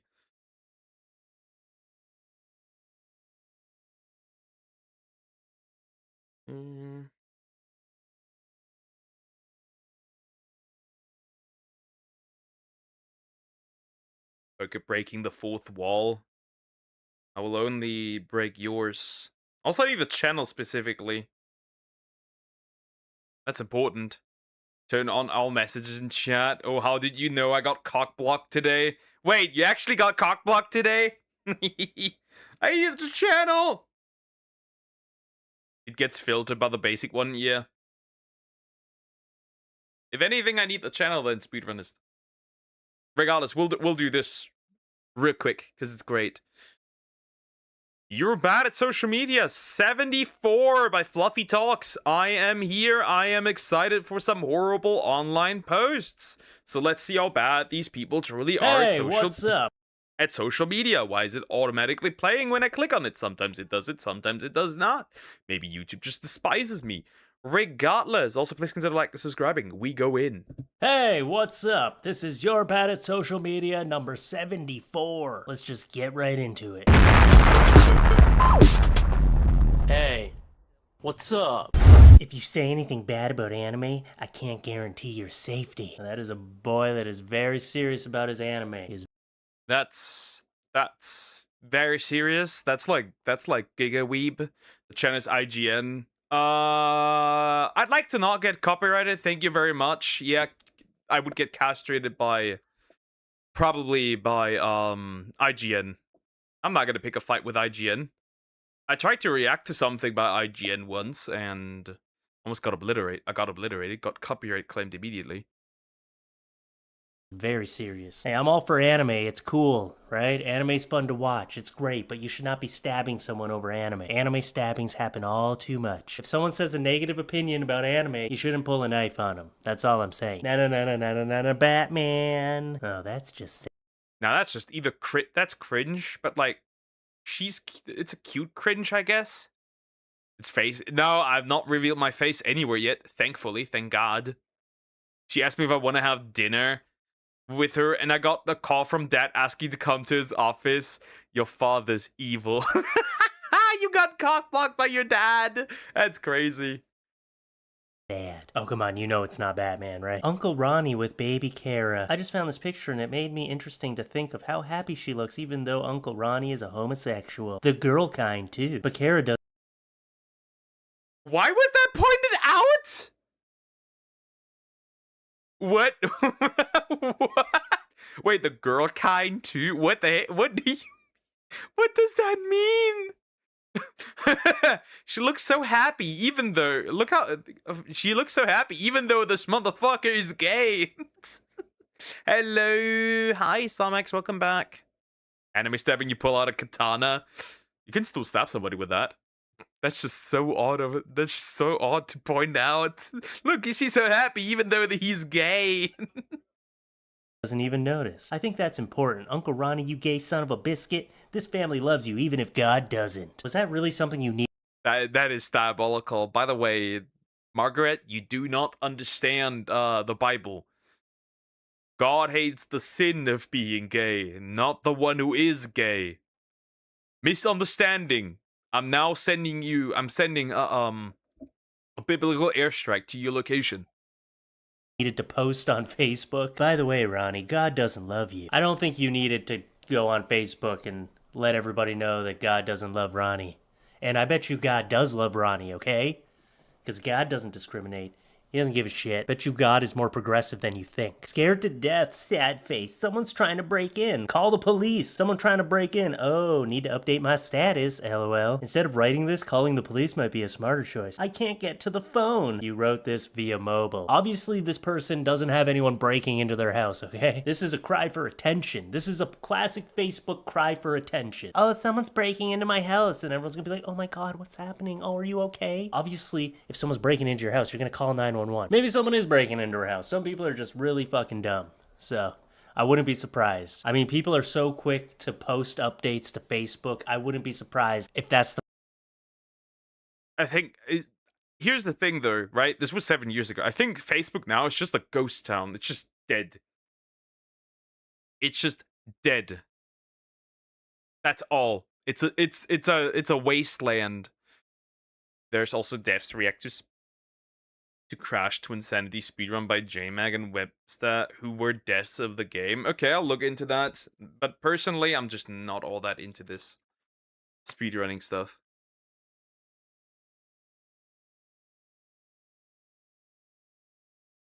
I need water. Almost died here. The first thing that comes to someone's mind, like, oh no, I've been shot. I better update my status to not having a very good day. All right. Updated status to dead. Dying. All right, now I'll call an ambulance. So yeah, I got so fucking drunk last night and I slept with a 12-year-old. What the fuck do I... Every single fucking time. Every single fucking time. Every single time.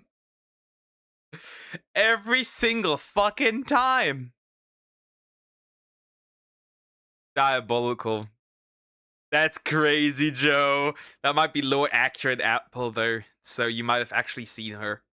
Do now. Not post this on Facebook, you fucking idiot. Dude, fucking disgusting. Yeah, you better start running. Really wasn't the best idea to put this out in public, man. Really don't know what to do. I know I'm gonna get hate for this, but I'm trying to explain myself and get help. I'm freaking the hell out because she didn't even look young, but she told me this morning on WhatsApp and I almost passed out. Seriously, just delete the status and talk to her again and sort something out that's not so public, because you're gonna get so much more hate and people are gonna try and hurt you or something. I don't know why the hell you would want people on Facebook to know about this, but your being drunk isn't a good enough excuse. In the eyes of the law, you've raped a minor. Again, I don't know why your first instinct was like, Facebook update, hey guys, I'm a...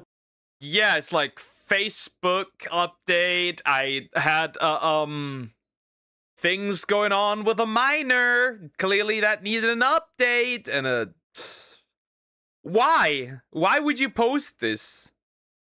Let's say she did lie. Okay, that's a problem, but it can be solved. Let's say she actually did lie. I don't know what the law says about this. I have never been in this situation and never will be. But, why post this? You're gonna get cooked.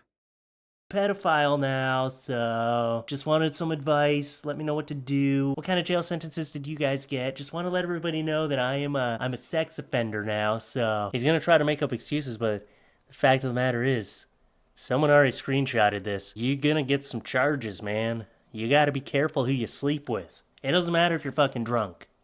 Maybe don't have sex with people while you're drunk then, because it skews your judgment. I'm so tired, but I really want to finish cleaning my room. Hot take. Should something like that happen, you are drunk, you cannot give consent. Hot take. You cannot give consent. Smoke this roach real quick though, lol. Aren't you pregnant? Your point being? That's what pisses me off, is that the people that don't deserve to get pregnant. And it's these kind of people that are baby making machines. Just like, well, I got pregnant again. I wasn't even trying to have sex. I didn't even have sex. I got pregnant. Better smoke this joint real quick. But it's true. It's true. There's a lot of people who... The sun is blinding me. The sun is gay. Disappear. There's a lot of people who should not have children that have children, and there's a lot of people who should have children who can't have children. And now we're here. He's the hater D. Quick, because it's going to be real stressful. Hard-boiled eggs are disgusting. I almost died eating one. The crunchy soft mix is absolutely disgusting. Wait a minute. Wait a minute. Wait a minute. Wait a minute. Okay. So there's two options here. Either he ate something with the chips, right? Okay. Or he ate the hard-boiled egg without getting rid of its shell. Huh. Disgusting. It's like eating a ravioli covered with chips. You're supposed to remove the shell laughing my ass off. He did eat it with the shell. LMAO. I bet you're a lot of fun at parties. I don't go to parties. Nothing but people having conversations in large groups about stupid politics, sports, or what they recently watched on TV. Or they're dancing. Not that I don't mind dancing, but I don't do it. I just sit in a corner, drink my beer, and think of either ideas or how much I want to punch that guy in the face. I don't think he was literally saying you're fun at parties, but you're just kind of proving the point that you're not fun at parties. It's called sarcasm. I know you didn't pick up on it. These murders weigh on my conscience as I take too many showers. I need a woman to hold me, help me forget all my problems. I'm hoping these are song lyrics, because if they are not, this is concerning. Is this your sad attempt at trying to pick up a woman? This guy clearly didn't murder anyone. Again, you don't, well, you know, with all the other Facebook statuses we saw right now, I wouldn't be surprised if he was actually confessing to murder on Facebook. But this guy is clearly just trying to look like a psychopath. Somehow he thinks it's gonna get him a woman to cuddle him at night. He's trying to look like a badass. It's just another case of Facebook attention. He wants people to be like, oh shit, that guy's such a fucking... But I like internet attention. I'm an attention whore. Not on Facebook, though. Badass. Look at him, he murdered people. God damn. I want to cuddle him now for some reason. This guy in my political science class was watching a Bob Ross. Is bro... Bro is watching Bob Ross! Yeah, if your political science class is that horseshit that somebody starts watching Bob Ross, it's over. Ross video and falling along with MS Paint. I don't know what you're trying to say with this picture, but that is fucking amazing. You should be commending him. I hope you took this picture like that is a fantastic idea, because I'm looking at that and I want to do it now. I've actually followed along with Bob Ross before. I bought a canvas and a bunch of paints. It didn't turn out. Well, I can't draw, but I'm currently trying to create some emotes. It doesn't go that well. I need more trading. Great. I just remember the painting was in my closet back there. This was my Bob Ross painting. How did it turn out? I followed along. I made a lot of happy little mistakes. Never wearing my tongue ring that says cock teaser to the dentist. Oh! No! You are a what teaser? Oh no! Again. Most awkward conversation ever. Steering lock for sale. Fits all types of steering wheels. Will keep the thieves away. 15 pounds. That will definitely keep thieves away. Nothing like a shit-stained pair of panties to keep people off your back. Sometimes I wear one on my face so people won't look me in the eyes. I made a lot of fucking mistakes in my life, but I gotta admit, my kids are the biggest, bestest mistakes I've ever made. Hashtag drunk post. What the fuck is wrong with this mother? What is wrong with this mother? What is wrong with this mother? I mean, he's not wrong. Women think serial killers are hot. Yeah, that's very true. Yes, Wade Wilson. If you remember Wade Wilson, then you know. Hashtag single mom. Hashtag question mark. Let one of them suck on your tit. There's still plenty of milk. Probably never go dry either, just saying. What the fuck? What the fuck is right? What is going through people's minds sometimes? He's like, oh, this is gonna get me this girl. Oh yeah, I've always wanted to hook up with a MILF. Here's what I'm gonna say. Something perverted about her. Well, this was still in a time where MILFs was a thing. Now we call it hack maxing. He wears panties on what? I think we don't ask questions. You say it to me, don't ask questions. Children breastfeeding. Yeah. Still plenty of milk in there, and just let them do it. Yeah. Is bro Homelander? I know Homelander drank titty milk. People are fucked in the head. That's what I've realized through my 30 years of living on this planet, is there are a lot of people who are fucked in the head. A lot of people. Regardless, that was horrible, but great, but horrible. Yeah, the second one? The one with the 12-year-old is crazy work, okay? That one's diabolical. There's always one that always involves minors. There's always one of these posts that involves minors every single time. It's horrible. Anyways, like, comment, and subscribe. That was rather horrible. That was rather horrible. All right. What did I want to watch? Ah, yes. Let's watch some Balkan video games. Let's watch some Balkan video games. Those shadow clips can be very happy and like clap like a seal out of happiness.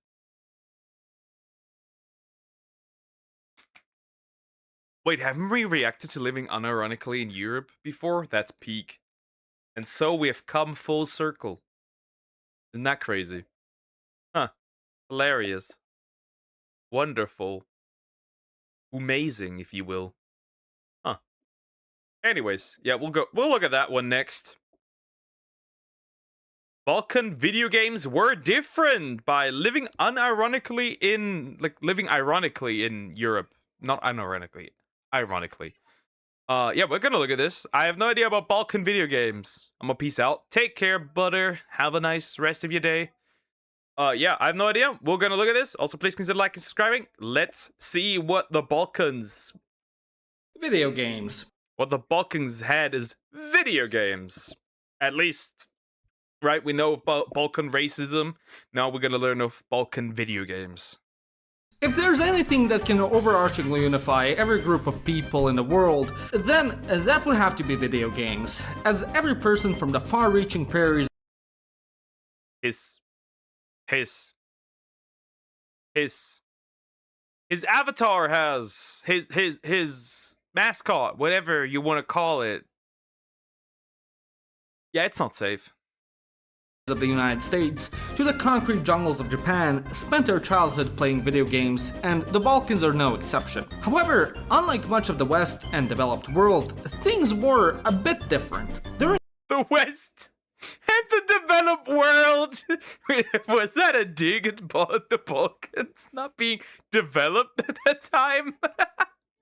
In the 80s, 90s, and arguably early 2000s, when most of us were growing up in the West, one of the main video game producers for kids was Nintendo. And many of you watching from the US most likely have fond memories of playing Super Mario, Legend of Zelda, Pokemon, Donkey Kong, and many other classics.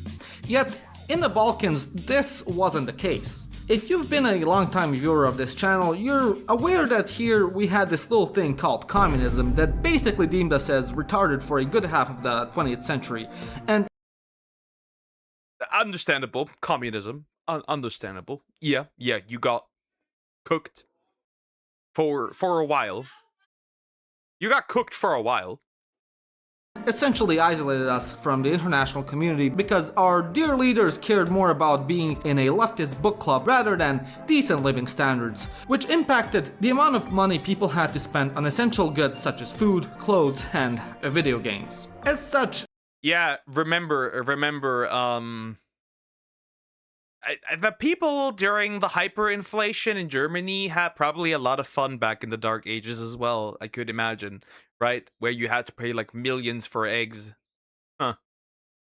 Mainstream video games popular in the West were practically non-existent in the Balkans. What's more, they were even seen as extreme luxuries that either only the wealthiest member of Balkan society or people with relatives abroad had. After socialism crumbled and the free market started to be embraced in the late 90s and early 2000s, consumer-grade electronics finally started to make their way to the peninsula. But because of the significantly lower amounts of disposable income, a lot of families could only afford second-hand computers imported from Germany or PCs with really weak computing power. Even so, few families even possessed one. This ultimately impacted what games became popular amongst the kids in the Balkans. A lot of games that were popular usually came pre-installed on the computer, such as the classics that were disposable in the West, such as Space Cadet 3D, a digital pinball game, and Minesweeper. I've played this game. I have played this game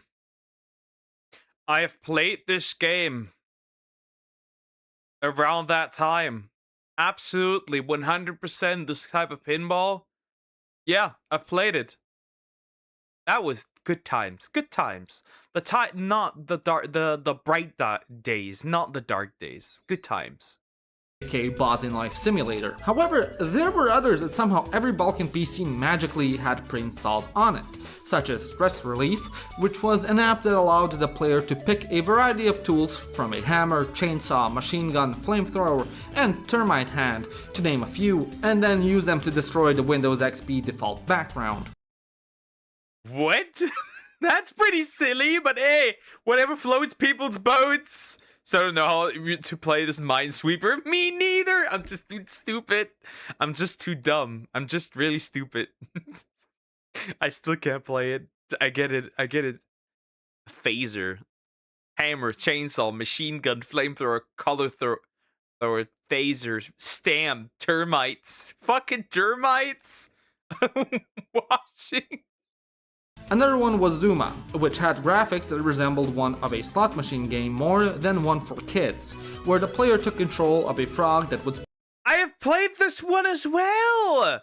I played a lot of these, like these games, right? I played a lot of them. There was also one called Karu as well that I played. I played a lot of these back in the day, and I got really, really far. It's horrible. I've got really, really far. Spit out different colored balls and have to match 3 of the same color in a row of balls that were heading to a hole before they reached it and cleared the map. As technology became more widespread and video games became more popular amongst the youth, more games also started to get played. However, at this point, the availability of computers and the internet was still quite limited, so games that would be obtained were very small regarding their needs of storage space and computing power. So the way new games would be obtained was via a couple of ways. One of them involved going to a video game shop. Now, in the West this was usually a GameStop or some other equivalent, but here, game shops were usually integrated in a computer repair shop, which was run by some middle-aged computer nerd who would be one of the few people in town with internet access who'd pirate a shit ton of games and then burn them on these thick CDs, which had custom printed Yeah. Anybody remember burning? Like everybody remember that? That was something that was pretty common back then still. Lord of the Rings, War of the Ring, never played that. Obviously Tomb Raider, a classic. Covers, which you could choose from a catalog lying on the counter. A lot of the time, the clerk would also provide you with a sheet of paper that had written instructions on how to crack the game as well. If your parents couldn't afford that, then one of your friends could. So then they'd give you a flash drive with the game, which was passed around school more than Riley Reid in a single shoot, and the games on it would eventually make their way onto the computers in the school's IT lab. In this time period, one of the most popular games that every single Slav watching will have an attack of nostalgia from just mentioning was Heroes 3. I don't think anybody can forget the unskippable cutscene at full volume you had to sit through when you first opened the game on a fresh computer, giving away your... Yep. You have alerted the horde. Yeah, true. Don't remind me, Poke. I feel old. Oh yeah, the burn, the scratches. I remember it. No, Unk, yeah, because you're still a baby. That's why you don't know this. The good old time of basically committing piracy. Location to all IT teachers in a 10-kilometer radius. Essentially, Heroes 3 was a turn-based strategy game where you could control one of 9 factions that consisted of fantasy creatures who'd be at war against one another. To influence the outcome of battle alongside controlling your units, you could also cast spells such as Armageddon and completely nuke the entire map. Another franchise that, alongside being popular in the Balkans, was also popular in the West was GTA, in particular GTA Vice City and San Andreas. Like the majority of my peers, one of my earliest memories was of me and my 6-year-old cousin utilizing cheat codes we kept in a notebook to summon a tank and just rampage. Real. I played so much, I played a lot of Vice City. A lot of Heroes 3 Supremacy. Bro is in nostalgia right now. Bro is old. Heroes 3, Warcraft 3, and Age of Empires 2 were always magically on PCs back in the day. I remember when my brother got a laptop. It just had Age of Empires. It just had Age of Empires. I've played these two at least. Still a baby.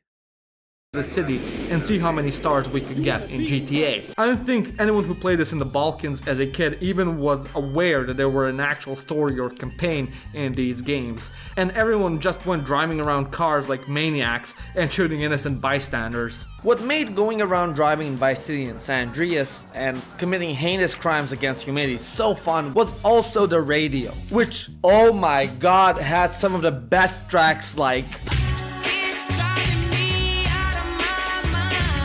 or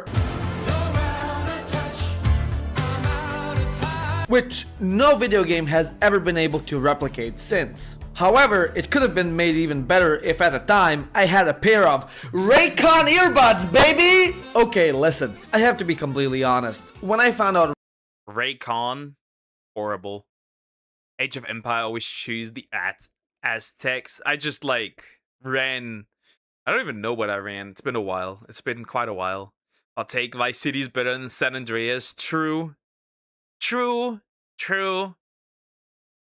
Yeah, I remember playing Heroes 3 and getting the sort of Armageddon, and then just winning the game with barely an army. Crazy.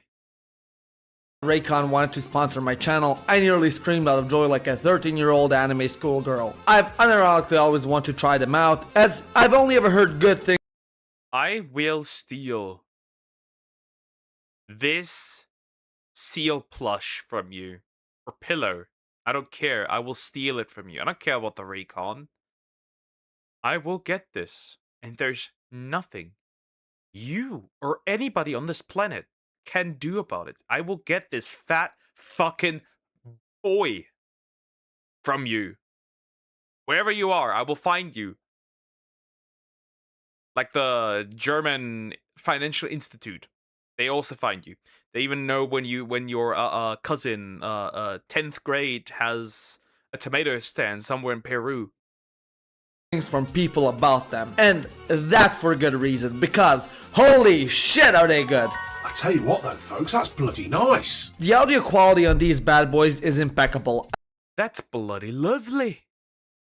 I used to own several 100 to 200 euro earbuds, and for much less, Raycon are at a much better level. Besides, are the people actually subscribed for the content or just for the girl?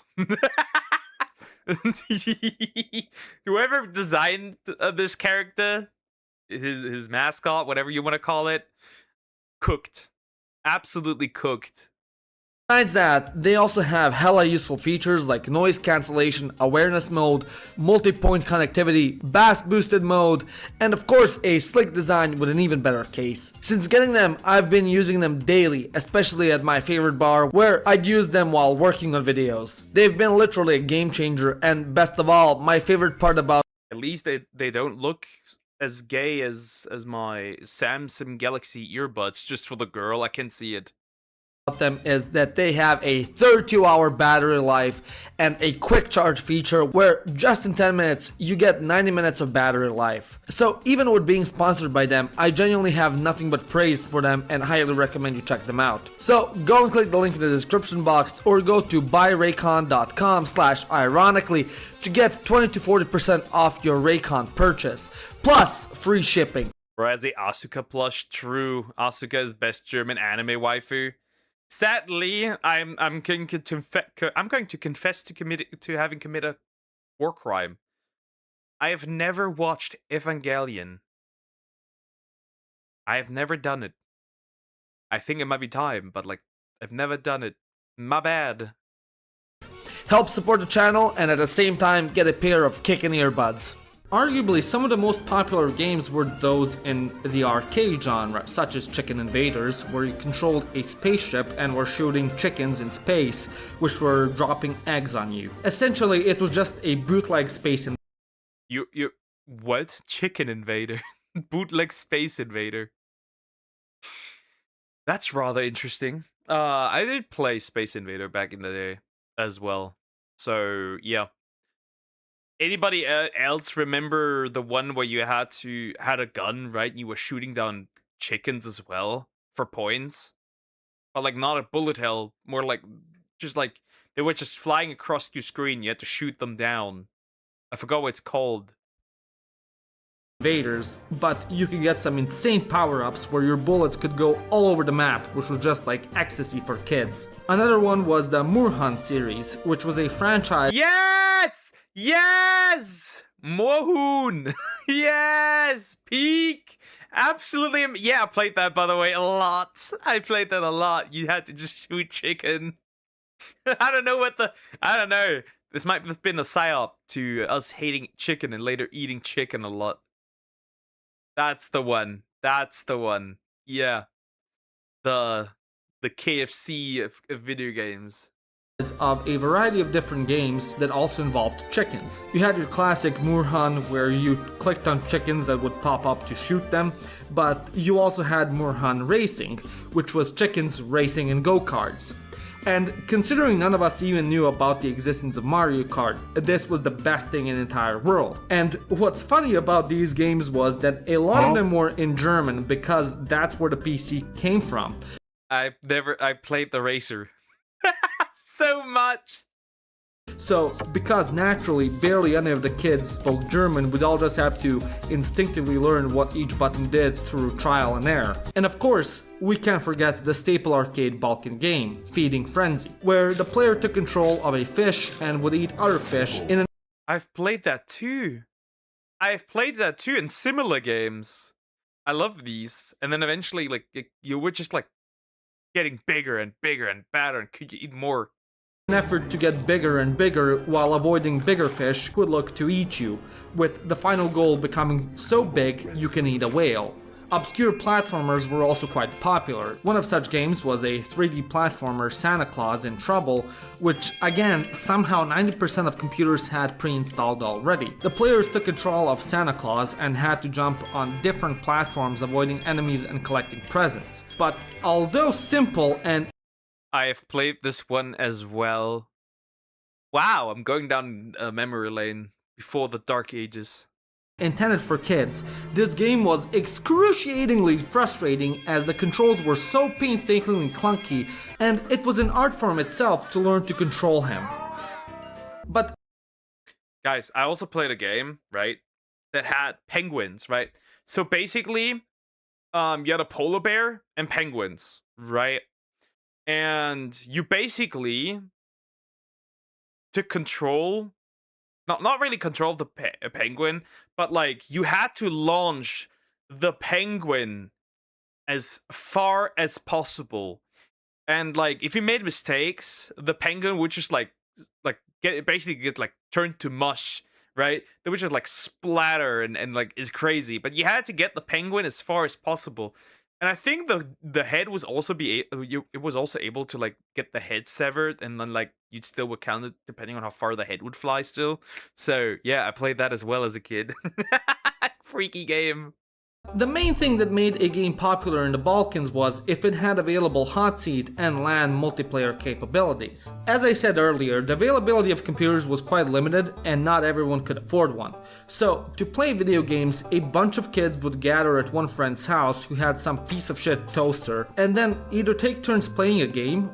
Fun fact about Doom, they taught human brain cells how to play Doom. The more you know. Or all of us would use the same keyboard to control our own. You can even play Doom in a captcha. Isn't that crazy? Characters. But some of the most popular multiplayer games at the time were especially real-time strategy games like Age of Empires and Age of Mythology, and especially Red Alert and Command & Conquer. I never played Command & Conquer, but I played a lot of I think I played every single Red Alert. I think Red Alert 3 is the one I played the most. That one was fun. Generals, which in no way whatsoever could ever be published today, as they had completely non-ethnically motivated Asian and Middle Eastern factions. China will grow larger. But amongst them, you also had arguably the best game, Jazz Jackrabbit 2, which brings up so many memories of me and my friends taking control of these two rabbit brothers who run around shooting turtles and monsters while traversing 2D platformers in a mission to save the rabbit princess from the evil Chud turtle who for some reason controls an army of robots and demons and is also a demon himself. The game was so stylized with unique art and sprite movements and had some killer music as well.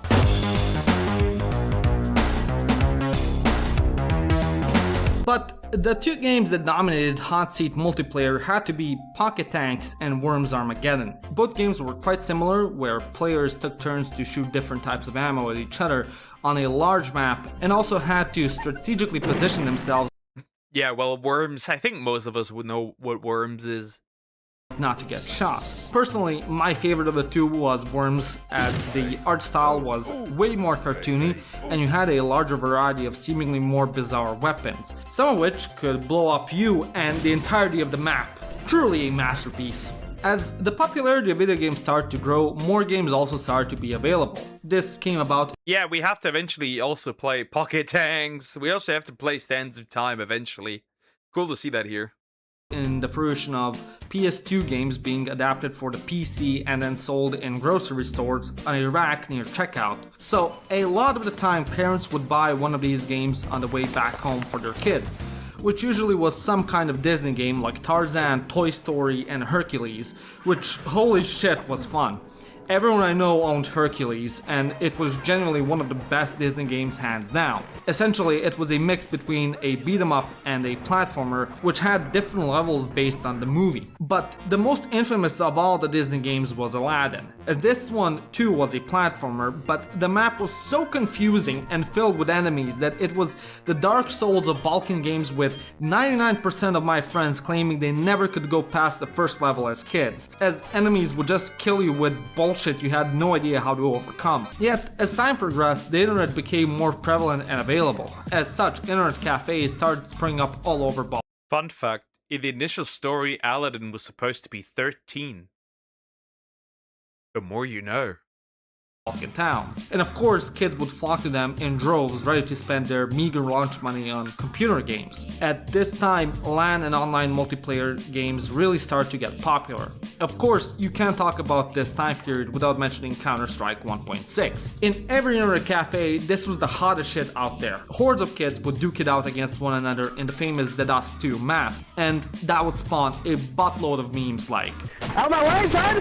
Don't stuck!" At this time, League of Legends came out and instantly became a huge hit all across the ball.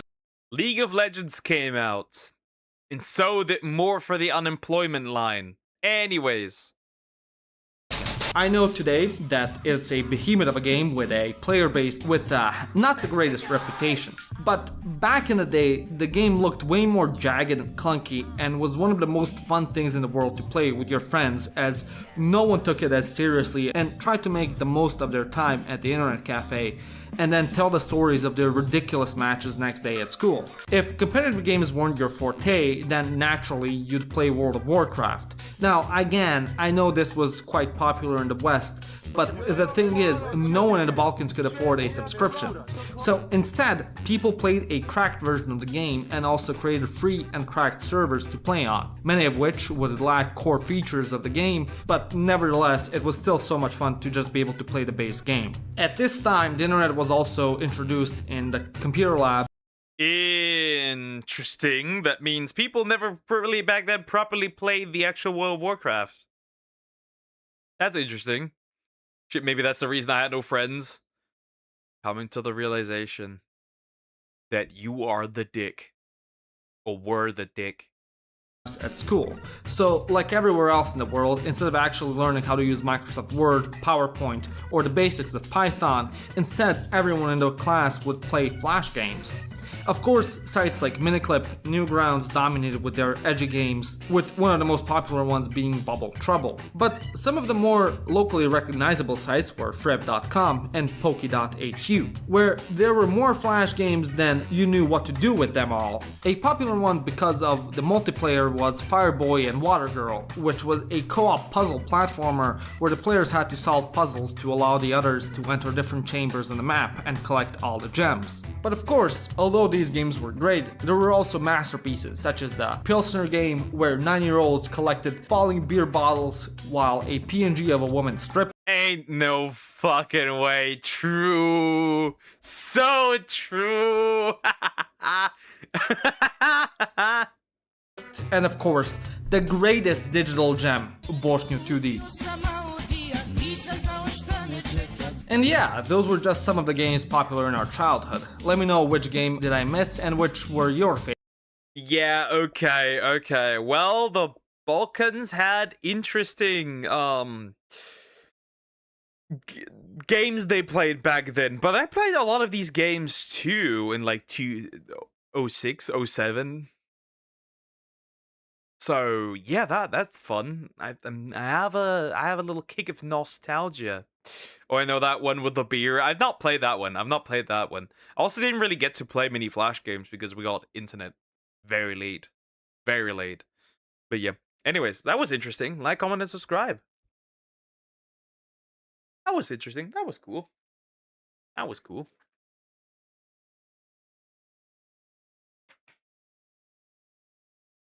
Water. I need water. All right.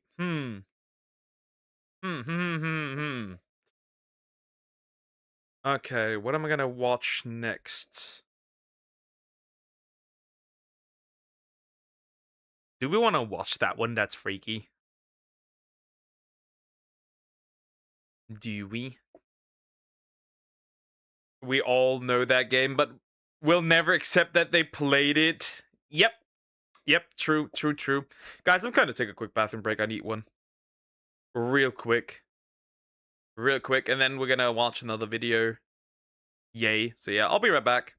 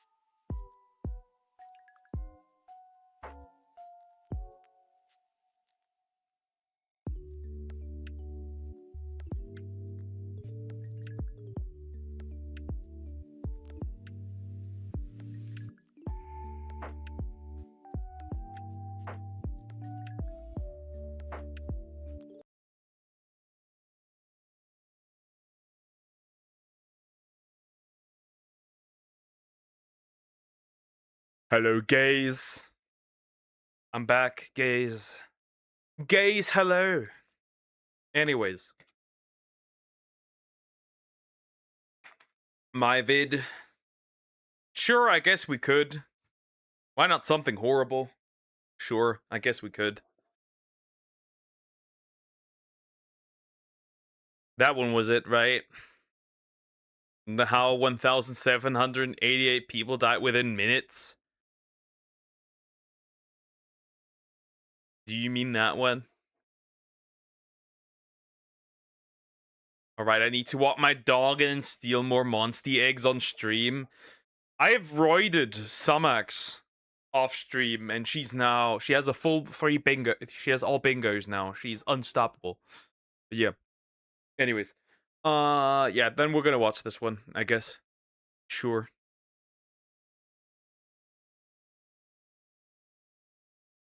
Alright. Yes. I will put it on, like... I'm gonna put it up there at, like... 1.15, right? It's a longer one. Gonna probably take an hour or so to react to, so yeah, let's go. How 1,788 people died within minutes by Brew. We're gonna react to this. I got no idea what I'm getting myself into. We're gonna see. This sounds interesting. No matter how that works. Though, technically, it shouldn't be actually too difficult to achieve something like that. Anyways, we're gonna look at it. I have no idea. On August 21st, 1986, more than 1,700 people in West Cameroon were killed within minutes of each other, and no one, not even the... This is the video guy who covers the beheading vid. Yeah. I'm aware where that channel's coming from. Yeah.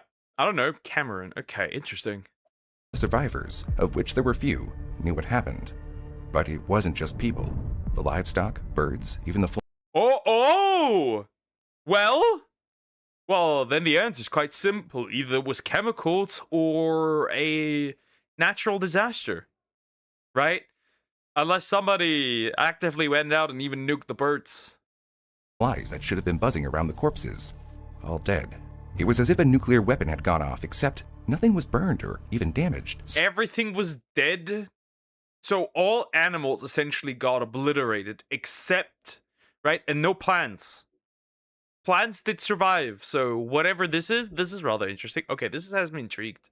Someone or something had swiftly and silently exterminated nearly every living thing in the area, and somehow without leaving a trace. But investigators had to start somewhere, and luckily there were a handful of survivors whose stories offered valuable clues that would eventually lead them to the true culprit behind the massacre. The night before, a dim half-moon shone over a small house in the village uphill from Lake Nyos. Ephraim Che, a farmer, felt like a headache was coming on. He was going through his evening routine, tidying up as children were getting ready for bed. At approximately 9 p.m., he heard a low rumbling in the distance. Rock slides weren't anything unusual in the volcanic... Interesting. So volcanic activity, potentially gases? It's poison or curse. Rumbling. Anyways. region they lived in, so he didn't really think much of it. When he peered outside, he saw the moonlight shine on the thin mist rising from the lake's surface, hanging ghostly on the water. So it is gas. It was toxic gas, right? That reminds me of that one episode of Dr. Stone where they had to go to like a very to a lake that had like toxic gases and stuff to get the liquid from there. Ephraim rubbed his temples as his head continued to throb, deciding it was time to sleep it off. Thinking of the mist, he muttered to his children, "Looks like rain is coming," before heading to bed, not suspecting what tomorrow would really bring.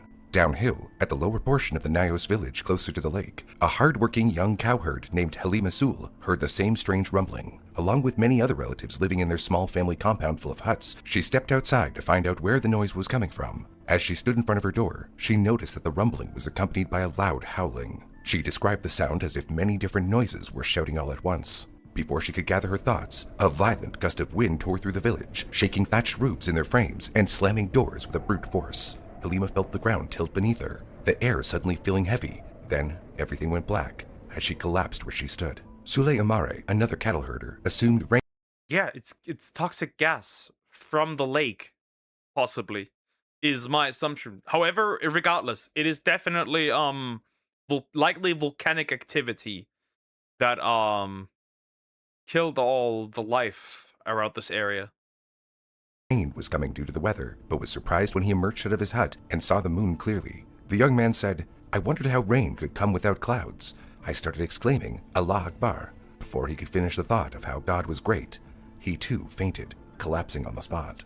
No one would wake until the sun rose on the worst morning of their lives. Ephraim Che, the farmer, woke up to what should have been a relatively normal day. He opened his door and walked down the hillside towards the village. The lake that usually gleamed a crystal blue in the morning light had turned a dull red color, almost like rust. When he reached the outlet of the lake where a waterfall normally spilled down the rocks, he found it completely dry. The absence of the calm, bubbling, flowing water was unnerving.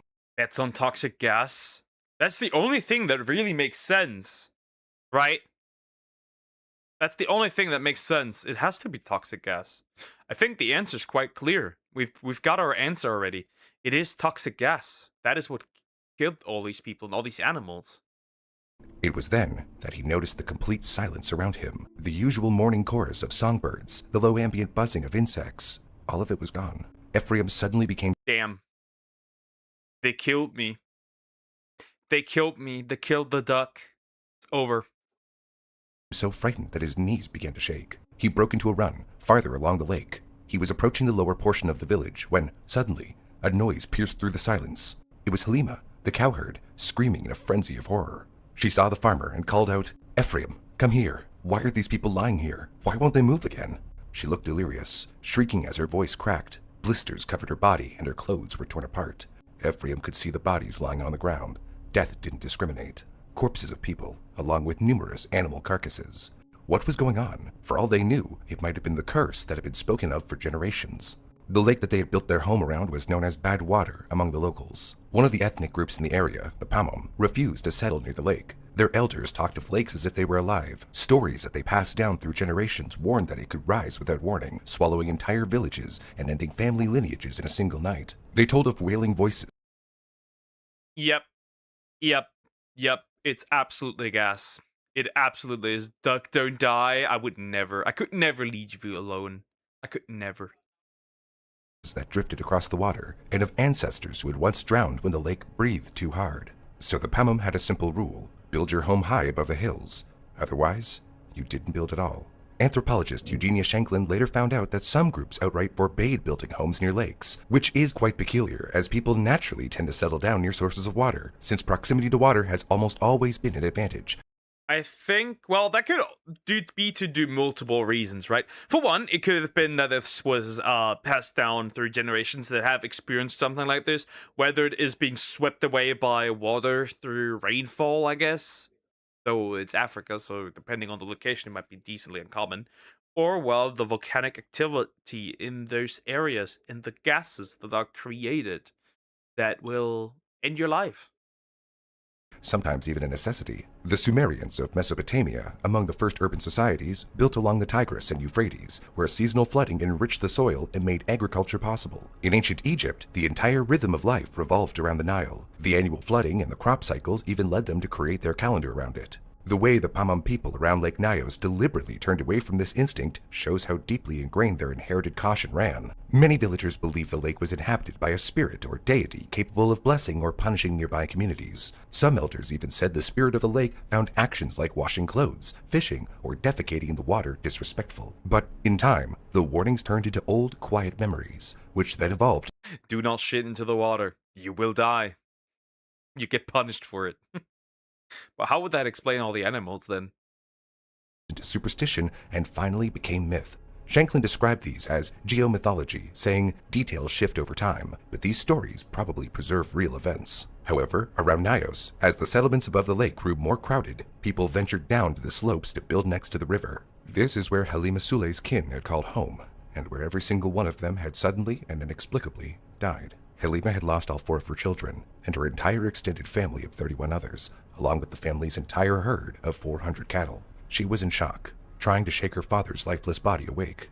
Ephraim Che tried to divert his eyes, but then suddenly, the most terrible thought came to his mind. He broke into a sprint downhill towards his own extended family's homes, where he discovered that his worst nightmare was a reality. His mother, father, siblings, uncles, and aunts were all lying on the ground motionless. I myself I was crying, crying, crying, he recalled later. He felt as if it was the end of the world. The previous day had been market day in Nayo's village. Traders and herdsmen had come down from the surrounding mountains, leading cattle and goats along narrow paths that wound through the volcanic hills. For a community this remote, market day was a chance for reunion, with relatives and friends dining together and visitors staying overnight. The morning was supposed to be cheerful, with the laughter of people reunited with friends they hadn't seen in weeks. Now, the valley was under a silence so heavy that it felt unnatural, as if the world was holding its breath. A few villagers from the upper side of the village set out to check on relatives in the valley below. What they found defied comprehension. Animals dotted the landscape in grotesque stillness. Cattle had collapsed mid-step, chickens scattered lifelessly across courtyards. Bodies of goats were strewn on the grass along with wild birds peppering the ground. There were 0 flies buzzing around the corpses in the sweltering summer heat. All the insects were dead. There was no smell of smoke anywhere, no ash on the ground, no scorched thatch or blackened wood, nothing to suggest a fire had ever passed through. And yet, the survivors had injuries that looked exactly like burns. Blistered, peeling red skin, as if they'd been too close to open flame. But a survivor named Margaret Wandia recalled that there hadn't been any heat or light before she lost consciousness, just an overwhelming heaviness on her chest. She remembered breathing fast and hard, her lungs refusing to fill, her limbs weak and numb. When she woke up, 3 of her 4 daughters lay dead in bed beside her. Her own body was marked with deep burns down both legs and across one arm. Injuries. Yep. The bed is easily on toxic gas. It is so clear that it comes from the volcanic activities around this area. It's 100%, absolutely, without any doubt, toxic gas. Yeah. So severe that her hand later had to be amputated. The landslide that some of them thought they heard the previous night hadn't gone through the village. Houses stood untouched, their thatched roofs intact, doors hanging slightly open as if someone had just stepped out. Some huts still had fire burning in their hearths, with uneaten food left on the table. Most of the victims were discovered exactly where they would have been around 9 that evening, suggesting that they died instantly, without any warning or time to flee or even stand. Entire families lay where they had slept. Some were found beside their cooking fires, others mid-step in doorways slumped against the doorframe. But there were never any signs of struggle, so it wasn't like the villagers had been attacked. To say that the handful of survivors were shocked and confused would be an understatement. On top of the emotional burden of such unimaginable loss, they were left with a lot of work that had to be done. They would have to figure out how to bury all the dead, all while wondering if they were still in danger from whatever had killed their families, friends, and neighbors. They were going to have to do the burials quickly so they could leave as soon as possible. Lower Dios, where Halima Sule was from, was hit the worst with only 2 survivors, herself and her husband.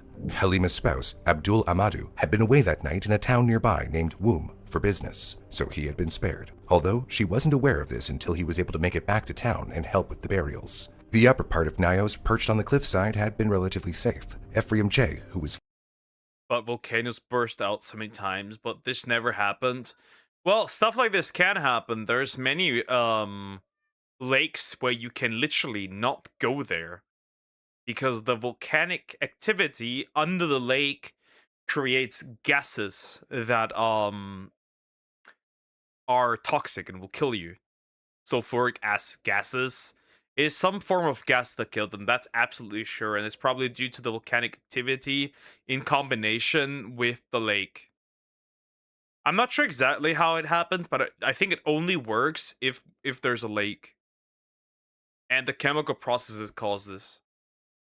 Feeling depleted from the worst day in his life, was relieved that at least his wife and children were alive. According to news reports, the surrounding villages Sibum, Cha, and Fang were also hit. But it was common to find households where 1 or 2 family members survived while the rest had passed away. The deaths were seemingly random. Many adults' bodies were found dead outside their homes, but the children who were in bed were spared. This seemingly selective nature of the deaths added more to the mystery. But thanks to Associate Professor in Anthropology, Eugenia Shanklin, we have field reports that document the immediate aftermath of the tragedy in detail, and eventually reveal the true culprit behind this massacre. A father in Sibum recalled that he got up from bed when he heard his 9-year-old daughter choking. He fell unconscious before he was able to reach the room she was in.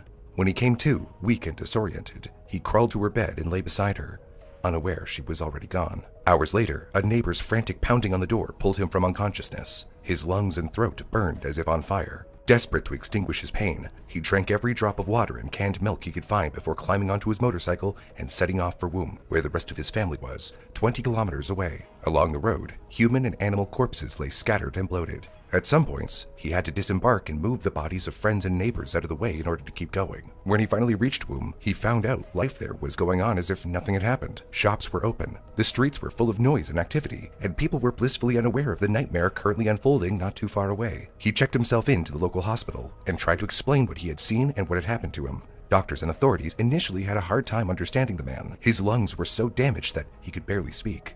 It wasn't until the next morning that confirmation finally reached Womb that entire families in Nyos Valley had died overnight, wiped out by something that had left no trace. With that, the Cameroonian authorities decided to take action. A group was put together to travel to the affected area, retracing the father from Sebum's steps. When they started seeing corpses, they hesitated. Nobody knew whether the thing that had taken so many lives was gone or still lurking in the area. What would happen if they stepped into that valley? Hi, Brew. Oh, hi, Brew. Anomaly detected.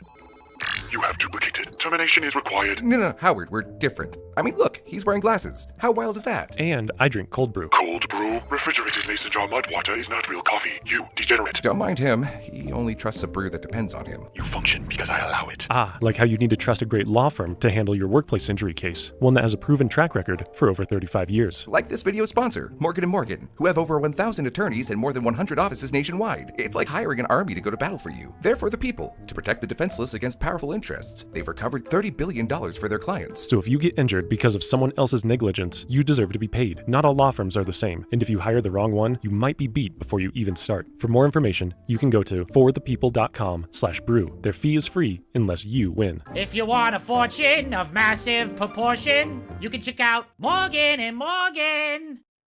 And now back to investigating what was lurking inside the valley. First of all, I drink a lot of coffee, which means that is a personal attack, because that means I'm a degenerate. Second of all, nobody needed the song. Moving on. Among the group who had set out to investigate, Father Tenhorn, a priest, decided to step up. He would venture into the valley to see if there were any survivors in need of medical assistance. Nobody else from the group was willing to join him, but they assured him that they would wait for his return. So, Father Tenhorn bravely drove into the valley alone. The remaining party, spooked, collectively decided it was better to wait in Womb, and, despite their promise to Father Tenhorn, they left. On his way to Nyos, Father Tenhorn passed through Cha, the small village nearby that was also devastated by the incident. The place was only populated by corpses, with not a living soul to be found. He drove on. Isn't it crazy? Like, isn't it insane how far this got from this one lake, right? Isn't that insane? Isn't that crazy? Just from this one lake. To Nyos, and couldn't find anyone alive in that village either. He ended up moving on to the next village, Sebum, where the survivor who was still being treated in Womb's hospital had come from. Finally, in Sebum is where he first encountered people walking around. Some of them had been there when the incident occurred, but they didn't have any insight into what really happened, and just like the man in the hospital, had difficulty speaking. The others were relatives who had arrived from neighboring villages, and they really didn't want to stick around. But they had run into an issue and were relieved to see the priest, who they hoped could give some advice. When any corpse was found in unusual circumstances, the standard procedure was to notify the gendarmes, who were the law enforcement in the area, so that they could start an investigation. With the amount of dead... Yeah, the only thing you can look at the bodies. That's like the only thing you can do, right? It is gas. It's very clear. Hi, Hobo Wolf. How you doing? Hope you're doing well. It is gas. There's no doubt about it. It 100% is. Created by volcanic activity below the lake. It's that simple. Bodies that needed attention, though. They weren't sure what to do. Father Tenhorn made an executive decision and asked them to begin burying the dead. With that, the villagers started digging. To save time, they broke some of their customs and committed a taboo. Instead of digging a grave for each dead person, they counted the dead for each household and sized the hole accordingly to bury families en masse in their own yards. In the meantime, Father Tenhorn was able to examine the bodies of victims. The dead lay where they had fallen, and from their grimacing expressions, it seemed as though their deaths had been excruciatingly painful. He then started gathering the few survivors that needed medical attention, loaded them into his truck, and brought them to the hospital in Sebum. He described the findings of his investigation, saying that the devastation was as if a neutron bomb had struck, killing every living thing, but leaving every inanimate object untouched. His words spread like wildfire, so in an attempt to slow down the panic, authorities announced that only a total of 40 or 50 people had died. However, villagers in the surrounding towns already knew the true scale of the disaster, so nobody believed the numbers. Soon, relief efforts began. Father Tenor now had reinforcements. The authorities put together a convoy of repurposed beer delivery trucks to transport military personnel, police, and gendarmes to the affected villages. The makeshift aid crew went door to door to search for and bury the remaining dead, as they looked for any clues as to what had caused the disaster. It was gruesome work, with each house in Nios and Cha soon having its own mass. Yeah, I mean, think about it. You'd have to bury over 1,700 people. That does not include all the cattle, which you also have to bury because, well, you ain't eating it. And what else are you supposed to do, right? Before wild animals like come in droves? Or probably at this point it would have probably been smarter to just burn the cattle. But yeah, I think burying is probably smarter, and like everything else that's still around, right? It was probably not just cattle, right? There were probably plenty of birds too that were just like dead. So yeah, it was more than just the people. You had all the animals as well. Grave containing up to 25 corpses each. With the tropical heat accelerating decay, there was no time for ceremony. Later, the government would deny these mass burials due to the taboo, but in the August heat with so many to bury, it was a necessity in order to keep disease at bay. Doctors proceeded with caution. They were worried of a possibility that the deaths were caused by a virulent epidemic, a disease that a few survivors somehow had natural immunity to. So, trucks carried them to the hospital for thorough examinations and interviews. So, what did these survivors remember? Most of them didn't have much of a recollection of what happened. Many of them had just gone to sleep or had suddenly fallen unconscious and woke up in the morning to find their family dead. But some of the ones who had been knocked out said they heard a noise similar to a thunderclap or an explosion, and others reported smelling a strange odor before they lost consciousness. Overall, 1,788 people had died. On top of this, some survivors were unable to cope with their grief and ended up taking their own lives. On the morning of August 24th, 3 days after the incident, a Swiss missionary helicopter was flying by the area. The two heli mission pilots noticed something odd as they passed above Lake Nios. While the lake surface looked still, the color was all wrong. Its clear blue had turned into a reddish brown, and its surface was littered with floating vegetation. There was damage to the surrounding trees on the southern shore of the lake, showing that the water had risen by about 25 meters or 82 feet. They noted another clue while flying along the southwestern shore. Marks of water damage high up the side of a rock promontory, a steep outcrop that jutted above the lake like a natural wall. The markings reached nearly 80 meters or 260 feet above the waterline, evidence that some powerful surge of water had erupted upward. They had no clue what it all meant, but reported their findings to the authorities. Like I said, the volcanic activity under the lake and the gases released with it killed a lot of people. That's the reality. Due to the scale of the incident, within days, scientists were recruited from all around the world for a thorough investigation. Japanese scientist Minoru Kusakabe from the Department of Environmental Biology and Chemistry in Toyama University was called by a government official early in the morning at 1 a.m., and he hadn't even heard of Cameroon as a country. A volcanologist from France joined other scientists from Germany, Italy, Switzerland, and the UK. From the US, pathologists, geologists, and chemists were also added to the group. Many left their homes in such haste that they only had time to take essentials with them, a briefcase, a spare set of clothes, and whatever scientific instruments they could gather that might prove useful. They first operated under the assumption. Was the Japanese guy like, wait, that's a country? I've never heard of it. Interesting. Okay, well, what they're gonna find is gonna probably just like... This probably has never really happened. Right? Because, like, if this happened more often, you would hear of it, right? I think there have to be specific conditions met, and that is volcanic activity under a lake. I think that must be the condition that must be met for something like this to ever occur, even. That the long-dormant volcano under Nios had suddenly reawakened and erupted toxic fumes, and they were worried it could happen again. What none of them expected, though, was that the wide publication of more than 1,700 unexplained deaths overnight had stirred a public memory. Something similar had actually happened just 2 years ago, on August 15, 1984, on a smaller scale, in a populated farmland area near Nijindun, about 60 miles to the south of Nios.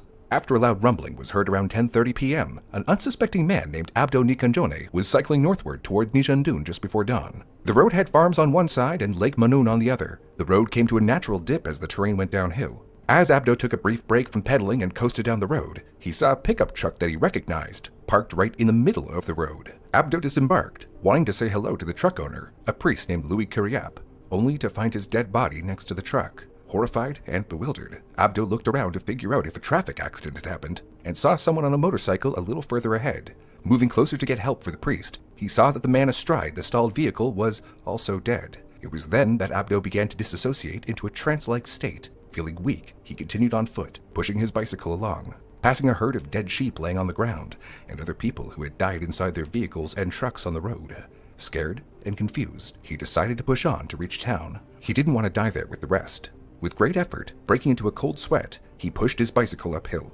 Someone appeared in the distance, walking towards him. When the man got closer, he saw it was his friend, Adamu. Abdo desperately wanted to stop him, warn him, tell him to turn back and walk with him to safety, but found that his throat had run dry. He couldn't utter a single sound. In his trance-like state, he was only able to shake Adamu's hand silently, and the two continued in opposite directions. Only when he reached the destination in Nijendun did he feel like he could breathe. He thought that something divine had protected him. His friend Adamu, however, didn't survive, along with 36 other people who were later found in that low stretch of the road. This incident had been talked about extensively amongst Cameroonians at the time, but the cause of the death had remained a mystery. The only thing for certain was that the incident had taken place.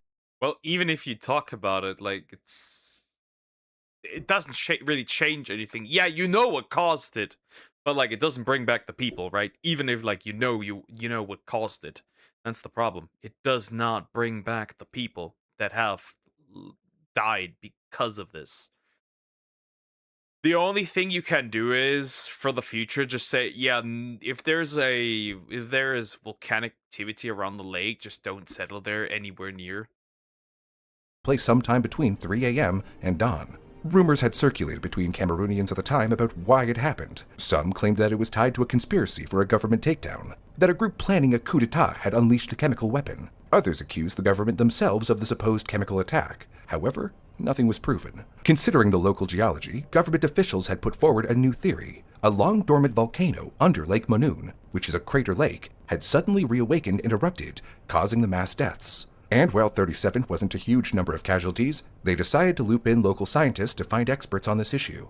At the time, the U.S. Embassy in Cameroon's capital, Yaoundé, enlisted Haraldur Sigurdsson, a volcanologist from the University of Rhode Island, to conduct an independent investigation. When the scientist finally reached the incident site months after the tragedy, he carried out a full suite of geological and chemical tests out on the field. The results ruled out a volcanic eruption. The lake's water temperature had not increased. The sediments on the lakebed were undisturbed, and there were no traces of sulfur compounds characteristic of volcanic activity. He was, however, able to find one strange clue that would help the investigation into the second incident around Nios 2 years later. Sigurdsson was taking water samples from different depths in Lake Manoon. When he pulled out...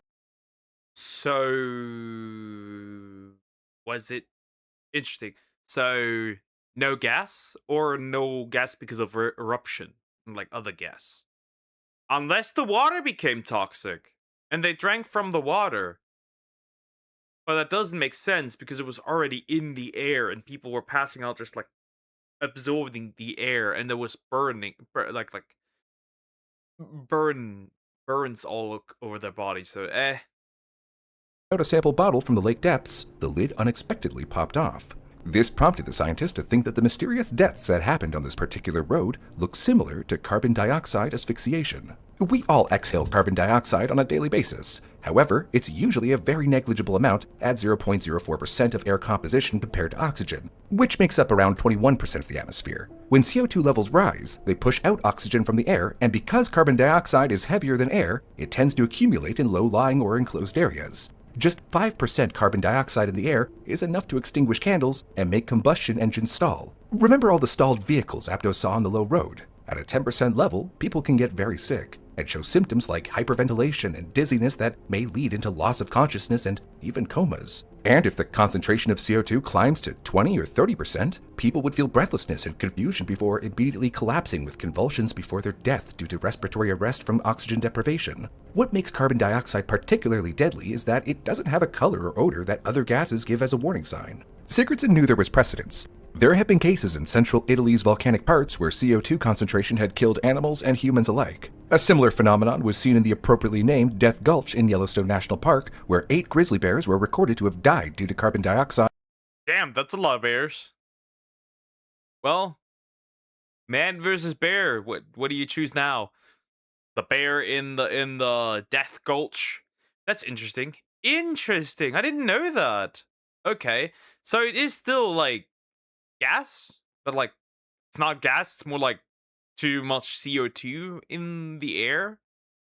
And hydrogen sulfide accumulating in the ravine. With this breakthrough, Haraldur Sigurdsson concluded that volcanic activity such as magma degassing could have caused carbon dioxide to accumulate at the bottom of Lake Manoon. As carbon dioxide escapes from the molten rock, the gas only has one way to go, up.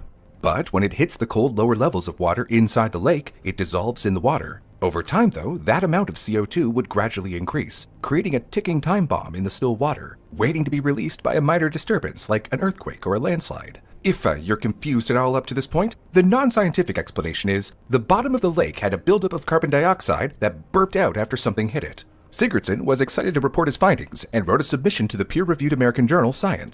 So it just created a big bubble of CO2 around the area, and that killed everyone. Wow, okay, that's interesting. Huh. We have an active volcano with a lake. I wonder, that could happen here too. Speaking of that could happen here too. However, they refused to publish his research paper and told him that his theory was too far-fetched. This rejected paper faded into obscurity, with Sigurdsson's theory remaining largely unknown, until the incident 2 years later, resulting in thousands of more deaths in Nios.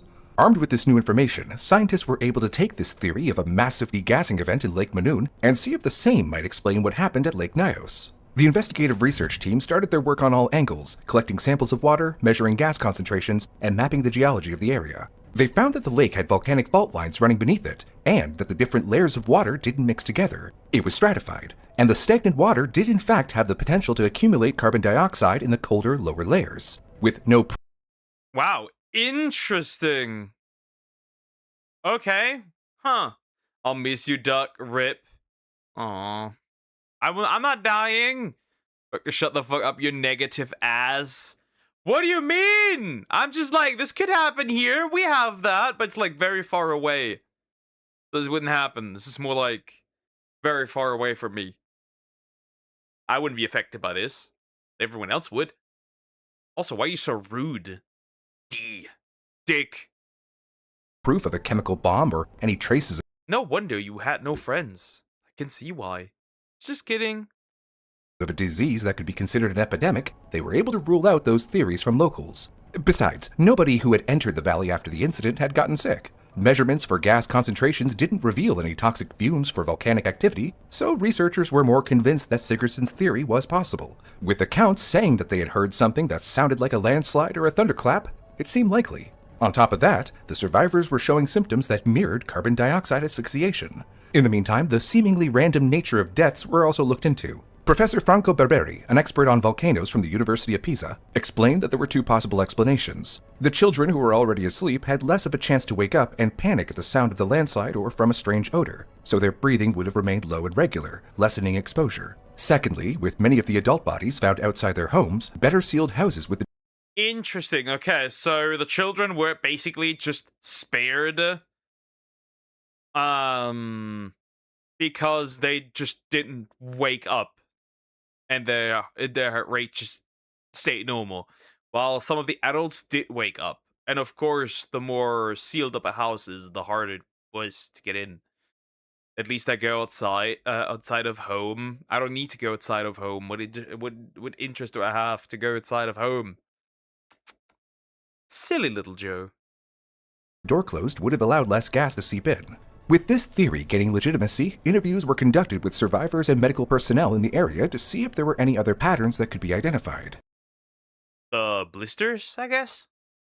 Also, you get cock blocked. I'd heard. There's a difference.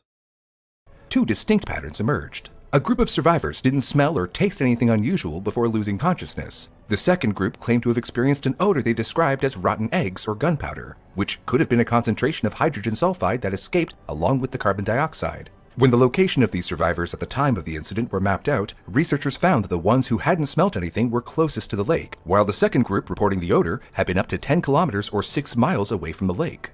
Considering In other words, there was a stinky bubble. Basically. It was a stinky bubble.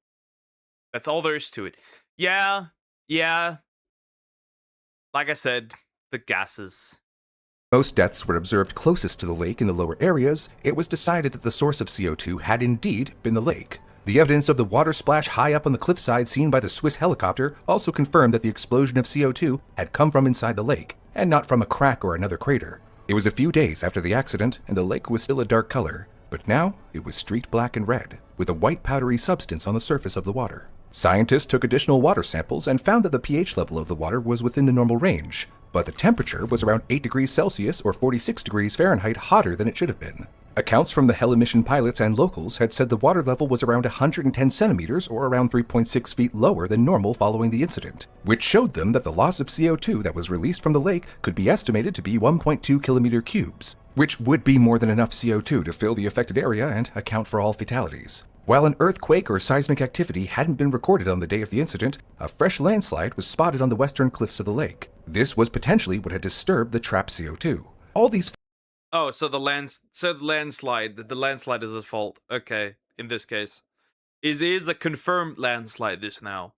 Okay, Africa trip. I think I'm good. I don't like the heat necessarily. I like it cold or colder. I'm good. Murder gas, of course. Murder gas!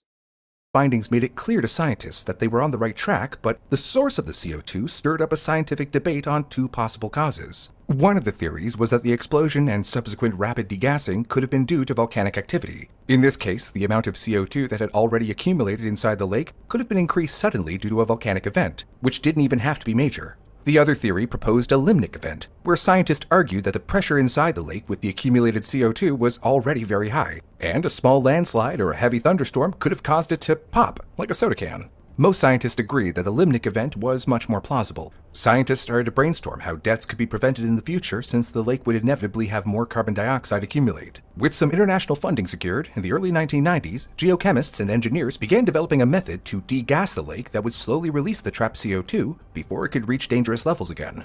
With this method, even if another landslide or even volcanic activity occurred, the lake wouldn't have a chance to release critical amounts of gas. The concept is simple but relies on clever physics. At the bottom of Lake Nyos, around 200 meters or 656 miles deep, cold, dense water is saturated with CO2 that seeps up through volcanic vents below. The deeper the water, the greater the pressure, which keeps the gas dissolved. With this fact in mind, engineers inserted long vertical PVC pipes reaching from the lake's surface to its depths. Once the CO2-filled water is initially pumped up the pipe and starts to rise, pressure decreases with height, which also dissolves the gas in the water. The dissolved CO2 expands into bubbles, which pushes the water up faster. This chain reaction ends up creating a self-sustaining fountain that continually vents gas up the pipes without external power. The carbon dioxide is safely released into the open air at a controlled rate, preventing it from building up again to explosive levels again.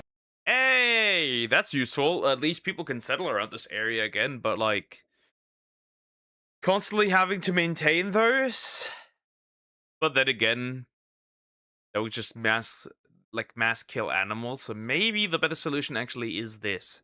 This is the better solution, easily. The first degassing pipe was installed in 2001. 2 more pipes were added in 2011. By 2019, researchers who had been monitoring the site determined that the degassing had reached a steady state, and even a single pipe would be able to maintain the desired CO2 venting rate. With that solved, what happened to the survivors? Well, many were displaced after the incident, having to leave the area. Ephraim Che ended up adopting 7 of his uncle's children who had been left orphaned by the disaster. Together with his own children, that meant he and his wife had 11 mouths to feed. Thankfully, foreign scientists monitoring the lake ended up hiring Che to measure lake levels, guard equipment, and complete other tasks for their research. So, Che was able to stay in his home on high ground near the cliffs above Lake Nyos. Halima Soul and her husband mourned their children and the rest of the family. The two had to live in a refugee camp in Womb for a while, along with other evacuees from the region. But eventually, life had to go on. They settled down in a narrow pass above the lake on high ground and built a new compound. By 2003, they had 5 new children and 40 cattle. In an interview published in the Smith... Damn, they locked in. Oh, they locked it. Bro, I couldn't have any children after that. I couldn't. I would be so paranoid to have more children, and these guys just like, yep, I'm gonna pop up 5 more. I couldn't do that. Nah, I couldn't do that. That's crazy. Diffusing Africa's killer lakes in a remote region of Cameroon. An international team of scientists takes extraordinary steps to prevent the reoccurrence of a deadly natural disaster. So it is a natural disaster, the gas. Smithsonian Magazine, Halima said, "I'm no more thinking about the disaster. I have more children. I'm thinking about the children I have now. The only problem is a lack of cattle to feed them and to pay for them to go to school. Her husband, Abdul Amadou, added, "If I think about what I was, what the family was, I can go crazy. So I try not to. We are believers. Your children can survive you. You can survive your children. It is all in the hands of God." The couple appreciated the scientists' work in the area, emphasizing that they felt peaceful when they were in the area since they knew that something was done. However, when the foreigners inevitably had to go home, they admitted that they still lived in fear. Lake Manoon also went through degassing efforts, after scientists linked the Manoon and Nios events to the same geologic process. What began as a mystery steeped in fear and superstition gradually transformed into a story of science, resilience, and prevention. Through years of patient investigation, engineers and researchers turned catastrophe into knowledge, building a simple yet ingenious system for pipes that now keeps both lakes safe. Their work stands as proof that understanding nature's power is the first step toward coexisting with it. We may not be able to stop the Earth from breathing, but we can take steps to ensure that it doesn't take our breath away again. If you found this video interesting and would like to help get it noticed by the algorithm, hit the like button and subscribe to our channel. Another way you can help us is by checking out another one of our videos, like this one, where we finally get to the bottom of how shrimp sold at Walmart became radioactive. That's rather interesting. Radioactive shrimps. Thankfully, I don't eat shrimps at all. Okay, so to summarize, 1,788 people died, as well as all their farm animals, and wild animals around. They just died because of a sudden outburst of large amounts of CO2 under a lake, or like in a lake, because of the volcanic activity below it, and then also possibly a landslide. And that killed all of them. That's pretty much what happened. And also that this happened in another region with 34 people. That's pretty much it. Crazy that something like that can happen. Well, I know where I'm not going. I'm never going anywhere near a lake that has volcanic activity. That much is clear. I want to live. I want to live and breathe and be happy and not die of not getting enough air. Oh, and the children survived mainly because they just didn't hear the landslide. So their like breathing rate and heart rate just stayed the same. Well, for adults, well, it was the case. And if you were higher up, you also were safe. Moral of the story, don't live near a volcano or on a volcano. Right? I think the question that we haven't learned our lesson from Pompeii. But then again, that wouldn't get that far to Africa up until then. So anyways, that was interesting. Like, comment, and subscribe. That was fun. That was rather fun. That was a fun one.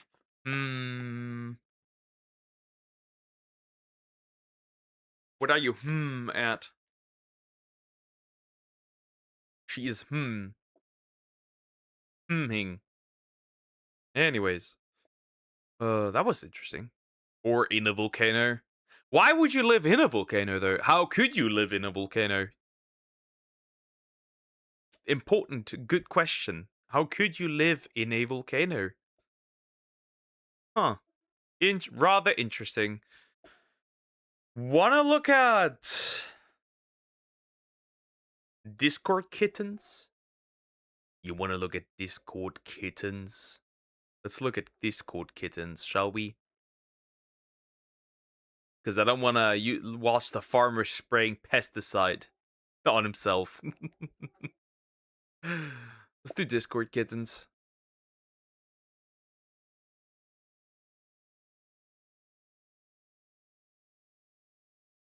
Anyways. I hate to curse you with... We shall be cursed, though. We shall be cursed. Certainly, we shall be cursed. Why, there's one outfit. We have already watched that. It was just a drama. No. No! Yes, Savex! Yes! Yes, we will. You will listen and hear about Discord kittens. Anyways. Be ready, my child. Just because you are a Discord kitten does not mean we cannot watch Discord kittens. Stop being so offended. Anyways. The disgusting dark side of e-kitten Discord servers by no text to speech. Time to dumpster dive into the hell that is Discord. It is what it is. We're ready. And also, please consider liking and subscribing. We'll go in. Yeah, we went from like scam for DoorDash, PDFs, Gooner, now to e-kittens. I am ready, and so should you be. Let's go.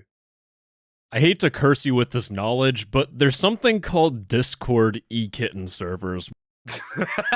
I'm not surprised. Is anybody surprised that that's a thing, though? I know that also a lot of many of the people, no, well, maybe not many, but there's a few people on there that are like pet catchers, right? We watched the video like that as well. But yeah, we're going in. That's gonna be great. That's gonna be great. To be fair, I think most of those are just made to exploit simps. But that's just me. Most of those are just like made to exploit simps. That's what it really is about. That's what it's all about. The simps. The simping. The simpening for the simps. I don't like you. You are a liar. Where you need to pay money to rent your own little e-kitten. And $15 for face call, 5 to 10 for selfie, depending on what it is. Crazy. Isn't that just like safe for work prostitution if you want to really go that far? Because that's what it is. Could we stop? Can we stop? Sounds about right. Yeah, 10 for voice call, guys. Sounds like a smart business model, chat. And there are e-kittens that are minors. And I'm going to yeah, forgot about that. Still a smart business model. But yeah, show you how delusional and disgusting these servers are, and then I'm going to tell you the dark truth of e-kitten Discord servers by talking. It's all men. It is all 40-year-old men. It's the truth, guys. It's the truth. There are no women on the internet. There are no women on the internet. It's all 40-year-old balding men. About the Funtime Kitty Club and Pretty Kitty Hangout. That sounds horrible. The Funtime Kitty Club is God. Oh God. Now, before we get into the rest of this video, I just want to figure out who's running this Discord server. Are we dealing with the new Epstein of Discord, or are we a disciple? It is a disciple. Nah, that doesn't make sense. You're not on a Yuri server. Didn't know I was a 40-year-old bald man. Sometimes you just, with a voice changer, exactly. Sometimes you just find out that others know more about you than you do about yourself. Dealing with a teenager trying to run this stuff, which would be a horrible recipe for disaster. But taking a look at the server info of the server, I need to blur a lot. The server owner, if we open up their profile, they like playing Roblox. In fact, they have connected Roblox accounts to their Discord account, and one of them is this. I don't want to show you the name, but it includes doll. And we have a fucking Roblox avatar throwing it back. Maybe I'm taking... Yep. Roblox, we love it, and we want children from you. No, we don't. We don't. Horrible though. Yeah, a classic. Yeah, it's like crazy. Sometimes, right? Some TikTok video just comes across my screen where like it's just like the most sexualized Roblox character ever, like throwing it back and like dancing essentially. And I'm like, these are people. These are real human beings. Things out of context. So I look at their other Roblox account, and there we go. We have someone who looks normal. Oh my gosh, it's just a normal person. Until I scroll down and I look in their store, and they have a shirt that says a good man breaks your headboard, not your heart. I am questioning things. Yay, this is the perfect video. Good man breaks your headboard, not your heart. We have this in Roblox, a kid's game. What the fuck? In fact, going back to this person's Discord. Buddy, oh. God, what? Wait. The owner of this Discord is 14, but then you could still lie about your age, so that doesn't make sense. Listen. 40-year-old bald man. I'm telling you. Tight little doll. You are not a doll. You're a minor, should not even be on Discord. Where are your parents? I'm calling CPS. Where are your parents? Where? We need them. Desperately. This is the result of not having fathers. Men, I tell you, stick with your daughters. Otherwise, they will turn into this if this is actually a girl. Account. It turns out they are a 14-year-old tired little doll. I wanna live happily and gamble all my money at a casino. And the worst part is we're in 2026 and their account was made back in July of 2022. They're 14. They've had this account for almost 4 years. The math is not mathing here, bro. You would be surprised. See, if a parent does not pay attention, they could technically have made the account at 10. I would be very careful about this. It's probably a 40-year-old man, but there's a small chance it is just a 40-year-old girl, which is crazy. What the fuck?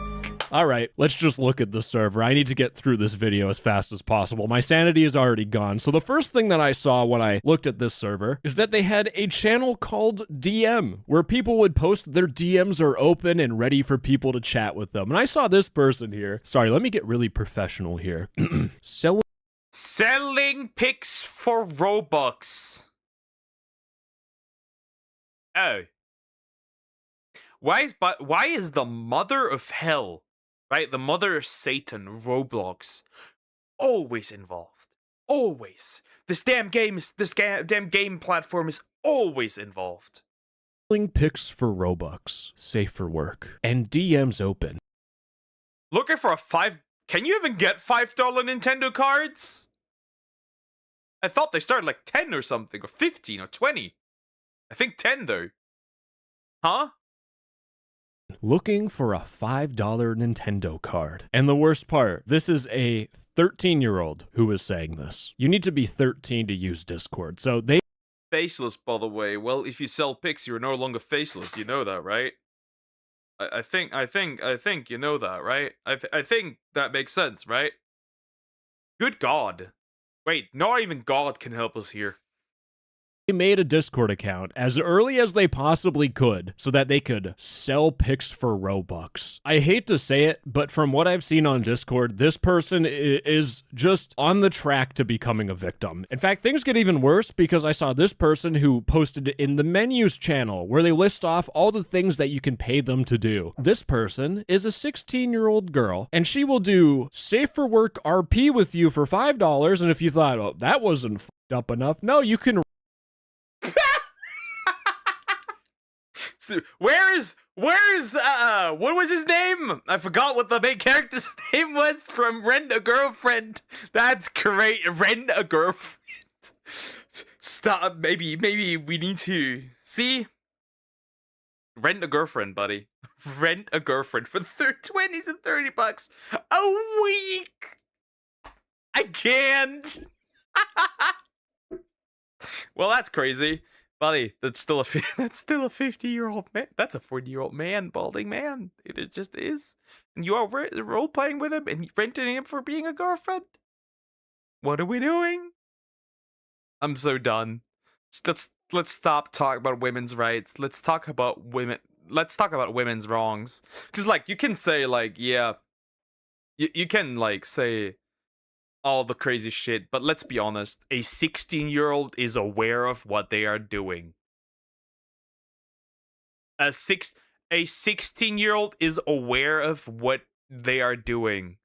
So actually, the parents deserve the punishment, because how the fuck do the parents not know what their 16-year-old is doing on the internet? Parental control, right now! What is this? rent them as a girlfriend for $20 to $30 a week. Yeah, can we have a one-to-one for a second, you know? Let's just step away from the server for a second. Just you and I were talking to each other, right? Who would pay $20 to $30 to rent out a 16-year-old girlfriend? You're absolutely right. Predators will be doing that. And these people don't see it. But one thing I did see, though, is that the admin of the server... Yeah, by the way. We're not in this anime, just saying, and also even if it was like a 16-year-old, 17-year-old, right? Or like even a 15-year-old, 14-year-old doing it, right? Not just a pred. You're a fucking loser at this point. You're never recovering from this. Like, imagine somebody finds out that like you spend like 20 to 30 bucks a week to rent for a chick as a girlfriend, and you don't even know if they're actually a girl. Because this can go two ways. For one, a predator could rent, and for the other, the one who gets rented is the predator. Have we considered that as well? Being anywhere near these is pathetic. It's like being in a like dating Discord, right? Because that exists as well. Before Amino shut down, there were even dating Aminos, which is like, why? Why do you need that? They ping this person saying you can't do rent a girlfriend or fake girlfriend as a minor. So they got in trouble for doing that. And guys, this is fucking crazy. It has been over a month and this hasn't been deleted. What the fuck? Now, this person here, I have blurred it for my own sanity at this point. This is a photo of someone who is in a very small skirt. And looking at this person's roles, they are a verified minor. And it gets worse with this person because they have a menu of what they do. Now, I want to point out, they say that it's safe for work only. They're a minor. So there's no bad stuff happening here. That's the excuse, the delusion that these guys use. They're like, guys, it's safe for work. It's okay. Until you look at this person's menu and you just use your fucking brain, man. Like, this person will give you pictures, custom outfit and pose for $15, face and custom outfit plus a pose for $17. I feel like this should be obvious. Like, I shouldn't even have to. The future Bonnie Blues are made in Discord. I tell you, again, if they can literally create a graphic of that, right? She's probably like 15, 16, 17, even if you're 14. You know what you are doing. And there is very clearly something wrong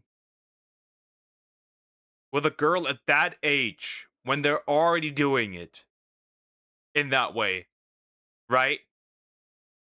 They still know what they're doing. And they very clearly know it's wrong. It's just nobody there to stop them. Right? You can like say, oh, they're on their way to become victims. They probably, they either are already, or they do this on purpose. And yes, as a 16, 17-year-old, I cannot completely absolve you of your own accountability. Straight up. Say this, but people that are asking you for a custom outfit and custom pose, like a custom pose, are you fucking kidding me? No one is buying this unless you got your invite rejected to the little St. James Islands with Big Jeff. Now at this point, I already lost my faith in humanity. Seeing children put themselves at risk for a $5 Nintendo gift card, it killed me on the inside. But I decided I needed to do my duty, so I ventured deep. Yeah, bro got deeper. That's what she said. Weird saying that in that context, huh? It's very interesting. Again, I'm 100% saying this. These kids still have to have accountability there. If you are 16, 17, you still know what you're doing. You just know, right? It just doesn't, like, the awareness just doesn't, like, spawn once you hit, like, 18 or something. You are aware of what you're doing. Into these Z-Kitten servers, and I hoped I would find a server that did things right, to be an example to everyone else. And judging by the amount of tabs I have open, he actually went. If anything, he found stuff that gets continuously worse and worse. But we're fucked. When I first joined this Discord server, I was genuinely thinking that things might have gotten better because I saw that they had an awareness category where they talk about a blacklist. They have people reporting possible minors, people lying about their age, predators, and they had a warnings channel that has a thread of free. Okay. I guess the red flags were obvious at the start. Now, this reports channel I'm going to focus on a lot because this is really where I saw most of what actually happens on these eKitten servers. We have this one report of a minor selling NSFW content. What the fuck? What the fuck? Just what the fuck? I wonder how much CP, how much therapy afterwards, no text-to-speech has seen or needed. Because I kind of saw it once on Twitter, and it took like over a week to remove the images from my head. So, I don't know. Crazy. And the way this person was found out is that on one server, they were selling fan signs, NSFW or Safe for Work, doesn't matter. You could have photos of thighs, under blank, and just in case you... Why? Why? Why? Why is so a reports channel, quote unquote reports channel, and what has been reported is what you can see? Thought maybe, nah, that's not NSFW. They literally have a personal blank service where you pay $1,000 a month for them to be your personal blank. Is this a pimping? Huh? What? That's diabolical. We'll voice chat with you. We'll do anything. We'll give you freebies in the mood. If in the mood. Bro, we need to. God.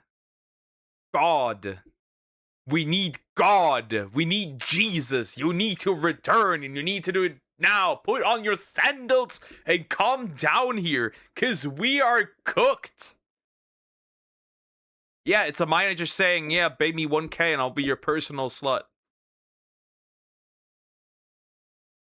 Discord server, like genuinely speaking. And they don't just take money as payment. No, they take Robux, you know, Roblox, a kid's game, or COD points. Just broke up with you, my Roblox hoe. What are we doing? For Robux? Bro. On OnlyFans, you have women selling themselves for a ham sandwich, and on Discord, you have girls selling themselves for a fictional currency. They can't even buy real world things with it. Wonderful. Amazing. Put the restrictions back on. No more rights. But this person is advertising all this, that they'll do it for money. And in another Discord server, for their roles, they picked the role of being 13 to 15.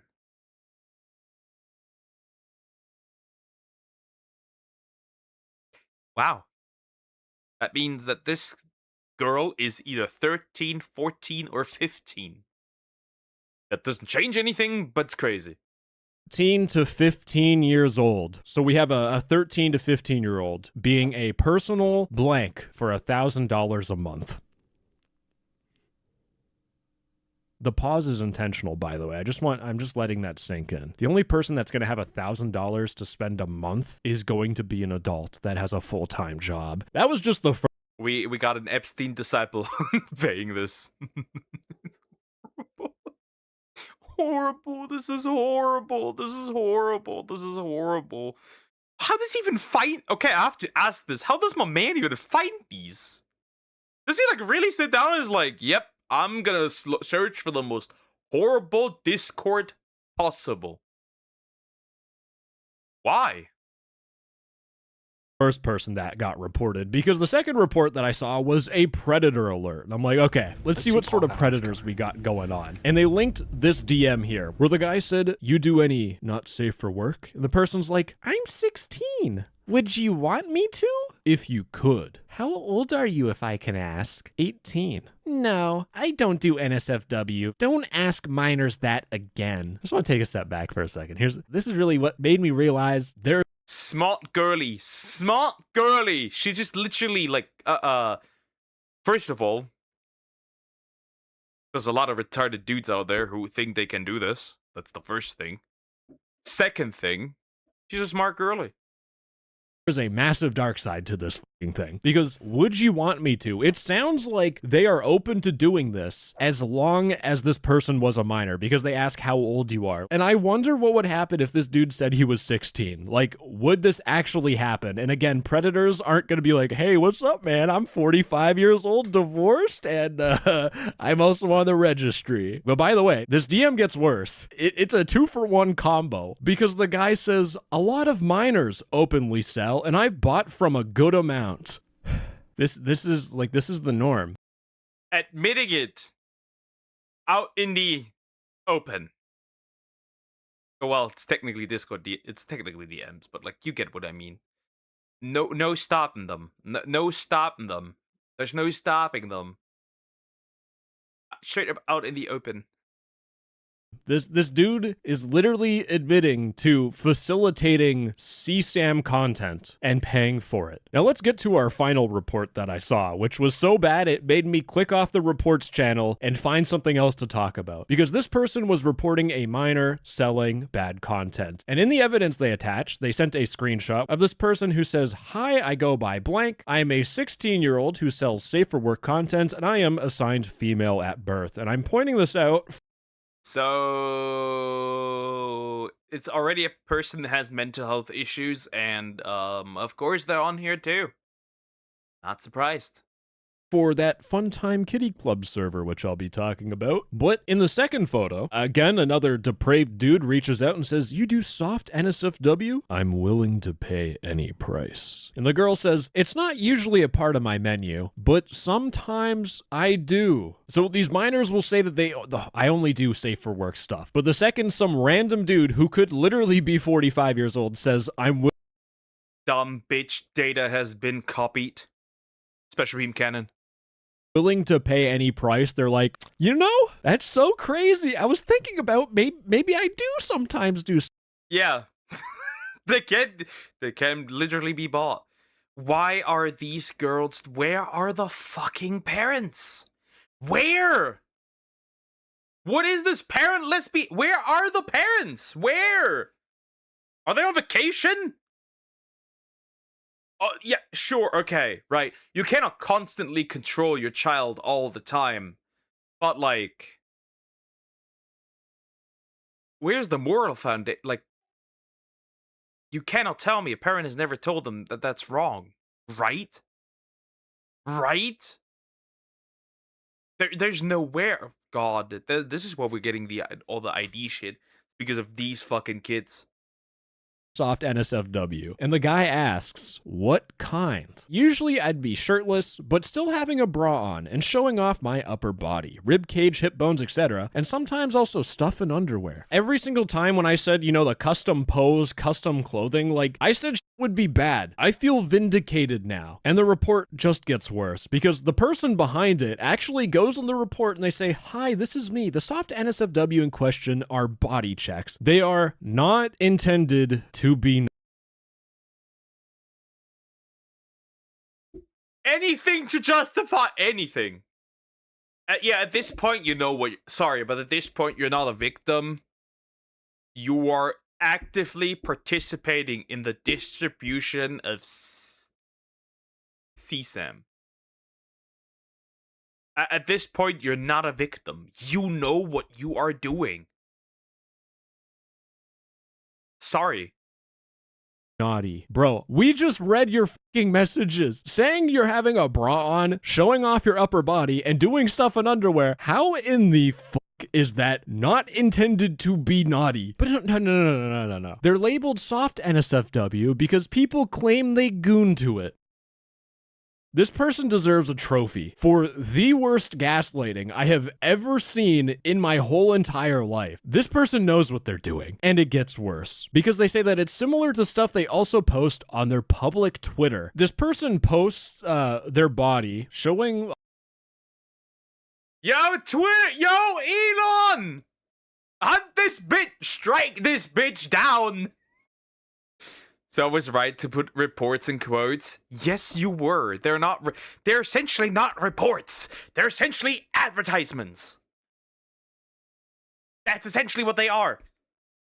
This is like what I've seen, right, is like harassing somebody that you think is a PDF with CP, because that has already happened, and then proclaiming you're the good guy.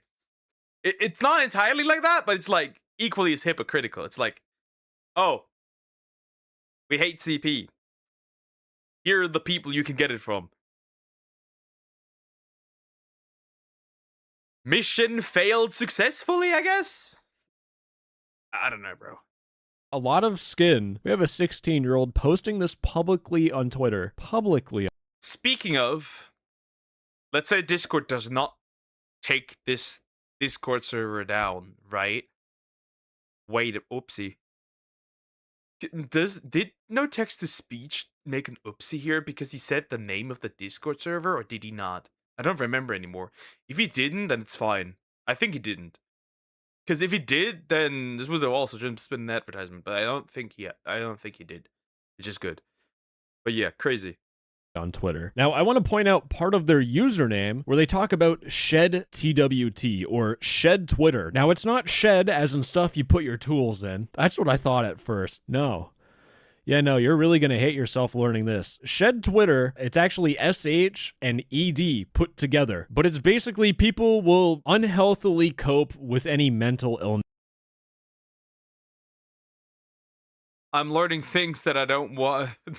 I'm learning things that I don't want to. Reacting to this was a mistake. I blame the parents. You should have taught your kids better. Where are their boundaries? There are no boundaries.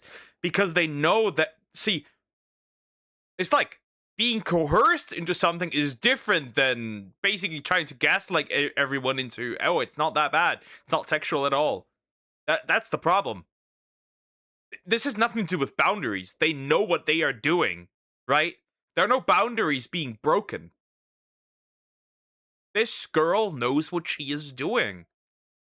Anything for money in this case. That they have by mainly damaging their body. And they post about it specifically on one place on Twitter, and predators and people who extort women will use shed Twitter to find victims. That is actually what happens. I have seen actual people who... Like, imagine this, right? Imagine this, right? She does this on Twitter. Somebody saves it. And then later on throughout her life, when she's like in her 20s, somebody just is like, yo, look at this, buddy. You want to give me some money or send some pics because of that? What do you do? Because, like, hello, digital footprint. Who extort women on Discord say that they got their victims from shed Twitter. But I want to shift gears a little bit. I want to focus more on the server owners again. Let me make this very clear. Our server does not allow minors to sell soft NSFW, nor do we partner with CSAM servers or servers that don't have good verification. My name and my team isn't going to be painted as the people who let people do whatever the fuck they want. I care about this server very. I work my ass off. My guy! Overall, I do not understand why you even allow minors to sell anything of themselves. Doesn't matter if it's selfies or service. You're not supposed to be here. You already told me that, tourist.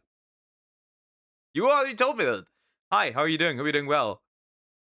They're not supposed to be on there. There should not be any minors. If it's adult women, sure, I don't give a shit. Day and fucking night. I am trying my hardest right now. All I'm gonna say is that you trying your hardest is not good enough. Like, I'm gonna tell you this deadpan, like, no more YouTuber voice, like, just as an adult trying to be helpful for a second. You own a Discord server where you can pay. If this is your hardest, then what's your worst? What's the easiest? Minors to hang out with them, and they are your e-kittens. The only people that are going to do that are predators. And it doesn't matter how hard you try to stop this stuff. Minors being e-kittens. Well.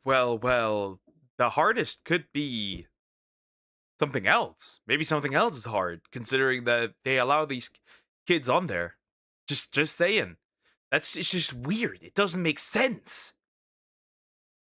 Is doomed from the start. You shouldn't facilitate this behavior. You should straight up delete your server. Because when this person is trying their hardest right now, it took me 5 minutes and I found plenty of rule breakers. The rule is that rent a girlfriend is not allowed for minors. This is the only logical thing I have read in this whole entire video. But renting a girlfriend is not allowed. Yet, we have this person here who says, my prices have changed, but I'm doing a 2-week rent a best friend for 1,500 Robux. And this person, they have the 18 minus rule. This person, you can rent them as a bestie for $1 a day. $1 a day, and you can have your own, how old are they? 13-year-old best friend. You know what? Just to show you live, I want to see how bad like the first one is. Let's see. This one is a safer work seller. They're a soon-to-be puppy and cat girl. I hate myself. And they're 16. And guess what? This is actually fucking crazy. They also do the... If you need to rent a friend, regardless of if it's Preds or not, if you have the need to rent a friend, I think it is over. I think the only thing you can do is pray that you get to respawn somewhere better. Because it's over.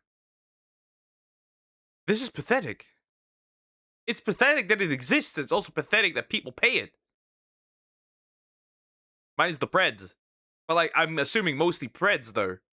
Rent a friend thing, bro. It's lip service, bro. You can't just say, oh, rent a girlfriend is not allowed, and then have people say renting a best friend. You're like, oh, no, it's completely different. The only fucking people that are going to be renting a 13-year-old to be their friend are predators. The server is fucking doomed. I tried my hardest, my ass. In fact, this Discord server has a previews channel, which is filled with people's faces and their selfies. Like, before I did all this stuff, I didn't have these images censored, but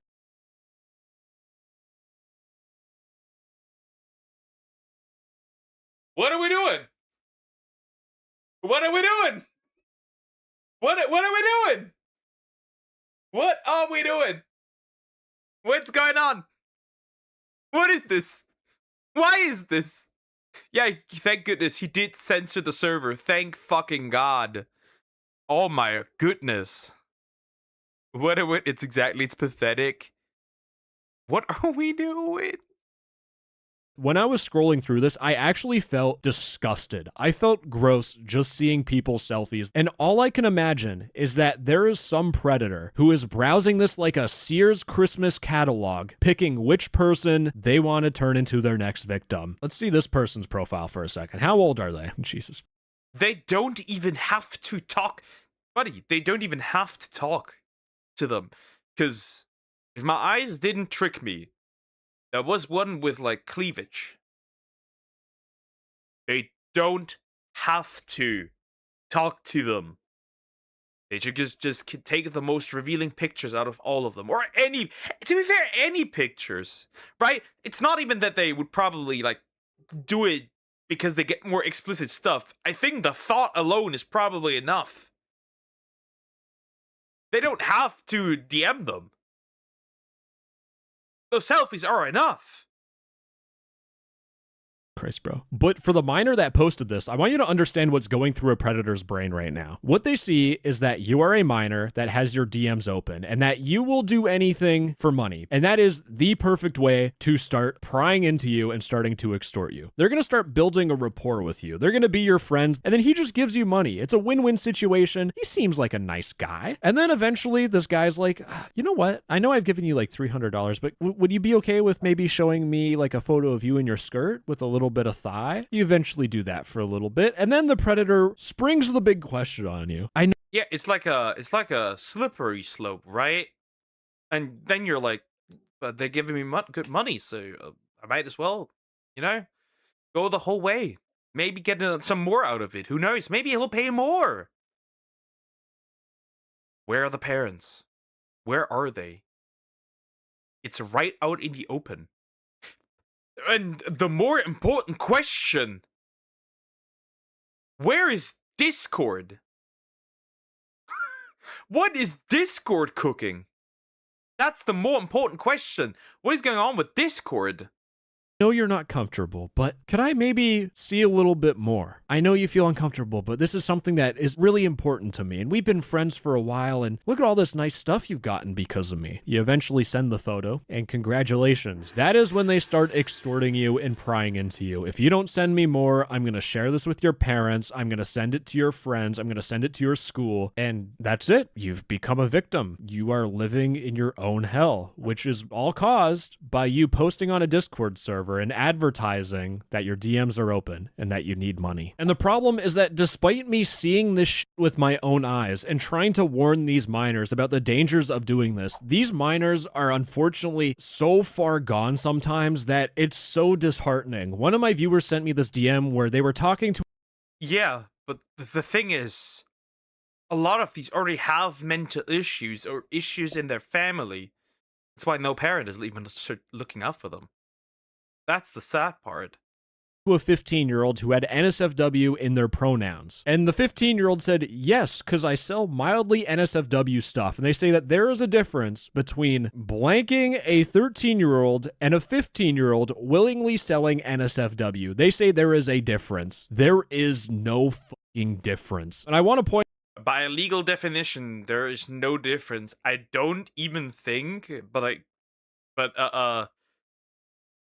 correct me if I'm wrong, even minors between each other sending anything NSFW is, I think, still illegal. I could be wrong on that. And Lord, let me not be wrong, but I could be wrong on that. I wonder what the... I wonder. I hope it's illegal. I hope it's illegal. Because at the end of the day, it's still CP. Even if it is between two consenting, like, minors? Because, like, that could still be sent around. I'm pretty sure it's illegal. If it's not, that'd be horrendous. I hope it is, though. Out that again, this is another instance of someone in DMs who says, yes, I will sell NSFW stuff. On these servers, it seems all kosher. This person's trying their hardest, but in DMs, they just sell all this stuff. And that is the reality. In fact, the whole reason why I even made this video is because I found this court document that talks about the Fun Time Kitty Club Discord server and more. And it's actually uncanny how similar what I just showed you is to this court document. And this dude... But how is it still up if there's literal court documents about it? Well, then again, you could just literally build it up again. Getting arrested because there's this guy named Samuel Eric Snell. For the minors that are being e-kittens, just remember the guy that you're talking to looks like this. Wow, what a time to be alive. But in this court document, it says that from in or about October 2022 to December 2022, Snell was a member of an online community on the gaming platform Discord that would offer to sell services to adult customers, specifically minor girls referred to as kittens. And they would sell online companionship to adults, referred to as masters. Jesus fucking Christ. On the Discord channel in exchange for monetary payments, usually made through Cash App or in-kind gifts, like Discord Nitro, Robux, COD points. And some of these Discord channel names were Funtime Kitty Club, Pretty Kitty Hangout, Safe Kitten Connection, and Kitten Server Name. This all just sounds extremely familiar. In fact, it's literally everything I've talked about so far. But in this court document, it says, although some of the Discord channels publicly prohibited explicit content, member of these groups told law enforcement that not safe for work NSFW requests were made between community members in direct messages. Who could have seen this fucking coming? Just like what I've... Oh no! Who would have guessed? Are we surprised, really? What the fuck? Yeah, no shit. And Discord, by the way, has these just up, by the way. Discord has these just up. We're out of control here. shown you guys that is happening right now. Minors being like, you know, it's soft NSFW. I just show you me in my panties and bra. Or no. There's a difference between a 13-year-old and a 15-year-old willingly selling this content. Who could have seen this fucking coming? But in the court document, it says record from smell. Do you now understand why I'm so heavily against like these things like OnlyFans? Fansly, do you now understand why I'm so against it? Because it is an early form of what it's the more developed form of what these kids are doing right now. Because if they realize they can make money like this, they're gonna later utilize it with OnlyFans. And they're getting this also from the women that they watch. I can guarantee you that a bunch of girls that were watching Piper Raquel have now been inspired either to later on do that or do it right now. Do you understand now? Storm Blackwood. Dude, this is like such a sketchy account name, man. Anyways, from his Discord account, it showed a large number of direct messages in which Snell solicited from his chat partners, many of whom self-identified as minors, images of themselves. And many of Snell's minor chat partners shared that they were grappling with gender identity, sexuality, and or mental health concerns. I literally pointed that shit out. We have shed. Yep. Vulnerable girls.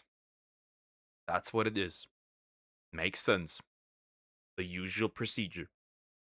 Twitter, mental health concerns. We have person assigned female at birth. They're grappling with gender identity and sexuality. Like, I'm not fucking making this up. This is what is happening. And what Samuel Snell would do is he would follow the same general script when soliciting images from these minors. He would generally begin with solicitation for photos of the minor's inner thigh, and then he would specify that he wanted to see a little bit more. And in several instances, he then progressed to requests for even more revealing pictures, and in some instances, even solicited and received very explicit images of self-identity. Brother. On Discord, by the way. Goodness gracious. Good fucking lord. Obliterate this man. Firing squad. Identified minors. And it gets worse, because Samuel Snell also sent minors electronic toys that Snell controlled. Huh? And remotely controlled?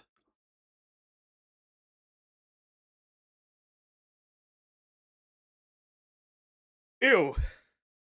Yeah, the firing squad is not enough. We need to sell this man, torture this man forever. What the actual fuck? Yay, wonderful, great, awesome, Discord.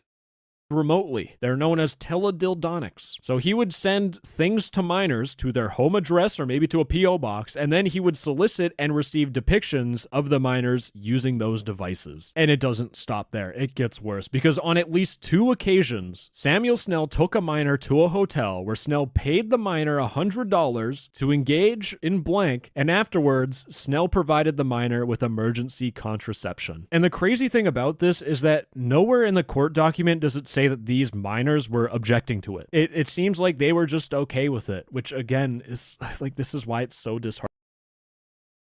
Well, are you surprised? We have been hypersexualizing society so much that there's just like not normalized. Normalized is not the word, but like it has become easier because of that.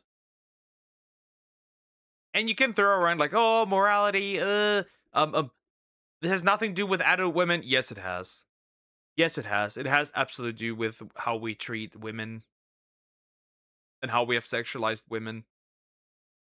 Absolutely, 100%. You can cry about it as much as you want, but it's the truth. This is just a direct reflection of what's currently happening. Isn't it funny how I always say, we will sooner or later approach developments that could lead to a lowering of the age of consent? Call me schizo. Call me a conspiracy theorist. Though that would only mean I'm early. But we will see this happening. I can guarantee you, we will see this happening. Heartening to see this. I do want to say we do have a happy ending though, because he is going to jail for 20 years, but zooming out, this is the reality of these servers. We have minors that say that they're only doing safe for work stuff, and these people all pretend that they're trying their hardest and things are all okay. But underneath the surface, in DMs, they become willing to sell content to anyone that pays for it. So please, for the young women out there, $100 to turn into a victim, that's not what you want in life. There's other ways you can get money that don't put you at risk. Grow plants and sell them on Facebook Marketplace. Anyways, if you like hearing about Ho-arg at like mid-teens, we're cooked. Yeah, it's just simple. We're cooked. There's no saving us. Send the asteroid right now. We need it. Anyways, that was horrible. That was horrible. That was quite horrible. Very. Anyways, I didn't want to watch that again. Let's do the one that Tourist wanted me to watch. Let's see. That might be fun to look at. Seeing somebody get caught in 4K while ordering pizza. Why not? Yeah, you do but I'm saying this will happen. This will happen. Nobody's stopping this. This will happen. Trust me, this will. Oh, Crocker also sent another one. We need to do that afterwards.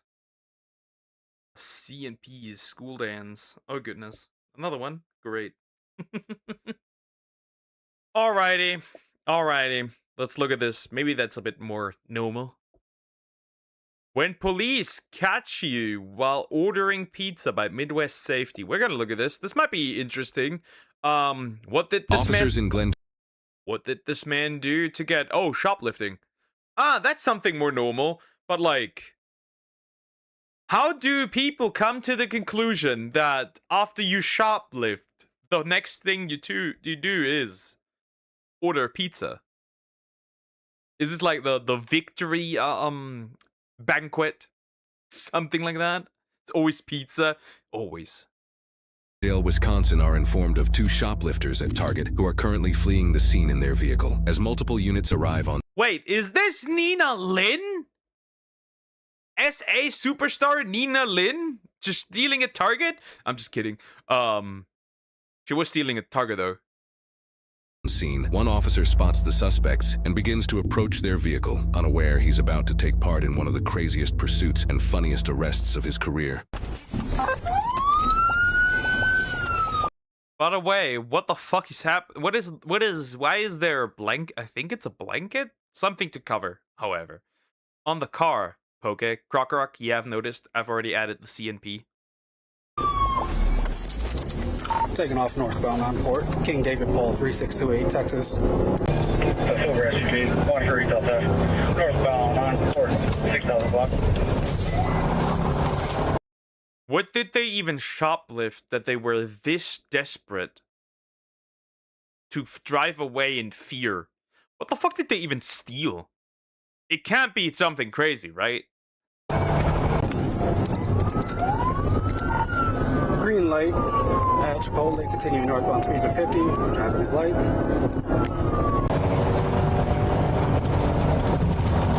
Coming up to a red light at Lender on Port, speeds are 60. You slow down for the red. Green light at Port, Lender, continuing northbound on Port. So, he's getting, first of all, for running away, bros are getting multiple things already, right? So they're getting something for the stealing, they're also getting something for the running away, and you know what the crazy part is? They have their number, right? The car stuff on the back. So, like, even if they run away, they're not escaping, because the car is, a car is somewhere, listed up for some owner, so, like, they're not getting away anyways. So there's no point. This would only work if you got home before anybody sees you, but it's over. You're not escaping.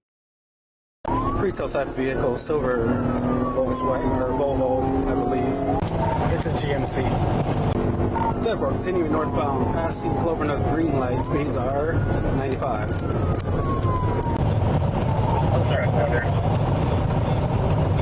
I'm gonna try to get in front of him, get sticks if somebody wants to take my spot. 10-4, I'll do that. 30, call it when I do that. Coming up to a little bit of traffic at Starbucks, 6800 block. Continuing north on Corpus. Coming up to a green light at Green Tree. Light traffic.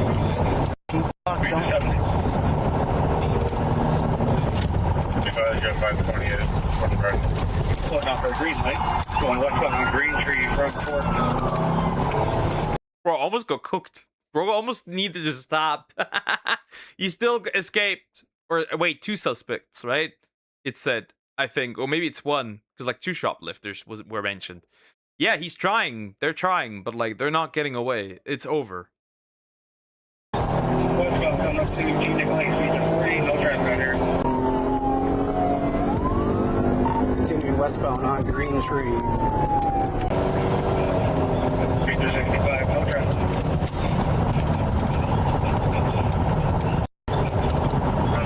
Slowing down for the stop sign at River, continuing westbound. Stand by on which direction, north or west? A little bit of traffic at the stop sign. 3 vehicles. Slowing down, continuing. And nope, he was north on River towards Good Hope. Continuing northbound on River Road to at a red light, Good Hope and River, red light. Speeds are 50. Speeds are 50. He just can't get in front of him at all. Because he's either trying to block, he either blocks it, or the traffic is in the way.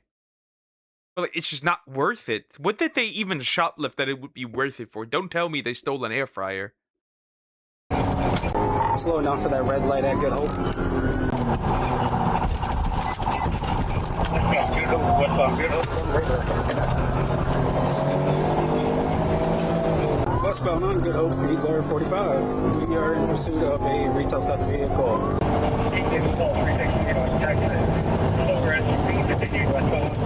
Yeah, now it is Jover that will get arrested in a Domino's pizza later on. They stole it. A hat.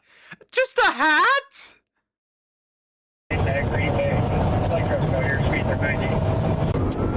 Terminate.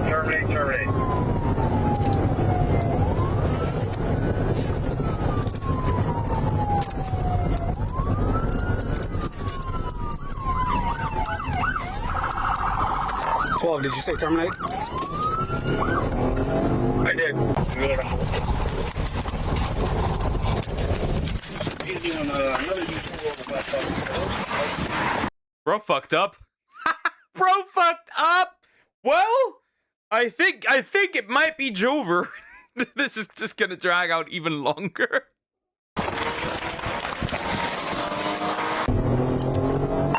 10-4, terminating back eastbound on Good Hope.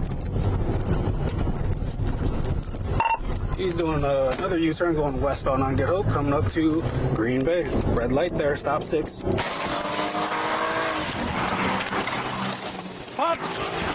Positive sticks! Green Bay, red light there, stop 6. Got him. Terminate, follow him.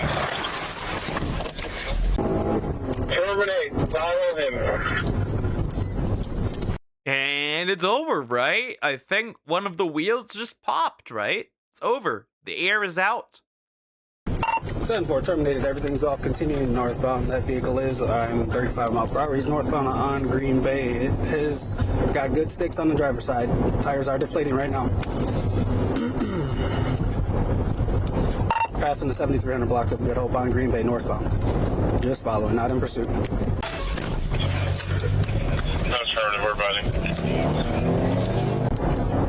Vehicle's continuing, it's slowing down now. It's passing a range line right now. At a Domino's, I'm curious. I'm feeling good today. He feels fantastic. Hi dear, how you doing? Hope you're doing well. I believe it went north on range line. I do not see it north on Green Bay.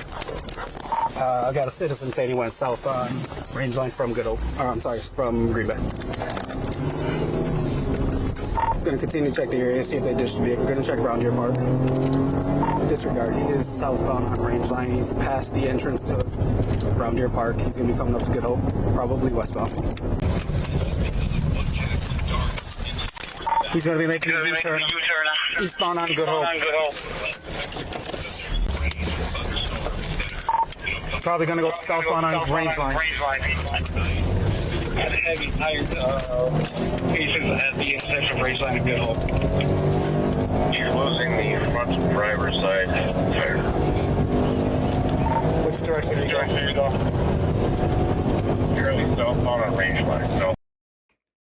It's like he's trying, but like he's not. They're not. Most of this video is just like trying to catch him. Crazy. Got a Brad band like a day before yesterday. Nice, that's good. Another one gone. W. Already. On Titanium.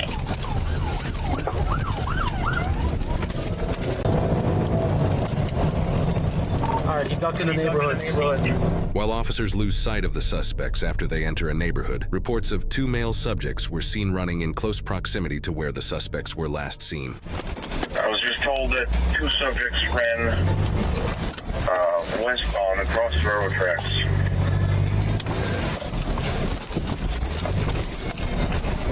Yeah. Is that at the 6900 bucks? From the area of Sydney and Buren. I have yet to locate that vehicle.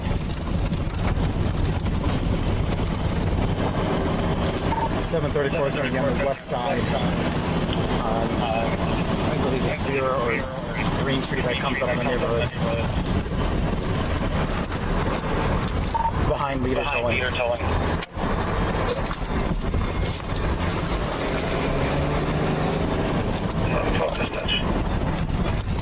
Good. I swear, right? The way they drive, I would literally, like, if I were a passenger, I'd literally shit my pants. It would be all brown. It's crazy. It is crazy. As the suspects are still on the loose, this lucky officer happens to pass by a Domino's pizza place and sees 2 men inside that may match the suspect's description. Just a description again. The 2 white males, one's older, wearing a black jacket, possibly with a brown paper bag, and the second one is wearing a black leather jacket and darker blue jeans. Both white males. 10-4, I can't see the race 7, but there are 2 males standing inside a Domino's.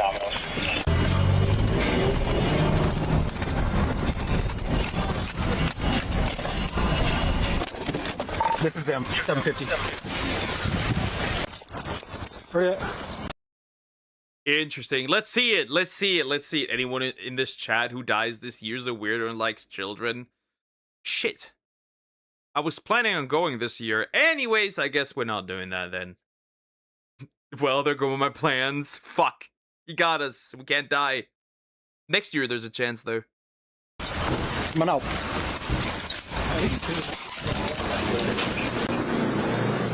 You're under arrest. They're under arrest. Yeah, surprise! Yeah, no shit, Sherlock. They, you know. Okay, did they actually try to order pizza though? On the ground. Hands behind your back. Hands behind your back.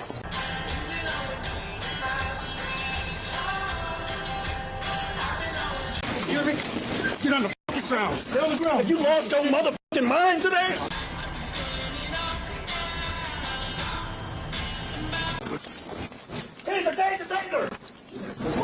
Taser! Taser! Put your hands in your back! Put your hands behind your back! Out of your damn mind. You keep your hands behind your back too! If you don't keep moving your hands! Quit moving your damn hands! Correct.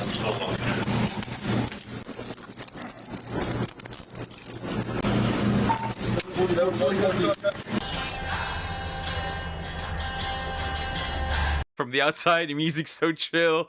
But yeah, they weren't even caught ordering pizza. They were just like in there. You can get half off Domino's pizzas when you order online right now. Sit down.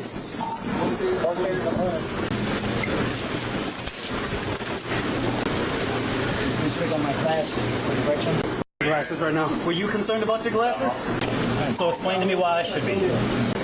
I'll pick them up for you. But you're done doing this stuff, okay? We didn't chase you all over good? Then why'd you try to run out of Domino's? I didn't try to run nothing. Okay, see this? I'm paying for Cameras. I'm paying for a soda. Yeah? What'd you pay for at Target? I didn't go in Target. Okay. So now you lied. I don't understand. You don't have to. All right, thank you. It's all on camera, see? Welcome to 2024. Yeah. It's amazing. Stop moving. I gotta sit up, man. You can sit right where you are. Thank you. Any knives, needles, anything sharp? So you are telling me, okay, let's summarize this, right? You are telling me these guys fled the police and stole a Target for a bunch of clothes. Because that's what all I'm seeing here. For a bunch of clothes. For clothes. Why would you do that? No. No needles or anything? Your glasses are going to be in your front pocket. Are they there? What, can you check the lens? Make sure the lenses are there, please? They were there. Like I said, you weren't worried about them before when you tried to run out of here. I didn't try to run. I was paying for a soda. Paying for a soda caused you to stand up on this and try to jump past us? I was trying to jump past you. I was paying for a soda. I'll tell you what. Why don't you stop talking? Stand up. I'm going to come grab your stuff and go to the squad.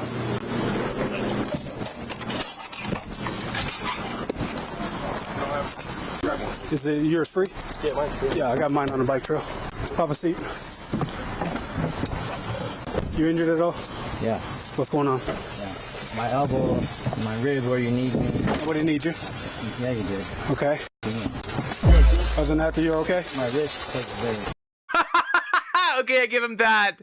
The side-eye was good. The side-eye was good. That was a good side-eye.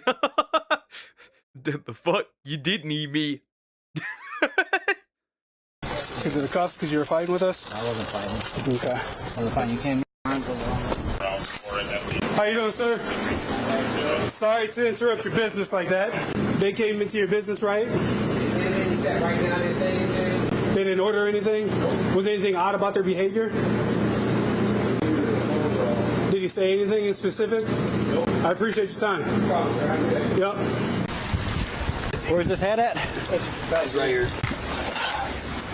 Did he just came in? Did he buy a soda? Because he said he was trying to buy something. They didn't buy anything. I was making food, and when I went to ask them, can I help you guys? And they said you were about to make an order, and I went up to the register, and then I saw you guys coming in, drive in, and get out. I was like, damn. All right, man. Thank you. The suspect with Okay. I'm curious what bro got now. the bald head seen being arrested in the body cam footage, Gary, was charged with retail theft and resisting That makes sense, yeah. obstructing an officer, believe it or not. That makes sense. He also had an active warrant for his arrest for 8 other retail theft charges, a robbery with threat of force charge, and another resisting obstructing charge. Gary took a plea deal and pleaded guilty to all but 2 retail theft charges, resulting in a sentence of 4 years in prison and 3 years of extended supervision. He is also Banned from all Menards, Home Depots, Lowe's, Best Buys, and Targets. Bro is not buying anything there. Sentenced to 4 years in prison for a bunch of clothes, probably. prohibited from all Menards, Home Depots, Lowe's, Best Buys, and Targets, as those were all the stores he had stolen from in the past. The other suspect involved in the incident in the body cam footage, John, was the driver of the vehicle, leading to his charges of felony fleeing, eluding, hit and run, felony second-degree recklessly endangering safety, retail theft, and possession of cocaine. As his case is still ongoing and he has not yet been sentenced, he is presumed innocent unless proven guilty in a court of law. When you're shopping Well, I am absolutely convinced that he will go to jail, though. with your family, do you ever think you're standing 5 feet away from somebody who's ready to run from cops over toothpaste and hoodies? On many occasions, these thieves are in the same place as you and I, but they're not shopping, they're planning their escape. You can always spot them because they move very differently. They scan, they pace, and they're already halfway in the getaway mode before the first item even hits the cart. So my question is, why are people in 2026 still trying to steal from Target like it's 1998, when they've got cameras, facial recognition, digital tracking, and corporate intel that's built like a police force? That's not bold, that's delusional. But this is is the mindset that turns petty theft into felony time because they got caught and instead of taking the loss, they hit the gas. Now it's fleeing, reckless endangerment, resisting, all because they couldn't walk out empty-handed. Now credit where it's due, these officers responded to this call very well. They used great communication and they used the appropriate amount of force while taking no BS from the suspects to make the arrest. Always remember, Target doesn't just watch you, they train the staff to tend for you. They acknowledge you within 10 feet and engage you within 4 to make sure you know you've been seen. Because when you're seen, you're already caught. Yeah, that was it pretty much. That was interesting. Okay. Well, so basically they literally just got obliterated for, well, one was definitely obliterated and the other one was obliterated for stealing ones. But like, bro, you don't have that much going on. Why do you risk it? It's just like, you're not getting away. Anyways, that was interesting. A like, comment, and subscribe. All right. Let's do the last one of the day for the Croco. Another CNP. I wonder what Alexo thinks of me just like... Bye, take care, tourist. Bye-bye. Of me watching his old CNP videos since he was in chat today. It's really cool. Really cool. It is really, really cool. Sometimes you react to people and they just show up in chat. That's the second time I've reacted to somebody's videos and they popped up in chat. That's pretty cool. Anyways, here we go. CNP School Dance by Alexo. We're gonna look at this. Last one we had the Nyan Cat, which was very interesting. Let's see what this school dance thingy is. Also, please consider liking, subscribing. I appreciate it. The aspect ratio is rather interesting, I must admit. I guess 16:9 wasn't available. Anyways. Join the Facebook! He had a Facebook back then? Oh yeah, a lot of creators back then had a Facebook. I remember that. If it wasn't an Insta, it was a Facebook back then, because Insta wasn't a thing, right? And anything else wasn't a thing. Interesting. Huh.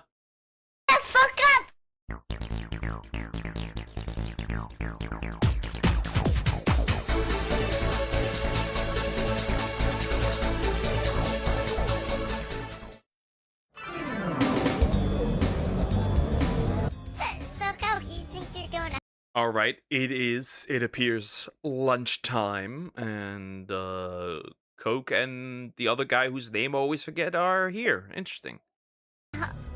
To homecoming this year? No, man, I'm not going this year. I can't even afford a ticket. I don't particularly have $40 in my soul on hand to sell to people for one homecoming ticket. Yeah, amen to that, man. Look at all these idiots just flipping out over a simple high school dance. I've slept with over 20 guys, and my vagina's a cess. That's crazy to put that out there. That's crazy to put that in there. I would have bro found saying this. Yeah. Those are low. Those are Ricky numbers. Those are low numbers. You gotta push up those numbers. They are low. They're small. You need bigger, greater, much higher numbers. Cool. Well, I'm just going to see what it's like. I mean, everybody keeps saying that it's pretty cool. Well, I'm just gonna be sitting at home all night playing Xbox and masturbating. Yep, I just said it. Hey, douchebag. I hear little Chad Cola's not going to homecoming this year.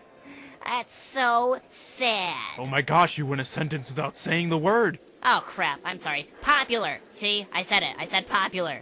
Yeah, it's important. He is, popular. I'm not him. I am not so much like Richard. This doesn't make sense. Why do you hate me so much, Krokorok? Why do you do? I'm not like Richard. I'm not even popular. I never even, like, had any status in school. I was ignored. I was like the wind. What the heck do you want? What? Well, a wind is noticeable. A slight breeze. I just came to give my friend Chad here his free ticket to homecoming. Wait, you got me a ticket? What the crap? Well, I thought it'd be funny to give you a free homecoming ticket, so that way you show up to the dance without a date, and I can make fun of you for not being popular. My evil laugh sucks. I could get a date if I felt like it. I just don't want to, that's all. It's pointless. Oh yeah, well, I bet you're just gonna sit there homecoming night and sit at home and masturbate and play Xbox. Well, you hit that one right on the head. You know what? I'll show you. I'll get a date, and I will be there. Fine, I'll see you there, Chad. So who are you gonna ask to homecoming? I'm going to ask every single girl that's completely out of my league. Cue the montage of me failing my ass off, asking every single thing with a vagina that I can find.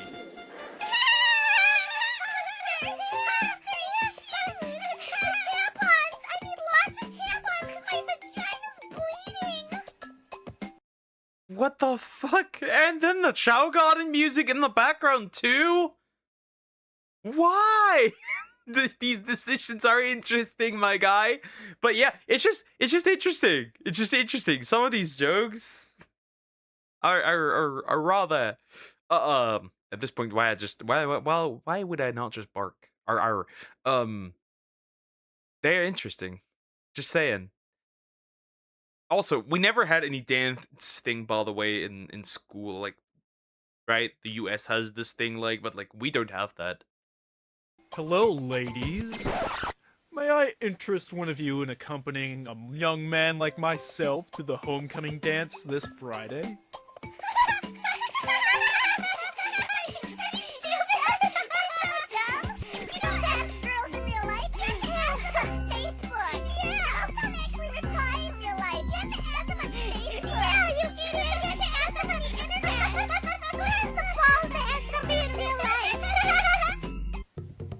Excuse me, slutty bitch number 62? Oh my god, what do you want? Can't you see that I'm popping pills in my locker? I'm busy.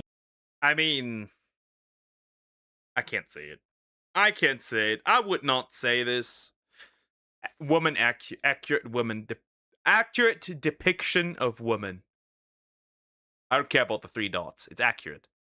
Last on my list, but I was wondering if you wanted to go to homecoming with me.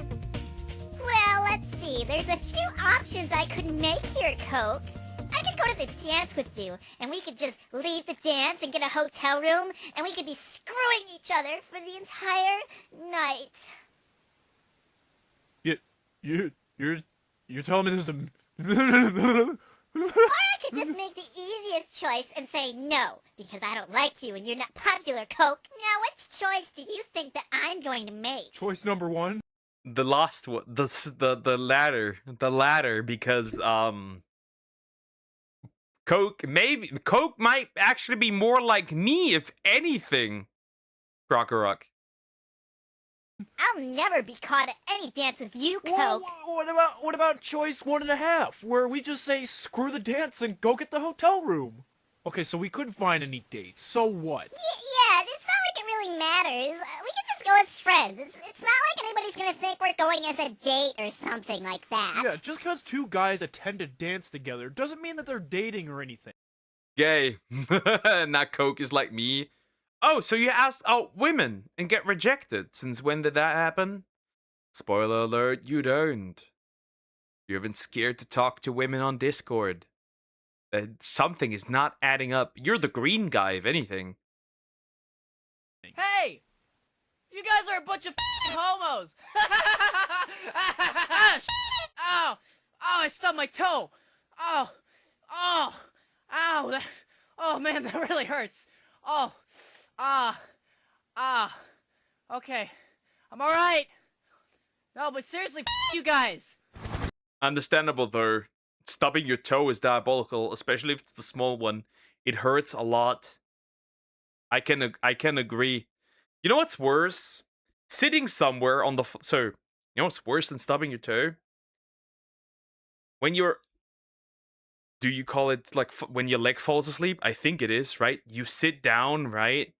And you get up on the floor, but instead of, like, landing on your, like, foot, you land, like, on your ankle on the side, and, like, you hear the noise of it, like, cracking, and, like, you can't walk for days. Love it. Yeah, that is what I had experienced once. It's not fun. It's not fun.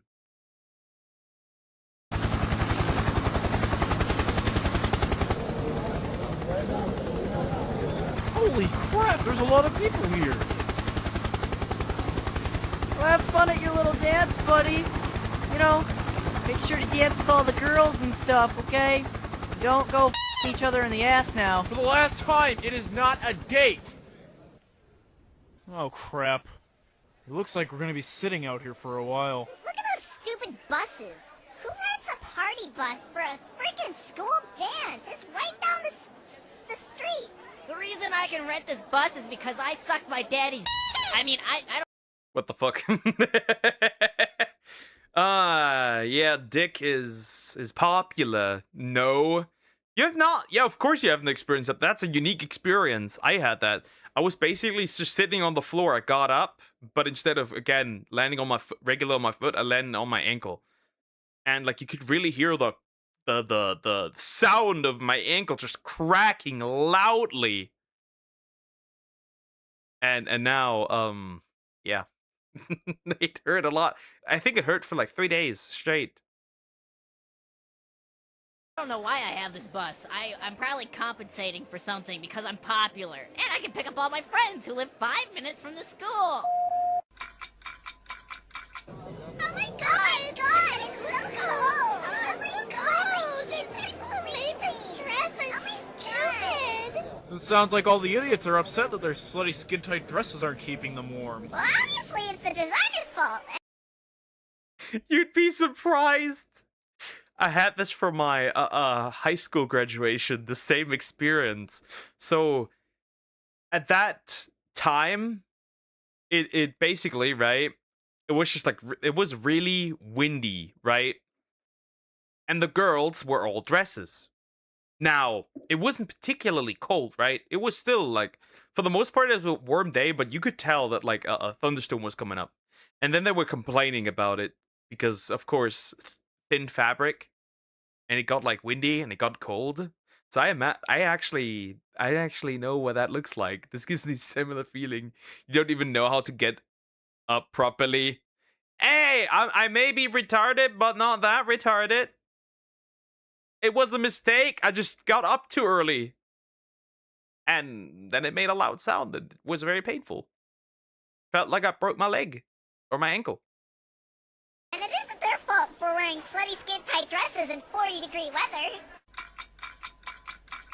Freaking finally we make it inside. How long were we sitting out there? Like half an hour? Yeah, something like that. It took forever to get in here. Hey, how messed up are you guys tonight?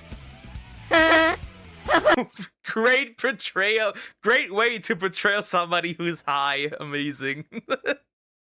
Yeah, Croco sends me these videos, and I'm discovering gold from the Dark Ages. How messed up are you guys? We're not messed up. Oh, that's great, guys. Hey, you wanna hit off this joint? I promise this joint's gonna be amazing if you hit some of it. No thanks, man. I'm good. I don't need any of that stuff.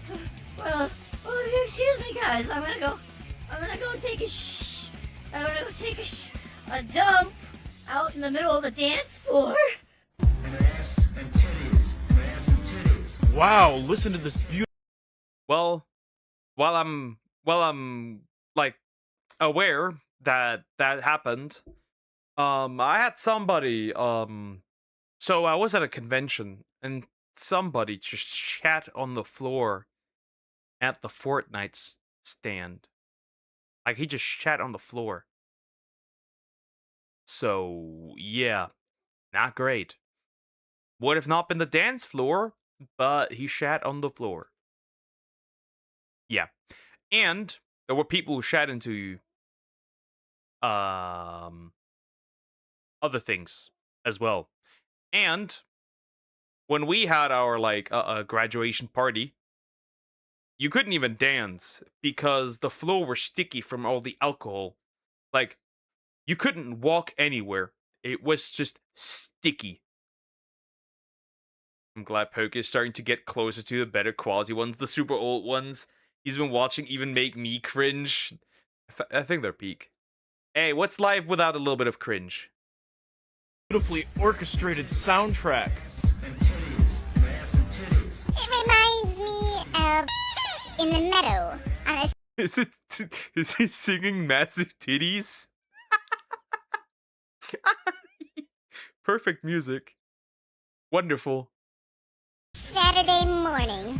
What the heck is that supposed to mean? I don't know, it just sucks.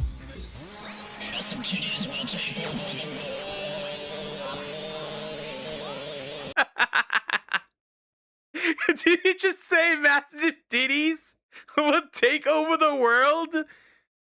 I mean, they could have the power to do so. I mean, yeah. I am so... Dude, I am so drunk right now. You can't even believe how... Hey, look, it's asshole. It's asshole, Chad, Cola. Let's go mess with him. Dude, this place smells like smells like beer and weed. My head is just my head is on fire right now, man. I don't know what's going on. You think you're gonna be alright, Coke?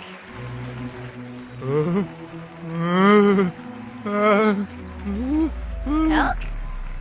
Coke?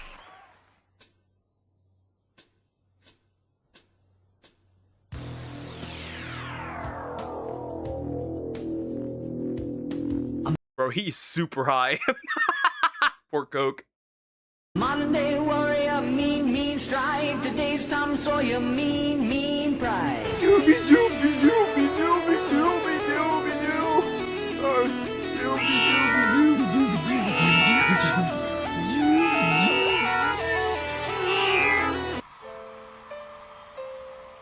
Hey, this is T.I. And I just want to let you all know that I shouldn't have done that. But guess what? I did. Oh, where's my prison sentence so low? So low. Didn't wanna go to jail. Making up words to rhyme. That's a word. Oh, cellmate's looking at Cellmate's looking at me funny. Well, do not drop the soap. funny. I think he wants to play footsies. Somebody get me out of this hellhole, yeah. You know, I just realized something. Everybody in this room's humping each other. Oh, God. Oh, my God. Hey, man, do you mind if I put my inside your girlfriend's as long as you let me put my inside your first? Okay. Seriously, I don't understand why they're all... Bro, that's crazy. That's okay. That one's diabolical. Okay, bro. You would never cook again. You don't. How could I let you cook? You burned the whole kitchen. What the fuck? Well, we're straight up SA right there. Yo, can I put my peen into your girlfriend? Sure, if I can, put my peen into yours first. Into you first, crazy work. It's so funny because I love him because he's a guy. This dance blows. Sometimes I like to ride in the back seat of a car. Is that? It can't be. Oh my God. What is it, Coke? Dance floor, dance floor, dance floor. Where are you going?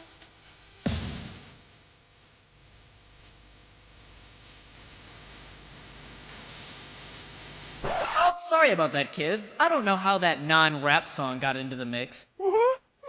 Let's listen to some more songs about ass and titties. You son of a bitch! An ass and titties. An ass and titties. It's ass and titties, actually. Understandable. An ass and titties. An ass and titties. I will find you, and I will burn your house down! Hey, queers. How was the dance? Supposedly I got us thrown out. I got really high because there was so much smoke in the room, and then I threw a tank at some guy or something. I don't remember. And I got mustard. Dude, the word's molested. Right, that word. I got mustard. Oh god, that's great. That's fucking great. I got mustard. Well, I'm gonna say that in the future. Sounds like you guys had a pretty eventful night then. I don't get the point of these stupid dances. Everybody just comes in high and drunk as hell, and then they just throw crap and dance to crappy music that you wouldn't be able to dance to otherwise. It's bullcrap. What? What does homecoming even mean? Like, homecoming? Like, what? Maybe it means to come on the side of someone's house or something. You are friggin' retarded. Right, Do? Do. Come here, boy.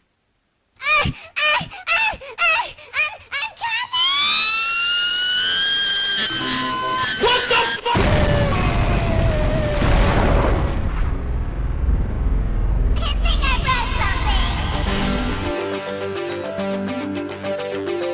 What the fuck, dude? What the actual fuck? What is this? What is this episode? That is great. Okay, that was insane. Broken up must started.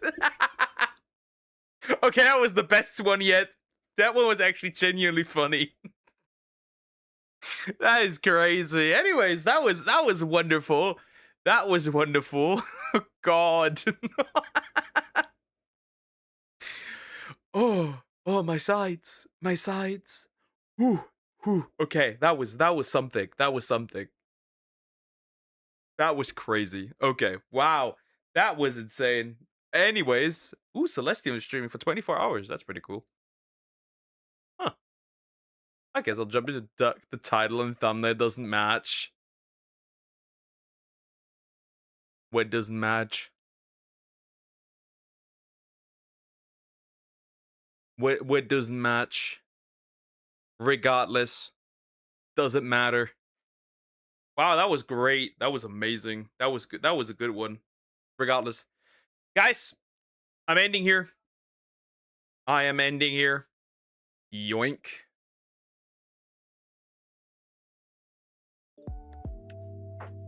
Have a good day or night. And yeah, we'll be back tomorrow with the usual stuff, right? We're gonna shiny on a little bit. Peter Scully. Horrible. Wait a minute. Actually, it doesn't. Oh, one of my videos. Wait a minute. I'll fix that. Probably.